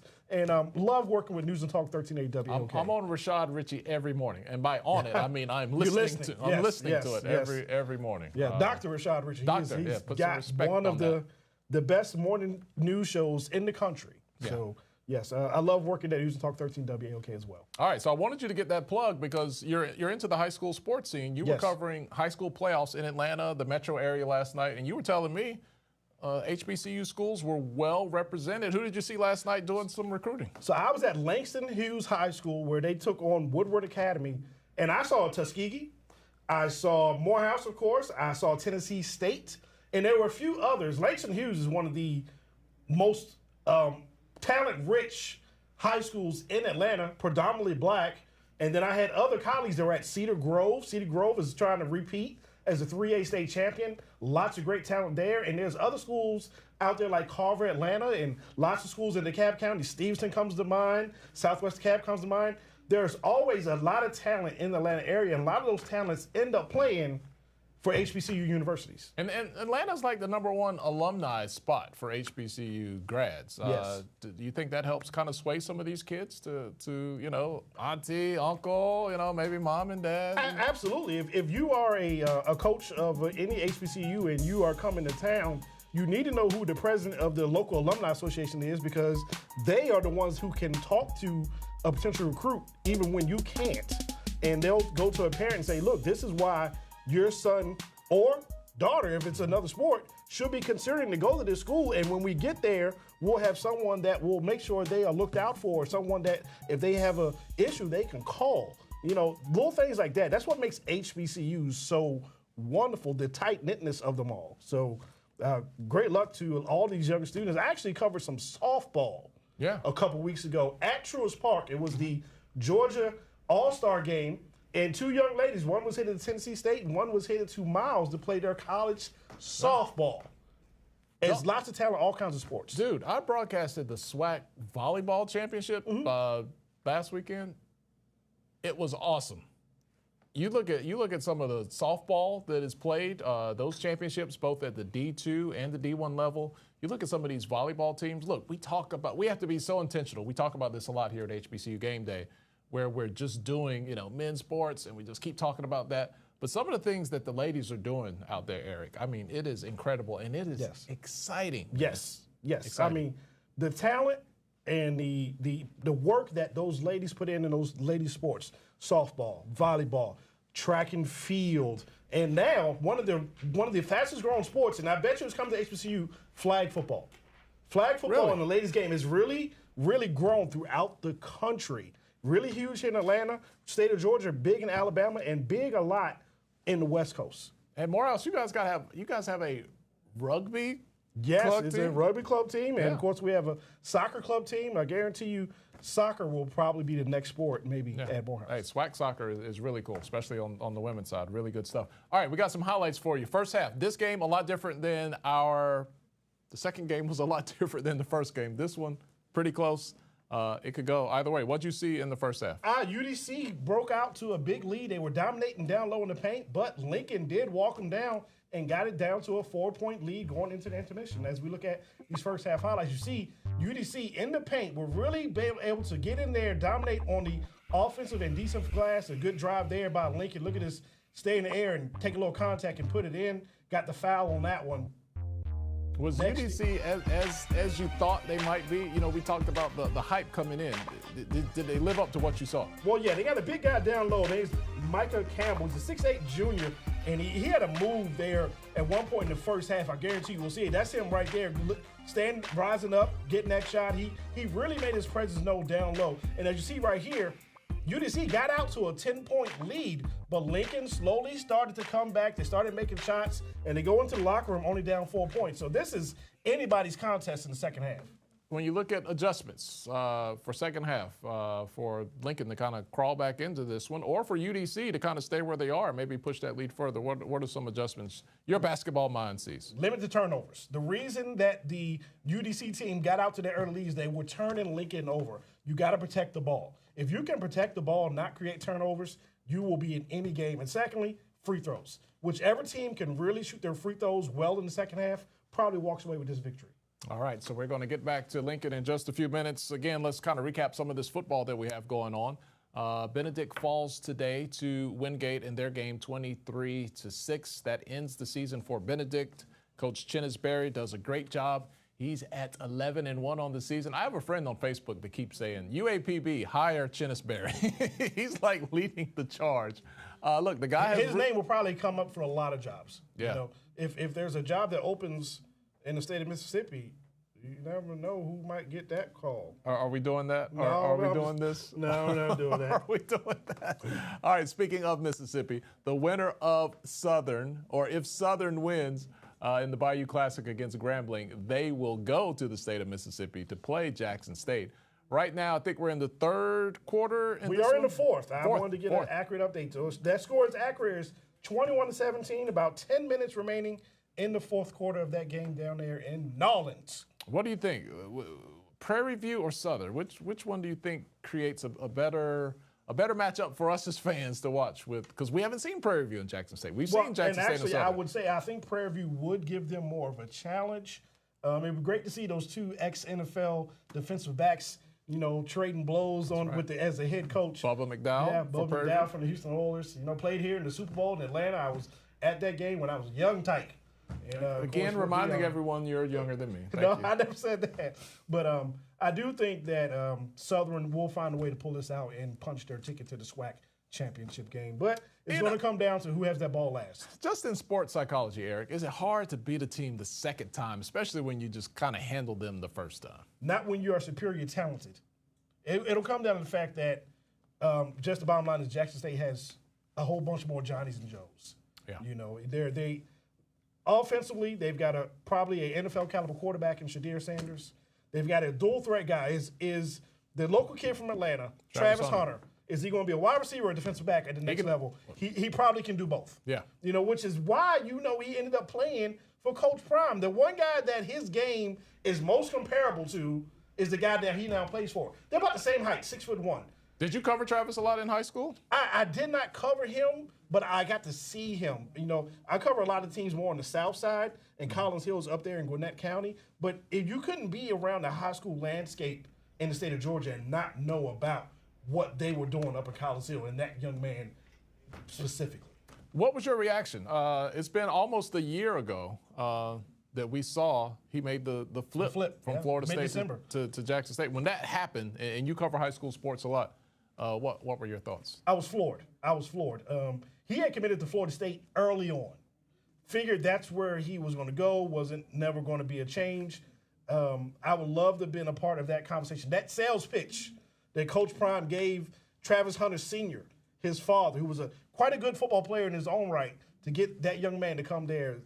I was floored, and where there was one, there will be another. So he won't be the last. I guarantee you that he won't be the last. All right, that signing day, early signing day, we should Coming start up seeing next week. Next week. All right, so let's keep our fingers crossed that we'll get some smoke here in Atlanta. All right, let's talk about that first game.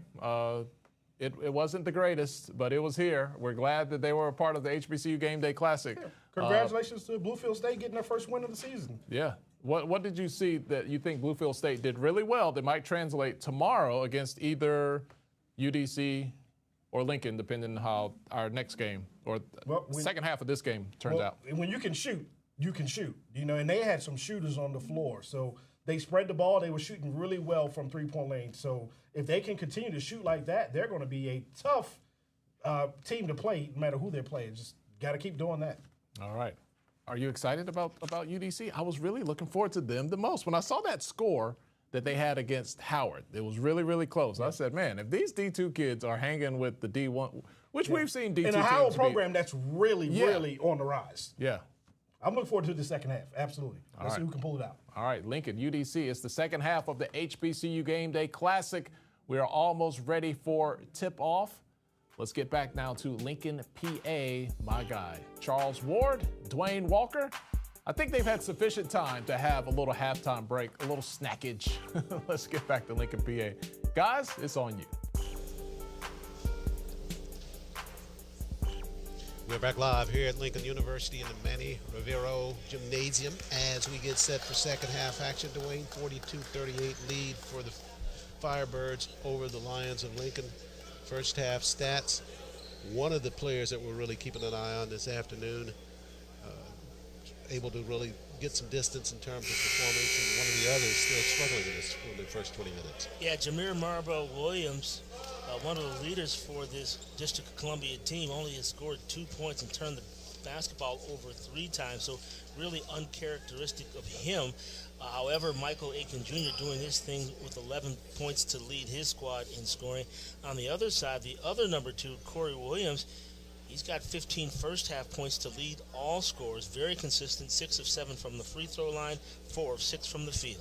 Averages 23.7 points per ball game and well on his way to eclipse this in our second ball game of the first night of the HBCU Game Day Classic. Back out on the floor now, Firebirds with the basketball. Glad you could join us all day for our coverage. Charles Ward, Dwayne Walker here with you in the booth. Tolly Carr, Eric Slaughter in our studios back in Atlanta at HBCU Game Day. At the block, Young got some space underneath left side, and he gets the lay-in to start the second half of action for the Lions. Incredible no-look pass by Bakir Cleveland from the top there. Thread the needle to Freddie Young Jr. Lead to 2 for UDC. Across the floor, they almost throw it away, but Campbell regains. Now, behind the arc, stepping back is Cologne with the jumper, got the space, and he knocks it down. Cologne put that attempt up there with confidence. Charles, he's into double figures now in points. Had a good look. 5-point lead for the Firebirds. Down at the block, Corey Williams stumbles out of bounds for the Lions, and the basketball over to UDC. Cologne now with 12 points. Went from 9 to 12 in a hurry. There's the matchup coming up the floor. Marable Williams with the basketball for the Firebirds. Joined defensively by Corey Williams on the defense. Floater in the corner. Nice look there. Not able to knock it all the way down was Hay. So the Lions back the other way, trailing by 5. Tapped away and taken away from Toa. Underneath, and Cologne not able to convert on the left side with the lay-in. Back the other way, Corey Williams behind the arc, raises, fires, back of the iron. Rebound chapped around and comes clear into the hands of Marable Williams, not able to hold on to it. Looking up the floor, didn't look the basketball all the way in. 2 number 13s going after the basketball, but the good luck goes for the Lions. They'll have it far side of the floor.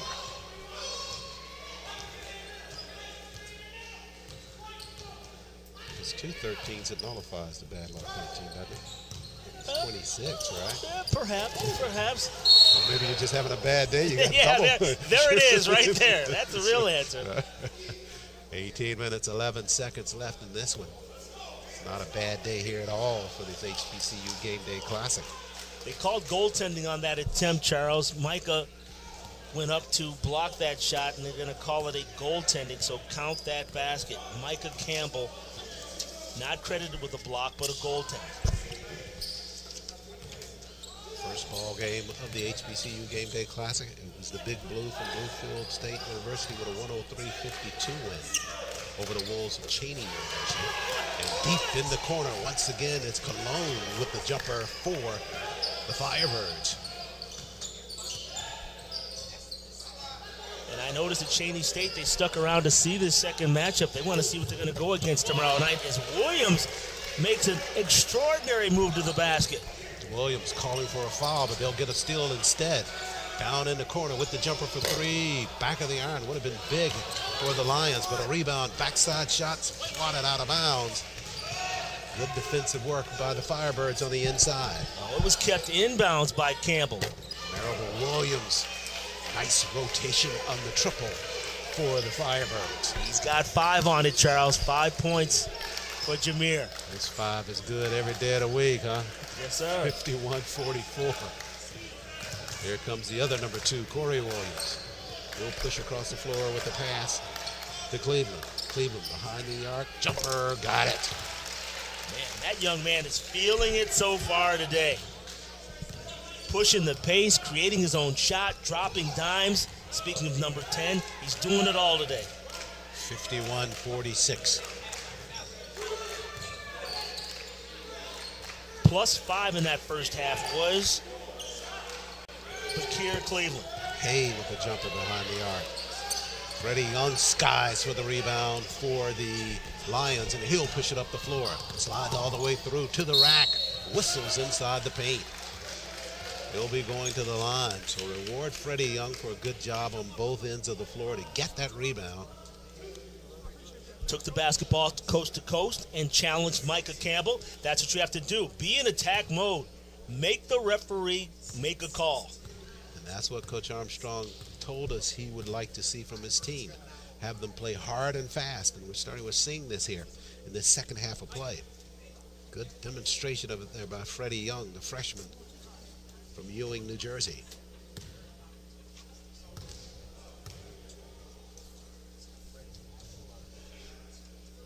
Young wins the first one good.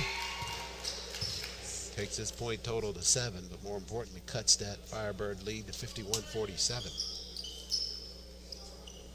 Coach Riley now countering by sending Torrance Horton out on the floor. Also sends out Tevin Curtis. And Charles, with Cheney State playing against Lincoln University tomorrow, you know, there's, I'm not going to say it's a controversy, no controversy at all, facts are facts, but you talk about how Cheney State being the first HBCU in 1837, then I see an asterisk concerning Lincoln University. It was reported the first college that granted scholarships to black folks, including some slaves. Sure, yeah, that was part of the conversation we had on yesterday, that's a part of the history as it relates to these 2 premier programs for HBCUs. And like I said, it's not a controversy, it's just things, what they were. They found the fact that resonates with that. And leaning inside, the resonate for the Lions on the inside was Garita with another dunk for Lincoln University.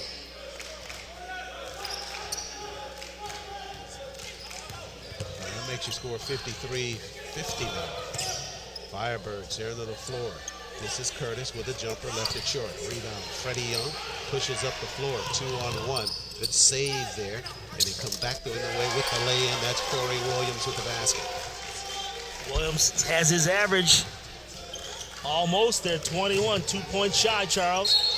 Whistles on the jump shot out front. Aiken trying to draw the foul and get a basket. But he'll be going to the line. 1 out of 2 ain't bad for a chance for 3, Charles. Not at all.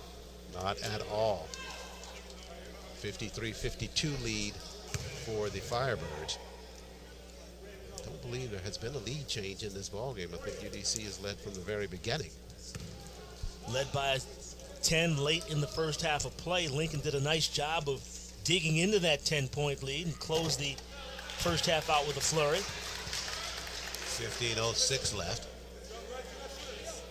Cleveland getting back down at the block for the Lions.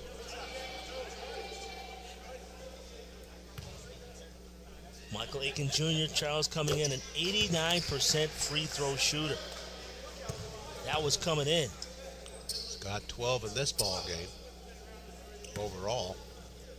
Shooting another free throw here. 4 of 4 today. So he's in the 90th percentile. He's up there in free throw shooting. 15 minutes left. 3-point lead. Tie up in the front court. Freddie Young's got it. Spins in the paint.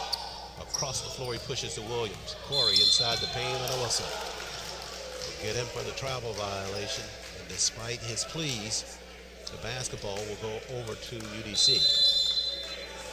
Looked like a good move from my vantage point. Didn't look like he took 3 steps on it. However, the call is what the call is with the timeout on the floor. 14:51 remaining in this ball game. It's a 55-52 lead. We'll step out for a break here. Send you back to our HBCU Game Day studios for an update.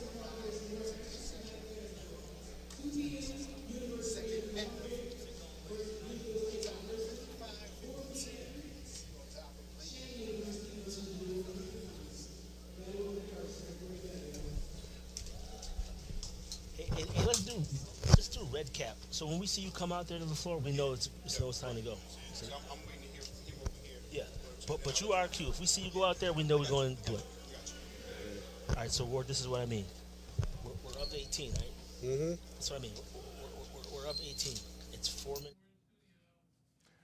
All right, thank you, guys. Hey, we're going to have a dramatic pause there because we have a score update for you. We just wanted you to wait a little more. Let's go out to the Bayou Classic and check that score, where we find Southern University has taken a 28-17 lead.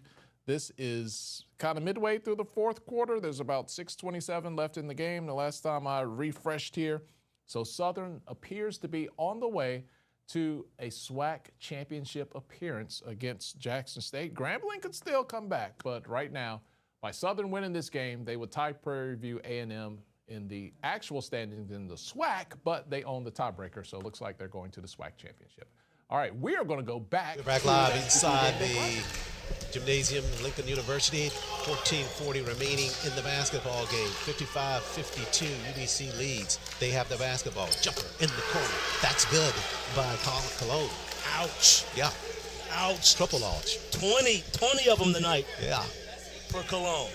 Knocks it down in the corner. Spread the lead. UDC with a lot of weapons displayed in this basketball game. Hard push right side to the rack. Cleveland tried to bank it, but Garita's there to flush it and finish. Second flush of such for Garita. 14:05 left in this ball game. Actually, his third Walker overall, had 2 in this second half. Remember that big one in the first half, so maybe 3 in the ball game. Remember, on the shot by Horton. Quickly up before Cleveland. Cleveland to the rack. Tap and out of bounds over to the Lions. Good defensive work by Lincoln to cover that play back down the court. Cleveland a little doubtful about the call. But the Firebirds with it nonetheless. 13:45 left in the ball game. 4-point spread. Firebirds with the lead. Dangerous pass, but they got it clear down in the corner to Cologne. Now up top, Horton.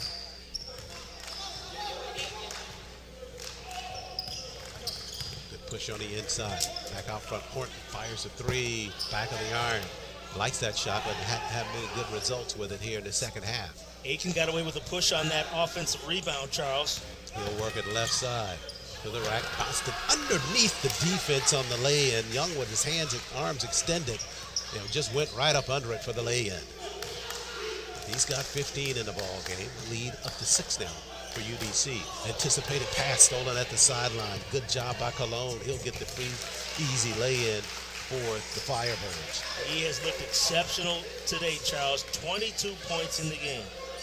Pressure by the Firebirds causing problems last couple trips down the floor for Lincoln.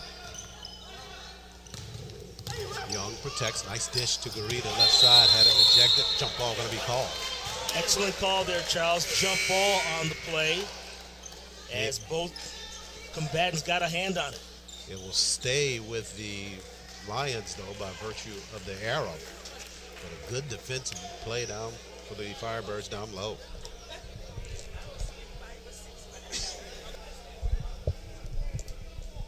Now they're going to talk about whose possession it is, which way the arrow is supposed to be pointing.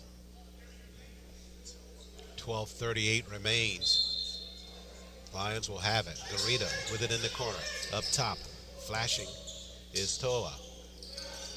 Back out behind the arc, left side Cleveland. Hard push to the rim, and the whistle indicated basketball going off of Cleveland toward the basket, but the officials step in, confer, and they'll wave that off. Stay with Lincoln with 10 to shoot. Our camera person had to be on their P's and Q's. Williams behind the back, good anticipation there. Another steal. Aiken back down the floor to the right hand, and he got the lay-in. Nicely done on the pick of Young out front to extend the lead back to 10 for UDC. So that last timeout Coach Riley took, and they had a plan coming out of that timeout, and it has worked to perfection for the Firebirds. They pushed their lead back up to 10 points over the Lions of Lincoln University. And look how pumped up they were coming off the court there. And why not? Sure. You extend the lead back up to 10, put a little distance between you and your opponent.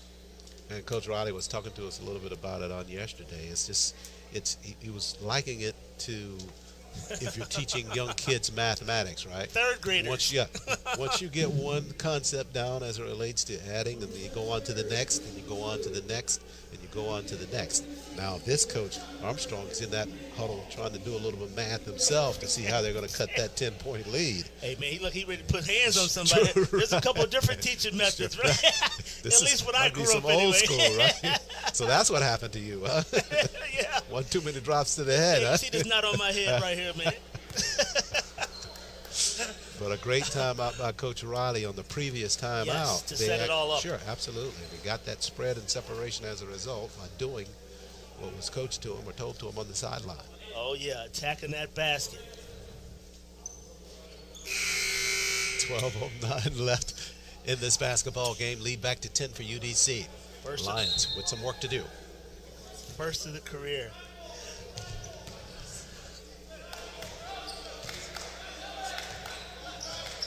This is Cleveland out front.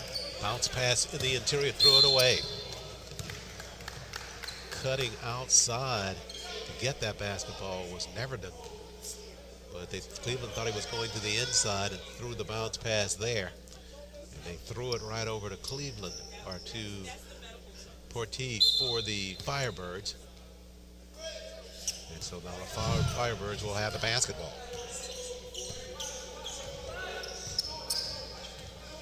Aiken out front. He's got 17 in the ball game. Marable Williams pushes across the floor. This is Curtis.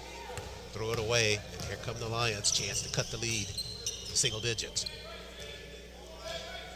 Cleveland works it right side. Spins in the paint to the rack. Banked it from the front. Fantastic patience by Bakir Cleveland.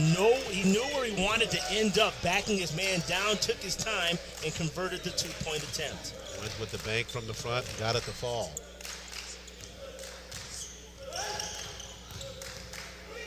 Right side, Akins with the jumper. Air ball, rebound fought for. Kenton had it for a moment, but it comes clear to the Lions. Up the floor, they run it. Reverse lay-in, right side, it'll fall, and the whistle. Way to convert, running the floor, and being rewarded for that effort. Manny Toa, the sophomore, great body control on that. Got the lay-in and a whistle, he'll shoot. We talked about Toa. He gets the majority of the minutes for this Lions squad. 34 minutes a game, playing all but 6 on average. Speaking of 6, Lincoln now trails by just 6. And missing on the free throw is Toa. Firebirds back the other way with the rock. Go down to 11 minutes remaining.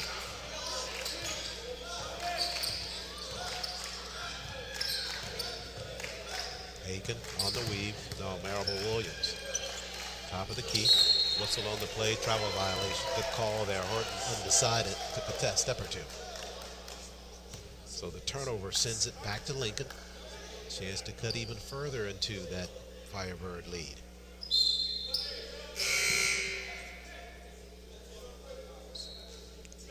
Dante Hicks now on the floor for the Firebirds. The senior from Baltimore, Maryland, his first spot of duty for Coach Riley and UDC. Baker weaves up top. Just in front of the Lion bench. Trying to work on Baker, who just got out on the floor. Whistles are going to wave it off before the lay-in. Good effort by Cleveland to continue on that play. But it'll belong to the Lions. They'll inbound it right of the cylinder. Doubleheader comes your way tomorrow from the HBCU Gameday Classic, 2 o'clock start. It'll be the Bluebirds of Bluefield and these Firebirds of the University of the District of Columbia 2. Jumper in the corner, nothing but the bottom there for Cologne. Listen, man, Cologne's got 25 points tonight, and after he let that one go, he back shuffled back towards half court. He knew it was in the whole way. He's feeling the ultimate confidence right now. Yeah, Cologne smelling sweet. Williams tries to answer, but he missed on that shot. Rebound, though. That's Hudson. Foul line extended. He knocks that one down. I caught that word. Back the other way. Melvin Williams in the paint. Lions quickly back the other way. Hudson down in the corner. Cleveland. We're at 9:40 left. Cleveland raises with the jumper. Rimmer off the mark, whistles after the shot. Wow. Here Cleveland with his reaction. Looks like it's going to go against him. That would have come after the jump shot.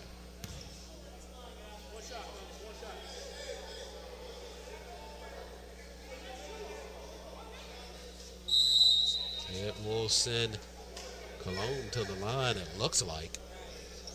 But before he shoots, timeout on the floor with 9:36 remaining in this basketball game. 67-60 lead for the Firebirds of UDC over the Lions of Lincoln University. Not sure, looks like we may stay here for this break, as every time the Lions try to make a surge to take that lead from the Firebirds, Firebirds have had an answer. Another time out here, we'll see if they can have another surge after the conversation with Coach Riley. Did it a few minutes ago to create the separation that they had. Went up as many as 10 after that timeout.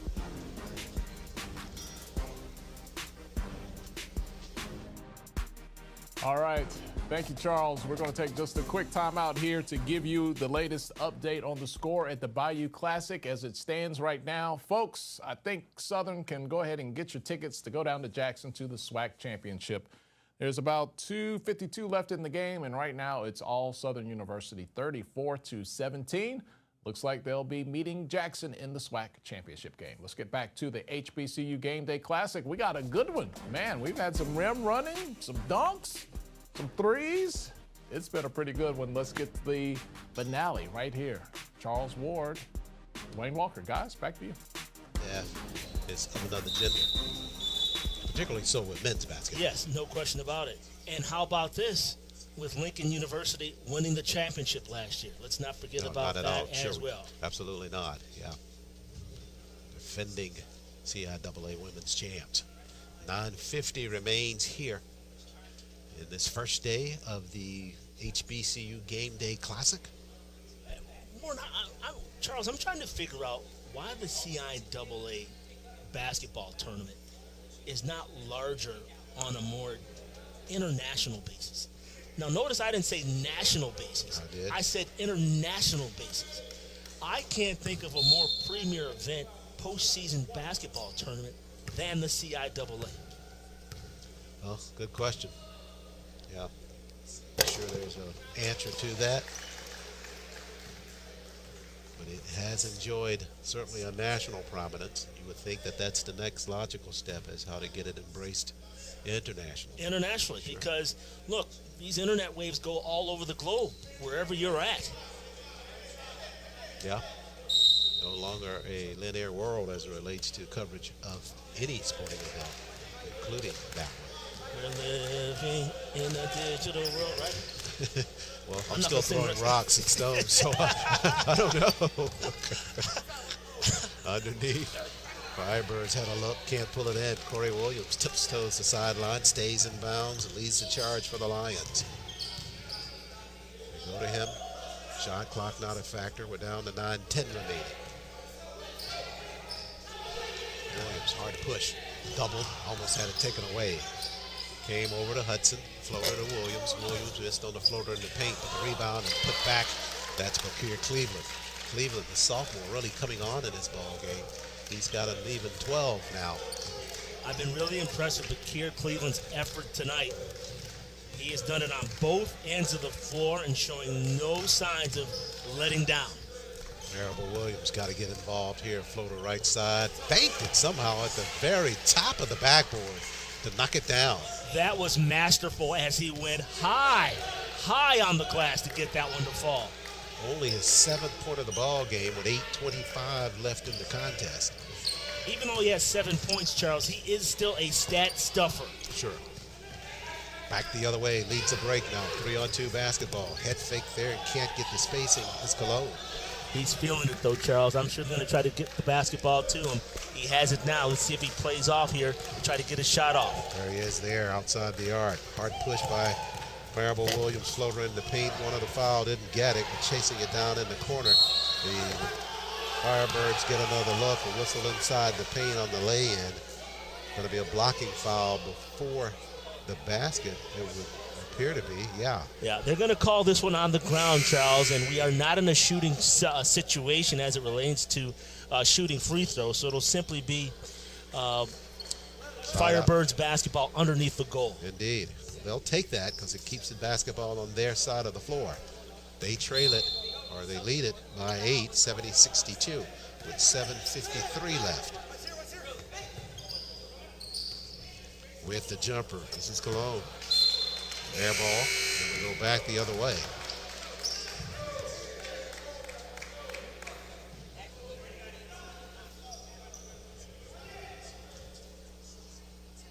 There you can look at the young man I've been showering with compliments this afternoon in Bakir, Cleveland. Cleveland, the sophomore from Newark, New Jersey. He'll have it in the backcourt. Terrence Horton will meet him at the mid-stripe.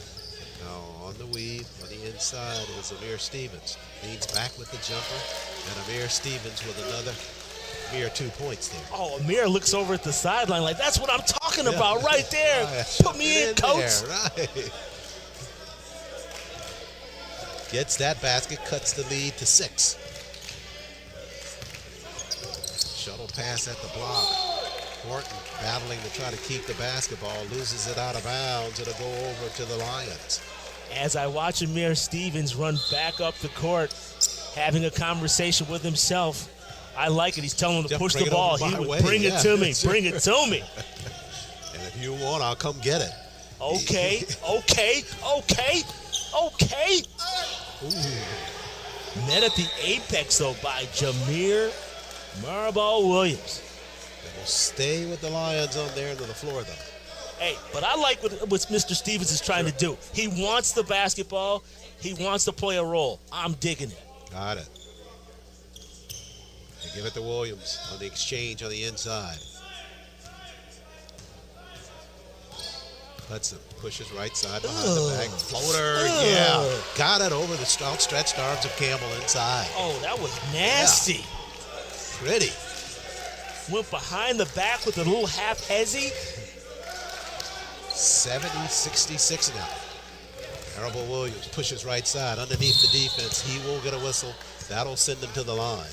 Got whacked in the face, but he'll get up here. That's what he wanted the last trip down the floor. Didn't get it, but this time he will shoot the free throws. Not really the guy you want to foul.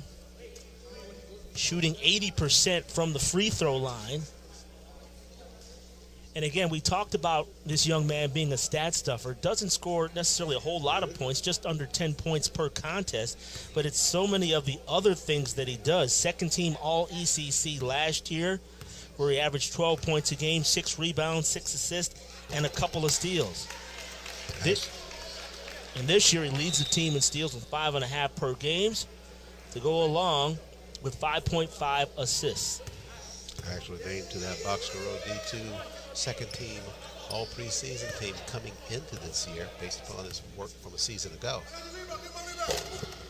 Got that one to fall from the free throw line. 71-66. Firebirds with the lead.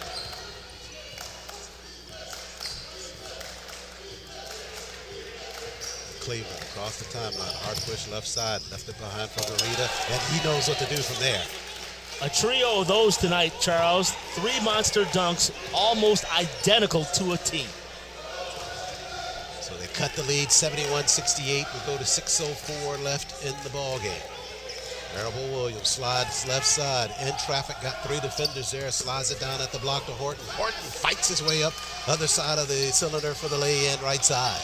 Williams, excellent job of shovel passing that basketball. Was almost in danger of getting a 3-second violation called against him, but fortunately Horton went up for the score.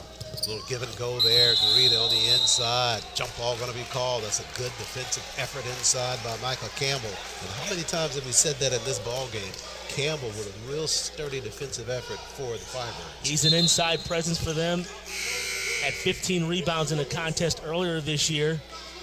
And he just does it on both ends. He's the type of player that every team needs. Hard worker on both ends of the floor.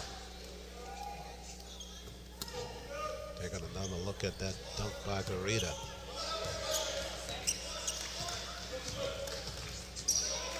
Marable Williams across the timeline. 5:30 left. Floater in the paint. Spins it good for the Firebirds. He's on his average points. There he is, right at 10. We're at 5:22 remaining. 75-68. UDC with the lead. Lions trying to cut it. They strip down the floor. Cross dribble. Jumper there by Hudson. He knocks it down. Yes. Lincoln. We talked about his back hurting him earlier in the week from that fall, but showing no signs of feeling it here today. They trade rocks right now. Lead is 5 by UDC. Marable, bounce pass at the block. Nicely done, but lost there at the block by Kent. Stevens in the backcourt. He'll be fouled by Marable Williams.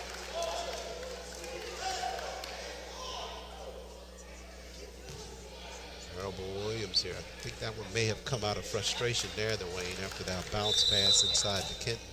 Didn't get it right where he wanted to. And he a little bit frustrated about that turnover, getting it back the other way. 4:51 remains, 75-70 UDC leads. Send you back to HBCU Game Day Studios with an update by Tolly Carr.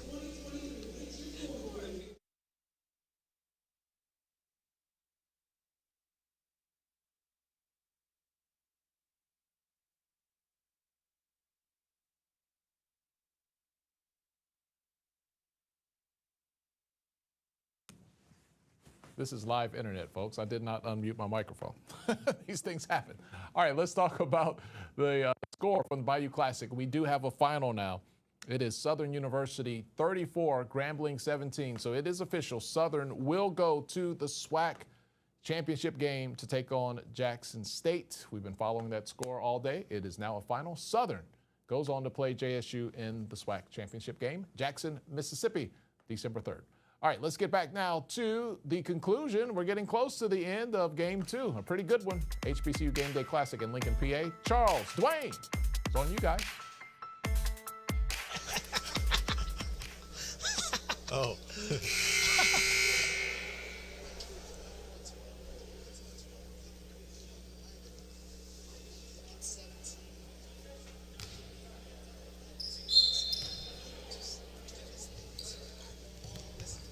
Back live here at Lincoln University. 4:49 remains in this basketball contest. Lions have been chasing the Firebirds all game long. 75-70. Firebirds with the lead. Lincoln with the basketball. Corey Williams to the rack. Dumped it over to Garita. And you know the result from there. Yeah. You know. Yeah. Fourth dunk of this game for Garita's got 13 points, Charles. 75-72 after that dunk. Firebirds with the basketball. This is Aiken. Correction up top is Marable Williams now. Creased the rim on that shot, left it short. And here come the Lions. Chance to tie it with a triple. As we go to 4:05 left. Cleveland, cross dribble left side. Head fake in the paint, challenge, got the shot up underneath. Missed on the shot. Campbell will commit the foul. That will send Cleveland to the line to shoot for Lincoln.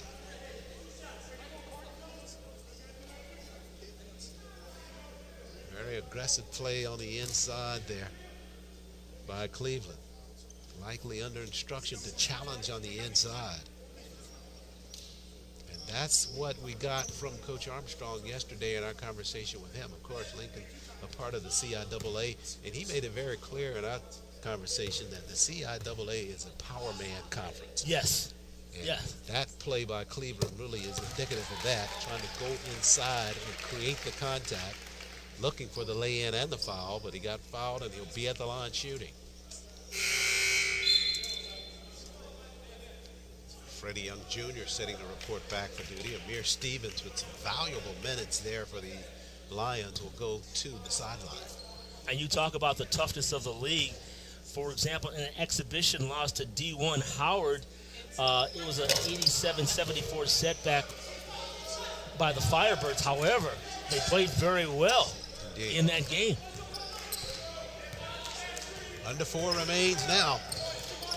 Aiken, half-court set for the Firebirds as Cologne handles them over to Marable Williams. 10 to shoot. Marable Williams works the baseline. Good defensive effort there by Cleveland. Now 5 to shoot. In the corner, firing of threes. Cologne can't bail him out on the shot. Basketball tapped around. It will belong to the Lions of Lincoln. They batted that ball around like a volleyball, trying to get the rebound. Coach Armstrong quickly trying to get Amir Stevens back out on the floor, obviously for the offensive set, trying to see if he can't get in and punctuate and help that offense as Young goes to the sideline.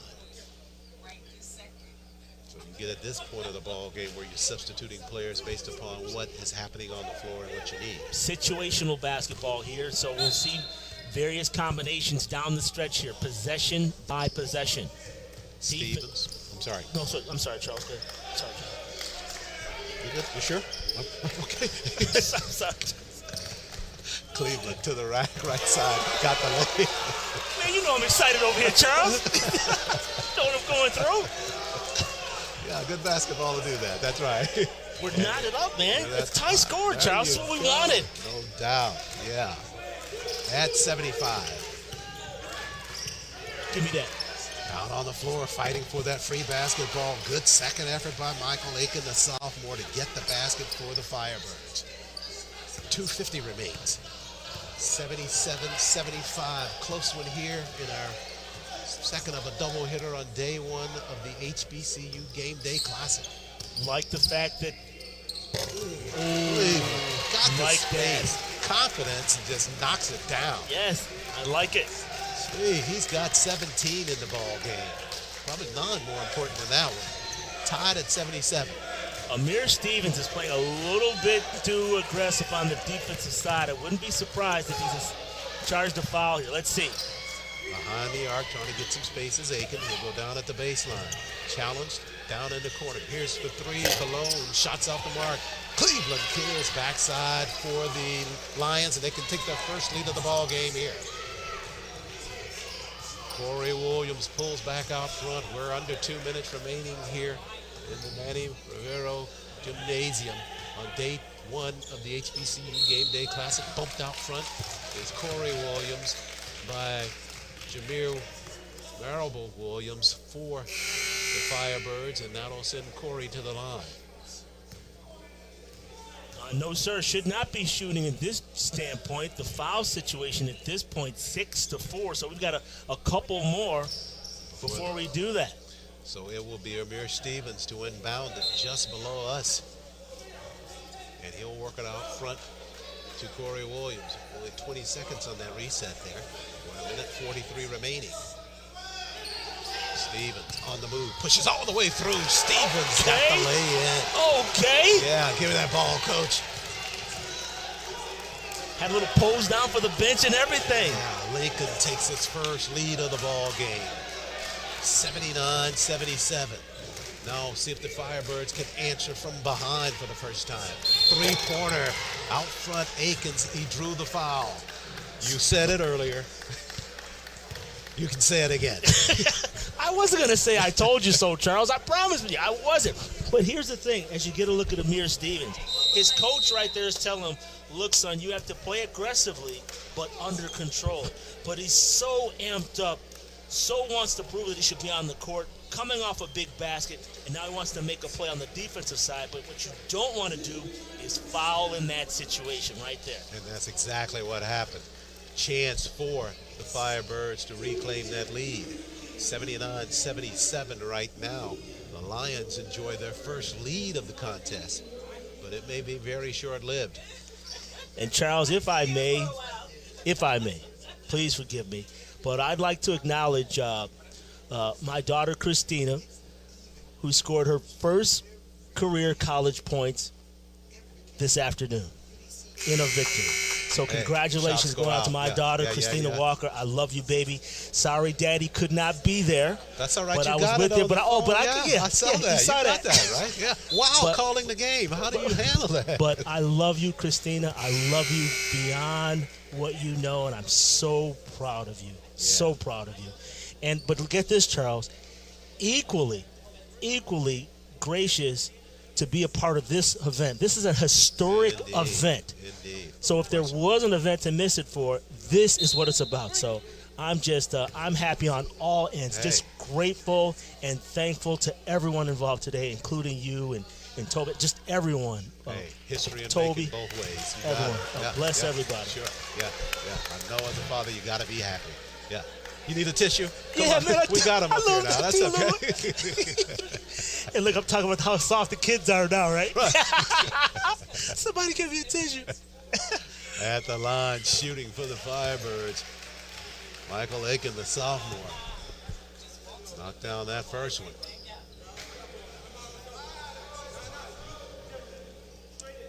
Just 78 seconds left in this ball game. Boy, it's interesting to see how they will play out. Yeah. Lions trailed all game long.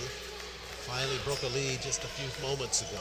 Yeah, Coach Armstrong breaking a sweat over there, Sure. man. It's tense right now, but they've done a dynamic job of getting back into this game.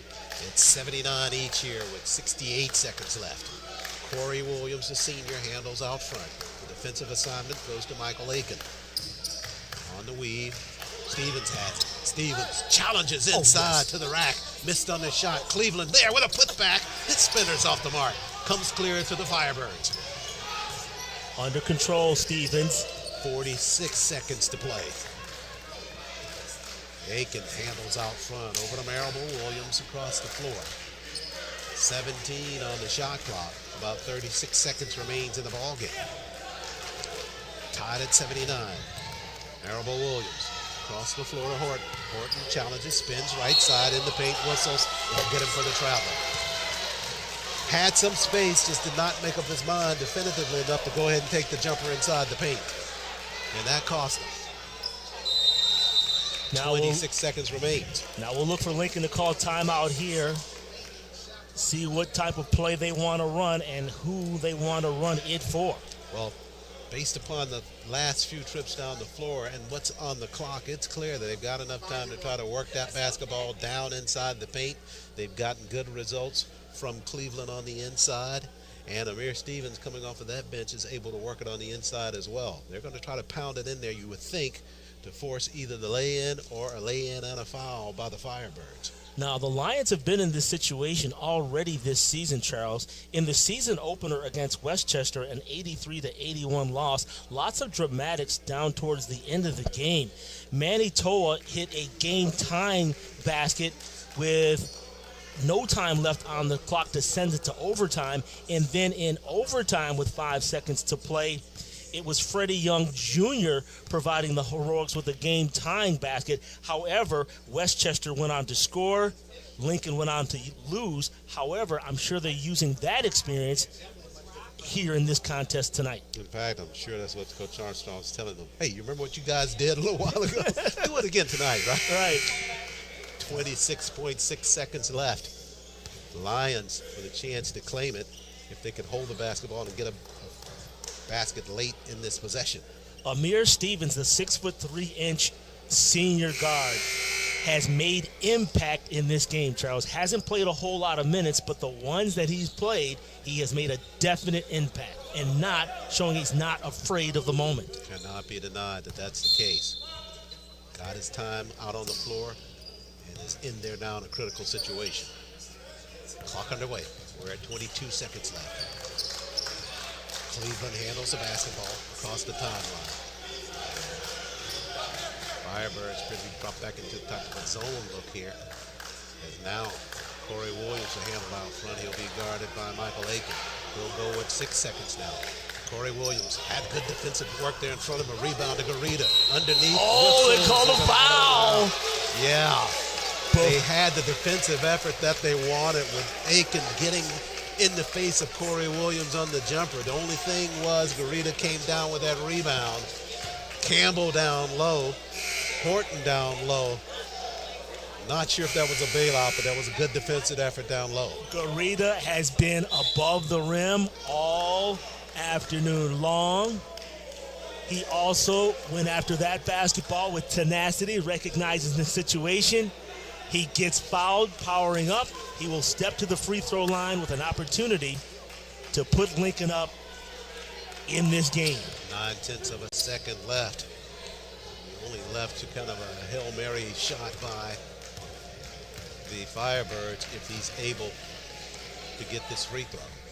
Garita Rimmer falls good for Garita and the Lions. Lincoln 80, UDC 79. Coach Armstrong sending out positive vibes. Yes, yes, finish. Garita. Second free throw. Cox aims, fires, hit the back of the silver. No! Rebound and a whistle going there. They call a foul at the likely game. Going to call a foul there. Oh, young man! But let's look at the situation. They're that. not in the bonus. They are not in the bonus. It will not make a difference. There's 5 team fouls against Lincoln. We're heading home. Game should be over here. Absolutely right. It was a bump in the back. It was clear into the back of Marable Williams. Can't score a basket unless there's 0.3 seconds left on the clock. So this game, in essence, is over. Well, it'll come at the point that they call the foul. It looks like they're putting 0.6 up on the clock right now, because it comes at the point that that foul took place. That's a very generous reset of the clock right there. Here's an indication, here's an example of why you have to play all 40 minutes of basketball. There you're going to look at the young man in your screen, Ethan Garita.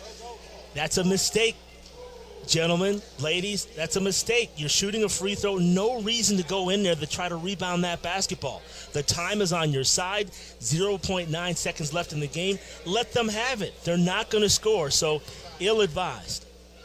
And that's regardless if he knew his team only had 5 team fouls. The point of the matter is that's not the play you want to make. He made it. They'll put 0.6 seconds on the clock. What do you think Coach Armstrong is saying right now? No fouls. Sure. No fouls. Sure. Because the next one, they'll be shooting. Here it'll be interesting to see what kind of play Coach Riley has drawn up for this 0.6 of a second. That's enough time to actually get one airborne. A good catch and shoot. They're going to have to do it near midcourt because they'll have to inbound it in the backcourt. That's that third grade math problem he was talking about. Yeah. What the third grade math problem we're talking about. So Marable Williams, player that was fouled, looks like he's going to inbound the basketball. Gabe Harris in the ball game, I'm sure for Link, making his first appearance from the Lincoln Lions. Yeah, in baseball they call this a choke, poke, and hope. I don't know what you call it in basketball. They got to get it and get it airborne. I call it a Mariball miracle. That's tapped on the inbound, on the play inbounds, and that will end it. 80-79, the Lions of Lincoln University come off the deck here in the Manuel Rivero Gymnasium on their home surface to claim their win on day 1 of the HBCU Gameday Classic. Trailed the entire ball game except in the latter minutes of the contest, and they are able to win it 80-79 over the Firebirds of UDC. Great basketball game, Dwayne. No question about it. And the principals who we expected to step up for the most part did do that. Corey Williams scored a game-high 21 points for his team, but it was Ethan Garita who got an offensive rebound, powered up, got fouled, and stepped to the line and did what he needed to do. He hit 1 of 2 free throws, and that was the story. 80-79, the winners, the Lions of Lincoln University over the Firebirds of UDC. That'll do it for our coverage here from day 1 of the HBCU Gameday Classic. On behalf of my broadcast partner, Dwayne Walker, and all of us here at HBCU Gameday, thanks for joining us. Final score once again, 80-79. The Lions, the winners. Send you back now to our HBCU Gameday studios with Tolly Carr. All right, Charles, thank you so much. Dwayne, Charles, those guys did a great job. What a game. Oh, man, came down to the very last second. I mean, the very last second. Congratulations to the Lions of Lincoln for pulling out a tough victory, being behind the whole game. They took their first lead, Tolly, with 1:35 remaining in this contest and held on to pull out that victory. Congratulations to interim head coach Jason Armstrong. Maybe that interim won't last too much longer if he can keep pulling out victories like that. What did you think about that final just few seconds there? I mean, that was insane. I'm an official. I actually officiate. Really? Yeah, I officiate house. I do it all. Yeah. All right, well, break down. Look, we won't get fined. Okay, break down the calls you saw there. So you got the lead official who's up top. He's supposed to be, his zone is above the three-point line. And he made the whistle for a play that's in the paint. There's a baseline official that's for that. That's his call. If you are the opposing coach, you should be giving him all the business because, you are calling out of your zone. You're being too much of a influence on this game. I didn't agree with it, but that young man stepped up to the line, hit 1 out of 2. Right. But that's all he needed was that one. And then that was crazy because on the second free throw where he missed, he gets called for a foul over the back with 0.6 seconds left at that point. Yeah, like I said, a little too whistle happy at the end of that game. You had two teams that battled all day long. Let the players decide it on the floor. UDC, oh man, the crew here. This is all right. Crew, make some noise if you were disappointed that UDC lost, because they kind of got emotionally attached. During the breaks, the cheering and all that stuff was very lively. That's how I knew it was a good game, because in the control room, it was like they were locked in. Maybe not on some of our tossbacks from commercial, but they were locked in on the game. Well, like I said, it came down to free throws, turnovers. UDC played a great game. That's the one that leaves that sour taste in your mouth, because this was our game. If you look at the stat sheet, they probably dominated at every statistic. Rebounds, turnovers, they forced more than they gave up. But the one stat that means the most, the points, that's where they lost it. All right, what do you think we'll see tomorrow? I think this UDC Bluefield State game might be the game. Everybody's excited about Lincoln and Cheyney because of the rivalry. That UDC and Bluefield State, that's going to be a good matchup. Well, think about it. When you looked at these games, you saw 3 teams who were 2-2, 1 team that had a 0. Well, that team showed that 0-4 was not really indicative of who they are, because they played great today. So you really got 4 teams that are very evenly matched. So, yeah, you're going to have a great second day of the HBCU Gameday Classic. All right, so tomorrow we got Lincoln and Cheyney, 2 o'clock, UDC and Bluefield State. That's going to be at 4 o'clock. You can see it right here on YouTube. It'll be at HBCUGameday.com as well. As we get to the end of the show here, I really want to do something special. So I'm going to have to get our producer, Jacob, to come in. We'll get him mic'd in a second. What were your thoughts, man, just on the ability for all of us, people, I'm going to let people see these faces in a moment, but for us to come together and tell the stories about our schools, and the representation we have here on the staff, man. Just you being a part of it today. Well, Tolly, first off, let's thank you and HBCU Game Day for the years that you guys have been doing this now. The coverage that you give to all HBCUs, this platform, and the spectacular coverage. I mean, it is superb coverage. I said it on my radio show, when I need to know something about HBCU sports, HBCUGameday.com is my first go-to. So to know that this tournament had HBCU Game Day's name attached to it, I knew that you guys would do everything you could to make sure it was a top-notch, just executed well performance. I cannot say thank you enough to you. It was so busy and hectic here. I really needed your eyes to be completely on the game. Yeah. I was watching the game, but you were really studying the games, man. You did a great job. I started in radio, so I always believe in, when it comes to talent, people that come from radio, because you just know how to talk and fill it up, man. You did a great job today. Well, we actually had an issue this morning that when those computers go down, you can't go to break when you want to. You can't get a bumper music. Just keep going. Yeah. Find something. Yeah. Yeah. So, no, I appreciate it. Thank you for bringing me in. We might have had one of those issues or two today, but it was a brand new thing. Guys, I'm going to bring in this voice that you hear laughing in the background. I want you to understand, we have not done a lot of live events at HBCU Game Day because we want to do things and we want to do them well and we want to do them proper. So we do a lot of what we call video on demand. Look, our Wally Pitt, man, this dude goes out, he creates the most amazing films. And Wally's going to be mad at me because there's so many film people here on the production crew today. And for this to be our first kind of real live game, and we're going to do more tomorrow, but we're just doing the studio show for today.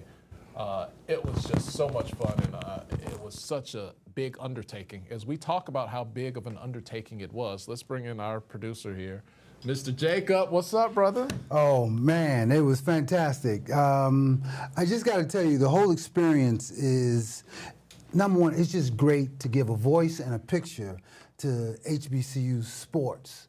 I don't think these kids get the opportunities that other schools get. And, you know, I was part of that road trip that went to all 4 schools. And we went to Bluefield. I mean, we literally had to drive because of the access of getting in and out of West Virginia. And then, you know, trying to schedule stuff while we were moving, we couldn't book airfare. So we actually drove there. But talking to each and every one of these students that played, to hear the passion about playing, to hear, you know, the passion from the coaches, from the players, from the athletic directors.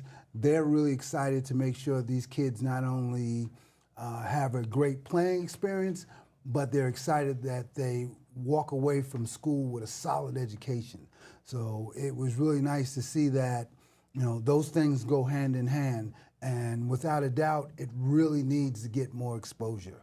I think, just to be able to see the whole HBCU experience, you know, we get to the point where you really have the fans, you have the entertainment, the band, and the cheerleaders, and, you know, all that pure school spirit and enthusiasm. This stuff will be amazing. I mean, I think the fan base will easily grow. Yeah, for sure. For sure. You did great work on the road, in the studio today. We're going to do this total ad-lib thing. Our director, Scoville Jenkins, is about to just blow his gasket. Bring him out for maybe the 15th time today. But I want everybody in the crew, if you're not wired to something, if you can break away, come here, because I think and give us Fabian, give us a really big wide shot over there if you can. Come on out here, Scoville. Oh, he's coming now. Scoville, you're supposed to be switching and directing. Yeah, we are. I want people to see what representation really looks like, and the type of things that you can do when you put your people together, and the amount of care and passion that we have for our stories. Look, this was such a big thing for us to do. We still got people coming in. There's so many things I've tried to do by myself that I can do okay, but no, really he does an amazing job. He does an amazing job. He did this by himself. He started this by himself. No. This has grown. No, I did not start it by myself. But you went from your let's give proper credit. Stephen Gaither founded the company. I joined it later. I've taken on a lot of the TV things on my own, but for you guys, this whole crew. Wally Pitt does a great job. Simone does a great job. Jacoby, we got Toby Durham up there. Whole lot of people. Vaughn Wilson down at FAMU. I hate when I start naming names because then you forgot who did I talk about, who did I leave out. But I'm gonna let you do that. Tell people about our crew here, man. Some of these amazing people. They have businesses. This is the time to let people out there know what they do. Well, all these folks here are they are TV and film professionals. We have camera people. We got Fabian back there. We have Miles. Look at Miles is up and coming. We have Richard. We have Jean-Pierre. We have Christy.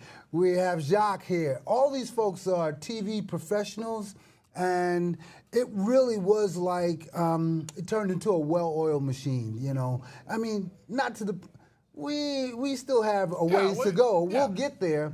But when you put a bunch of professionals together in a room, they figure it out and they make it happen. Yeah. And that was the great thing about this. You know, the camaraderie and all of the professionalism, it works out really well. All right. And everybody had a great time. Big fist bump to everybody. Yo. All right, so let's properly get out of the show. Back to work. Okay, yes, sir. Christy is excellent. Christy did this set. Fabian, can we see all of the? Oh my gosh. There's still a bunch of stuff over here. She gave us edible. I have been waiting. Not that kind. Gotta have some snacks on macaroons. set. You gotta have snacks on set. You Yes. gotta have a liquid refreshment and Yes. something to keep the energy going. So I can finally eat this when we go off the air. These macaroons, it's about to go down. It is so excellent. I'm going to leave. I'll close it out, but I'll give you one final thought on just today's activities. Once again, thank you to HBCU Game Day for giving those 4 institutions this platform to have some exposure. Those young men, you heard the producer say it. None of those young men are playing basketball at HBCU because they think they're going to some grand league, whether it's the NBA or overseas. They're playing it because they love to play the game and they found a home to play it at. When you're at an HBCU, it's like being at home. You found something that they'll be a part of for the rest of their lives if they're lucky. All right, Eric Slaughter, great job today. Thank you. Thank you. Don't forget to join us on the stream tomorrow. We'll have Lincoln and Cheyney, UDC, and Bluefield State. You won't see us, but you will see the games tomorrow. On behalf of the entire crew who's going to make some noise as we get out of here. Come on, make some noise, crew. Let's go out on some highlights here of Game 1, Game 2. It is the HBCU Gameday Classic. In case you're just tuning in, you're like, what happened? What happened? It was a great finish, a great finish. I don't know if we can get any better than what we saw with UDC. No. After seeing a team get down double digits, not give up, they knew they won their home floor. Remember I said, when you're UDC and you're in their gym, you can't get too complacent because a home team, they're going to find a way to get back into it. Even though they were wearing the road jerseys, they were in their home gym, and they really found a way to come back and pull out that victory, and there was the highlights. Yeah, so look, this is the second half here, man. UDC was winning. What was key to that Lincoln comeback? They really started to hit their shots. They were driving in. They have a good point guard who's a great floor general, and he was really leading his team. And you see they were getting some easy baskets and dunks. But every time that they would get close, UDC would push it back out until late in the game when it got down to about the 4-minute mark. They started playing defense. UDC turned the ball over a few times, and you see a jump shot there by the lines, and they slowly started to walk it down. The game got tight, and there's that controversial foul at the very end that led to the final margin. Yeah, man, at the line. But you got to give it to the kid. He hit one. He stepped up and made it. That one was all he needed.